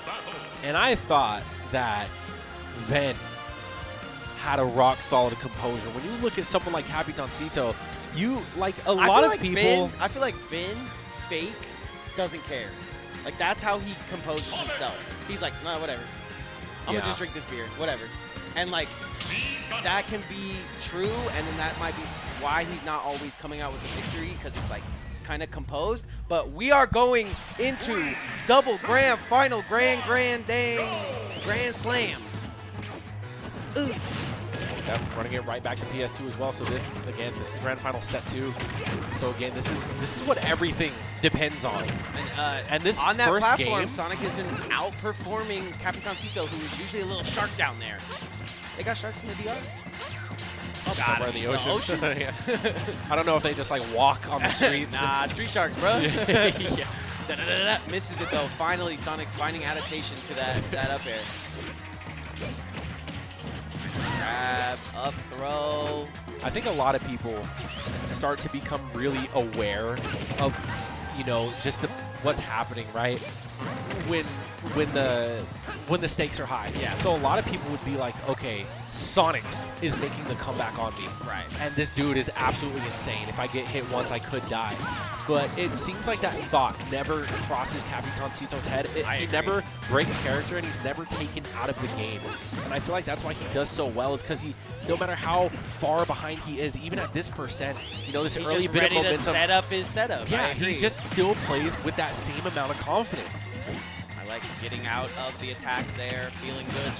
Grab in the center stage is always a good sign. Gonna set up this bomb, but just a little bit too far again. Bertie, you gotta translate that for me. I see plátanos. I for sure see plátanos. That says, dang, I The almost got up it. tilt, yeah. I almost got it. And then again, just like that, Capitancito looking to bring this back. That was an excellent back air from Sonix though. It's like, imagine how many Platanos could Platano if a Platano could Platano. Plantain. Sorry, let me go back to the white. Or plantains if you're Jamaican. Shout outs to Sheer. Anyways, yep, the percents have definitely evened themselves out. And we've seen a lot of times early on where Capitancito has lived to these Hercules percents, you know, like 200 and stuff like that. Oh my gosh, Sonix is being a menace. There's no 8 kills with the jab. He's getting a lot with jab, though. The gentleman. Jab is doing a great job of putting Capitancito in his place. The same way that Laser is doing to Sonix, the jab is stopping Capitancito from what he wants to do, close quarters-wise. Sonix just playing this one really slow. Still getting interrupted by those ground lasers. And the wall is being set up by Capitancito. Okay, 2 bombs. He's just going to walk right up to him. Huge grab from the back. So Can brave. he get this kill before taking any damage? That's what he wants. But the damage comes out. Sonix ready to juggle it up. And this is very, very upsetting spaghetti. Yeah, Definitely an intense look of frustration draping over the face of Capitancito, but he does end up taking that stock. And if anyone can make a comeback, regardless of who it's against, even if it's Sonix, Capitancito will be your guy. I was gonna say too, like he's already on his comeback. Like, yeah, already. He's coming. Well on his way. He's already came back. So we've seen it before. Can he do it again? Sonix looking strong though. Like I said, he has been pressed to this situation once or twice. He's definitely looking stronger than he did in the previous set, which is so crazy. Why start now? Other than wanting more Smash to the fans. God bless. They both have kind of been taking turns making these plays. Yeah. Okay. But I mean, making them in set 2, I feel like is a lot more detrimental than, you know, set 1 where right. you're a little bit more flexible. Right. I feel like if you're going to make the mistakes, let Sonix get them all out in the first set. Exactly. And now we reach exactly. this. Just refresh. Oh! What a parry. Oh! That one hurt me. Or I guess it hurt nobody. Grab. Yep. Get a forward throw. Pummeling him up. Yeah. Does Sonic go deep for it, though? I like that. Usually he's just going to let him come out there and maybe try to get the trade or something, but he just lasers him midair. No fear. Bomb spacing has been a little bit. Like you said, if there's a possible comeback, it's going to be very, very short. Yeah, and Capitancito, you can see he's looking for a kill move. Oh, that almost killed. It was very close, but... What did even hit him? Up to him. He hasn't gotten a kill with this forward smash all day. I want to see it. Two Sonix? No. Sonic's got plenty. Yeah. Capitancito. That forward smash is super punishable though. So it's like actually one of the worst moves of Gunner, I would say. It's situational. I agree. It's definitely not something. I like the up air though. Up air's been paying dividends. Yeah, stop that. Once again, like he is in the lead, so this is a situation where he doesn't need to move forward. However, the mix-up could be walk forward at that point, and you see him do it. 175, he's launched, but not out of it. I mean, that's so crazy. Oh, I like cover your landing with a couple of mines, get him thinking. Start to mix it up here for sure. You got a lot of games on your way. You can go back into the muscle memory of it a little bit later. This is about adaptation and who can adapt more. I'm surprised that Capitancito, last stock at 200%, having to take 2 stocks off of Sonix, is still giving it his all. Right. Like, I've seen Sonix in this position before. I've seen MVD jump off one stock. Yeah, so. And he taunts, too, feeling the energy. Oh, yeah, a lot of people would ask me. We've seen Sonix do it before, too, but... Living to 200, Capitancito. That's it. How do you say 200 in Spanish, man? Brent, help us out. I barely know how to count to 20 in Spanish. It's like dos, couple O's, dos zero zero. Zero. 200.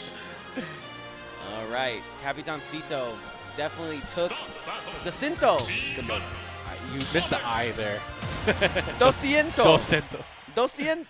See, I don't even know, like, is that real? Yeah, 200. I don't want to say it just because, like, I know that some people would like be like, oh, this is how you say this in that language. I just and always it's just the most absurd thing. I just always blame the fact that I'm Italian, so I can speak a little Italian. So I'm just like, oh, that was more Italian than it was Spanish. Yeah. They're very similar languages, though. But back into it. Speaking of a very similar language, the beatdown coming in from Sonix, the advantage state being pressed, and Capitancito looking for answers at the moment. This is a great start. Taking game 1 for Sonix on this set, too, as well. Definitely a good omen for him and his gameplay, too, because he wasn't looking the made most some polished. mistakes. Yeah, but if you're going to make lots mistakes, of SDs, to be honest. If you're going to make mistakes, you might as well do it in the Get them previous all out. set. Yeah. Yep. He's looking perfect as of now. So I wouldn't be surprised if every game ends up going to PS2 here. I like what you were saying earlier, though. Mans is down 2 stocks at 200%, still has that fight left in him. That's what you love about Capitancito. It's like he never, like, his brain never gets drained. I don't know what it is. What a punish. Sonix is still going to survive, though. Has to make it back. The setup is here. Oh, huge grab. You're just going to get up regular? I'm coming for you. The option select from Capitancito at the ledge is insane. So many ledge traps, so many answers. Like I said when it was stock 2, this one's going the distance if you had to ask me. So, but the other thing I see is a easy Sonix 3-0, but I really don't see it in the cards. Definitely not easy. Anything but. Capitancito has made some mistakes game 1, and that's what's making him lose in these situations. So if he can continue to not make any mistakes against Sonix, which is pretty hard because Sonix doesn't make too many mistakes himself. Yeah, just look at this battle that we're seeing right now. It's a full screen fight. Yeah. So it always is. You know how much mental stamina goes into just having to play this careful. There's so much at stake here. Twilight covers landing with the bomb, goes for another one, has to get through, rolls and sends him out of here. Rocket, laser, what was that? That was F tilt. Okay. It looked like Sonix had the correct read too, but just the execution was not practiced there. Ends up getting punished for it. There's the just a raw F smash. He said practice. Ah! And 52%, man, the damage can get racked up so quick with this Mii Gunner. Yeah, 52 cards in the deck. Oh boy. He's getting hit with all of them. 65 to round it out. And 2 lasers is 10, bro. You said it earlier. There it is, another 5. Capitancito. Stacking. My man is stacking racks. This is a great way to say, I know this man saves mad money. Because he is just 5 nickel and diming him to death. Wait, this is where the matchup can change though. Having Capitancito off the stage, we've seen Sonix before just delete stocks with forward air off screen. Literally. Forward air, here it comes. Open. Okay. Adaptation. Yeah, taking a page out of a DDD player's book, that low up air cutting through the stage there. I guess Zelda does that I was too. going to say, I see the Vin, I see the option, and I can see him playing Vin and trying to get him back for a couple of times. That's probably happened to him. But 148, he's just looking for this stock. Let's see if he can do it. I feel like Sonix is playing a little two-dimensional right now. Like he's traversing a lot strictly on the ground. And because of that, he's actually getting hit by a lot of missiles and strictly lasers. Oh, he went the wrong way though. That was straight SDI. Ooh, snuck past him. Up in the air. Boom! The backer's not gonna kill! No! Ay, ay, ay. 112. Sonic. The crowd is roaring. Capitancito hanging in there, but just barely. This should be Sonix's stock. Yes, he Wow. does. Scoops him up with the forward air. I think he went through a rocket. He went through a this. He went through a that. Doesn't matter. Back And air. honestly, the patience of Sonix right there paying dividends because, again, it's just that one conversion that matters. He's already at 61 somehow. Blinked and you missed it. If he could get this stock right now, it would be very helpful for Capitancito. Tries a little shark. A shark here, a shark there, everywhere. A shark. Sonix just wanting to get away. But now is a great time to do exactly what Sonix is doing, right? You have been at disadvantage the entire game. You've been pressed, and now it's like, okay, you want to shoot stuff? Go ahead. I'm running around. Perhaps. Speed of sound. Oh, no, the SD. This is not where you want to be making those misplays. Not at all. That is 1 SD per game so far. One more possible game, or if you're a Capitancito fan, you're looking for 3 games right here, baby. Yeah, this could be a 3-0 coming out from Sonix. And, you know, Sonix is playing well, but also Capitancito is fighting himself, too. Yeah, you can see it. I mean, how well the first... I mean, that's almost conditioning in my eyes, right? The first set... Sonix is making the mistake here or there. All of a sudden, out of nowhere, he's just making 0 mistakes, and he's just kicking you up. And you can see that Capitancito is kind of shaking it off, you know, shaking his head. He knows what adaptations have to be made here, but the thing is you have to win a solid 3 games against, you know, your Residence's #1 player. I was going to say, him. Yeah, literally. And the lasers come out. It's a very similar situation to what it was earlier. Capitancito feels fine about just literally chilling in the corner.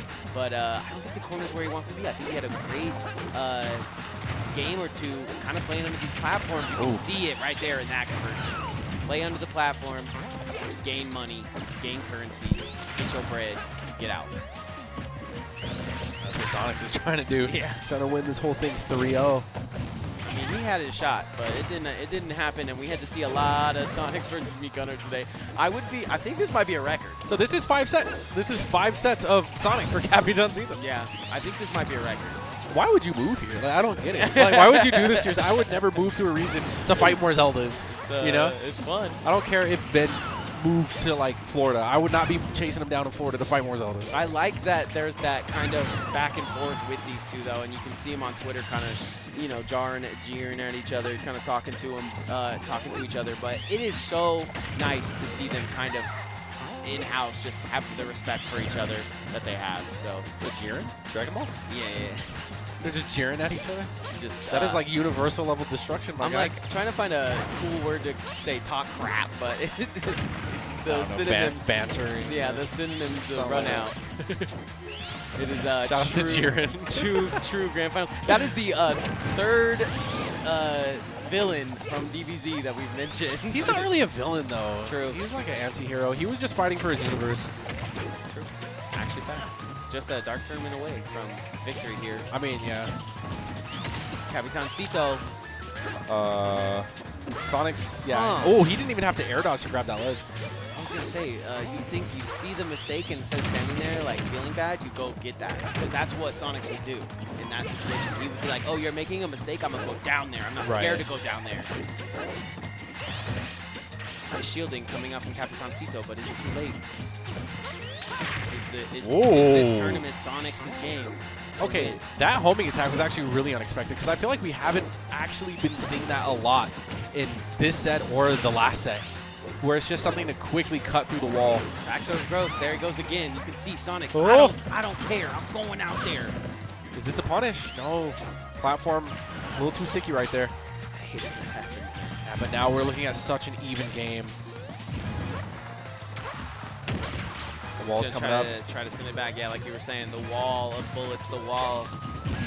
Yeah, so at the higher percents, it appears that Capitancito actually has more opportunities to set up because that's when Sonix starts playing way more careful. But he starts playing that opportunistic style where if he gets one hit, he can convert the stock off of it. Ouchie. Wow. Oh boy, this is so scary. The back air, beautiful stuff, just hopping over the bomb. It's crazy that he would go for the CQC there when everything has been working in his favor, bomb-wise, rocket-wise. He's going to go try to CQC and ends up dying in the worst fashion. And now he is on his tournament stock, but guess what? He's not shaking, he's not stirred, he's not a drink at the bar. He's ready to go. And now it's evened up. Capitancito wants one to go his way. Gets the follow-up. Hold on. There's a 65-hit combo. That's the highest I've seen. That is how you start a stock. Immediate 66%. Time also isn't a huge factor right now, too, so these guys could just play Smash Bros. Yeah, and I think that's what they're going to do. I mean, we're at too weird of a point of the night. Doesn't get the sour spot of that sour Skittle. Capitancito is landing these hard punishes, too. Sonic's just going to opt to reset the neutral, try to find his way in. Might want to open up with homing attack like he's been doing. But, yeah, he's getting sent right back out. Bomb, bomb, bomb. Bomb, bomb, Moran. Oh! Okay. No punish. I was expecting a grab from Sonix. But no, that's a great disengage. I'm going to get out, and I'm going to use the tools that I've been winning with. I'm up in the game.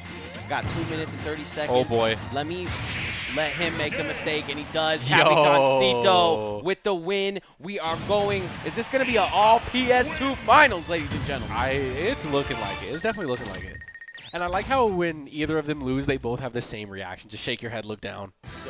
Rub your controller. It's a Dominican thing. No, it's just a Smash thing, man. Rub your thighs. Yeah, rub your thighs. You got to. See, he won, and he still shook his head. Some water. You know what I mean?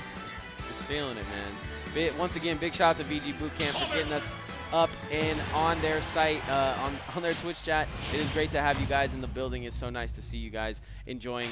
And beautiful faces. There's more to enjoy, baby. Let's go. Let's see if Capitancito can take us to a grand finals game 5. That is what all the fans want. This is huge for Sonix. Immediate 50%. He said, remember that 60-hit combo you hit me with? I'm going to hit you a little 50 real quick. Yeah. Yeah, I mean, Capitancito is on his way. I mean, Sonix has to win one more. Capitancito needs that 2 on the board. Sent back the bomb. Good parry. Katy Perry. I don't even care who takes the first stock, how big of a blowout it's going to be. They're going to be last stock, last hit at the end of the game. That's just always how it goes. So true. It's like the last cup in beer pong. Like, it doesn't matter how much you're up. We're both going to get the last cup. You're going to each get to the last cup. Forward throw. Uh-oh. Sonic's actually not opting to spin shot and chase him right there. Tries to two-frame him, gets Oh the scoop, my God. gets past him though. Capitancito looking for an answer, can't find it, he's past the ledge. Yeah, Sonix is putting on a ton of pressure, and still he's in his head right now, keeping Capitancito off the stage, and he does get the forwarder. That is an excellent start for Sonix. Yeah, I think Sonix might want to go home. What do you think? Oh, yeah. One more me gunner and I'm going to lose it. One more laser to the face. I'm going to buy this man a laser. I'm going to buy this man a real laser for his birthday. He's like, I hate this gift. Oh my gosh. Wow. Just blocks the rocket. That's out of the jump.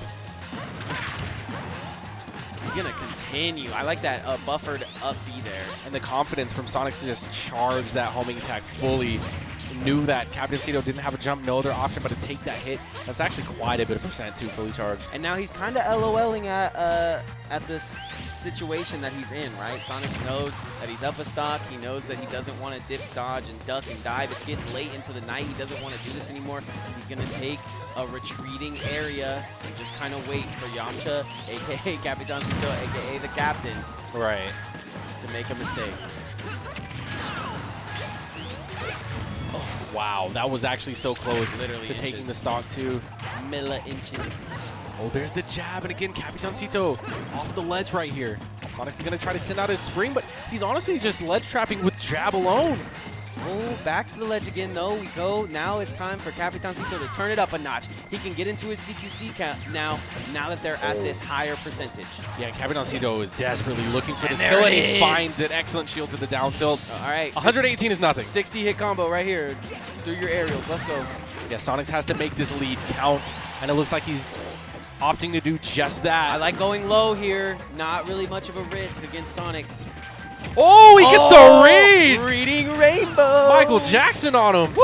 Oh, okay, but guess what? I got this spinny ball of death. Ouch, that's going to hurt. Gets back to Let's ledge. trump. though. That air Come dodge was so on. slick. My ledge. Gonna try to step back, put that bomb. Perfect. Oh, boy. Perfect spacing on the bomb. Are you kidding me? This is where it starts. This is where the percents you see start to even out. Yeah, because he's got perfect. Oh, he lost the perfect spacing on the bomb. He's got to figure it out. He's going to scramble to Oh this my ledge. God. He knows that he's down, but not out. Oh, the rage is kicking in that Laquisha. Look at that smoke. Look at that fire. Ooh, awkward dash attack. Oh, but he's still not tripping at all. He's just going to continue to move in. He's not even in kill percentage. He's got to find something to go his way, though. Capitancito, I feel for him. Literally one up smash. Oh. I thought that he was going to punish that with an up smash, but What a mash of the century. yeah, mashing at a grab at that percent is insane. Like I said, two jabs confirmed, but after that, it gets a little hazy. Walk-in shield. No way does he just read that! Walk-in shield. The respect from Capitancito is run back, and I have to think Sonix is gonna. What did you say at the beginning of the set? What did I say? That it was I said just a lot. that it was just gonna go back to last Oh, it's stock, just last going to be even. finish. It doesn't matter who takes the stock, who's off to an early lead. It's going to be even. One beer pong cup each. They both have one stock to live, and it is one of them's tournament stock to win or to lose. I will say, after that exchange, though, I will say that Capitancito, I believe, will have the mental advantage. Agreed. After that. Agreed, but rock steady is Sonix at Ow. all times, and he puts together a little 55-hit combo as the Capitancito retreats to the ledge. He wants this ledge, but he can't find it. Oh, yeah, and Sonix is on the hunt Good, completely right now. really good shielding, but Sonix still threw it. Okay, now he's got him on the ledge. Got him where he wants him. Wow, tries to walk up, said freeze! Yeah. And again, this is the wall. And we've seen this at mid-percent, high percent so much. It's not looking good. This is getting around those times where all Sonix needs is one good hit. That one? Yeah, That was the one, I think. one good hit, like even a back air to chase him off in forward air. This could do it. Does Okay. Capitancito I like have what the- it takes? He has no air dodge. I like the early jump from Capitancito, but he gets re-grabbed, so he's going to have to figure this out even deeper. And And he just goes for it. That's going to do it. Sonix takes it. A solid. I believe that was 3-1, right? Beautiful. Was it 3-1? Yeah, that was 3-1. because that would have been the tire. Wow. Very good stuff. Very well played. And although Capitancito did end up resetting the bracket, I mean, ultimately, Sonix just did his thing, man. He came in and he won. Yeah, big congratulations to Sonix. It is nice to see him getting one under his belt, like the fans said going into this tournament. Why is he seated low? Why is this happening? That's why. He's looking for a spot back in that first seed, that's for sure. Yeah. I mean, because honestly, their seeding can flip any which way. They're both extremely consistent. They both take tournaments off of each other. It's honestly some of the most competitive Knockdown has been ever. All right, well, with that is going to do it for Knockdown 80. Thank you guys so much for showing up. Don't forget to follow Allied Esports, HyperX Arena, whatever you got to do to stay in touch. Twitter, Instagram, whatever it may be. I've been No Meta Nick. This is Foe, and that was Knockdown 80, man. Congratulations We'll see you guys Sonix. next week. Peace. Peace out.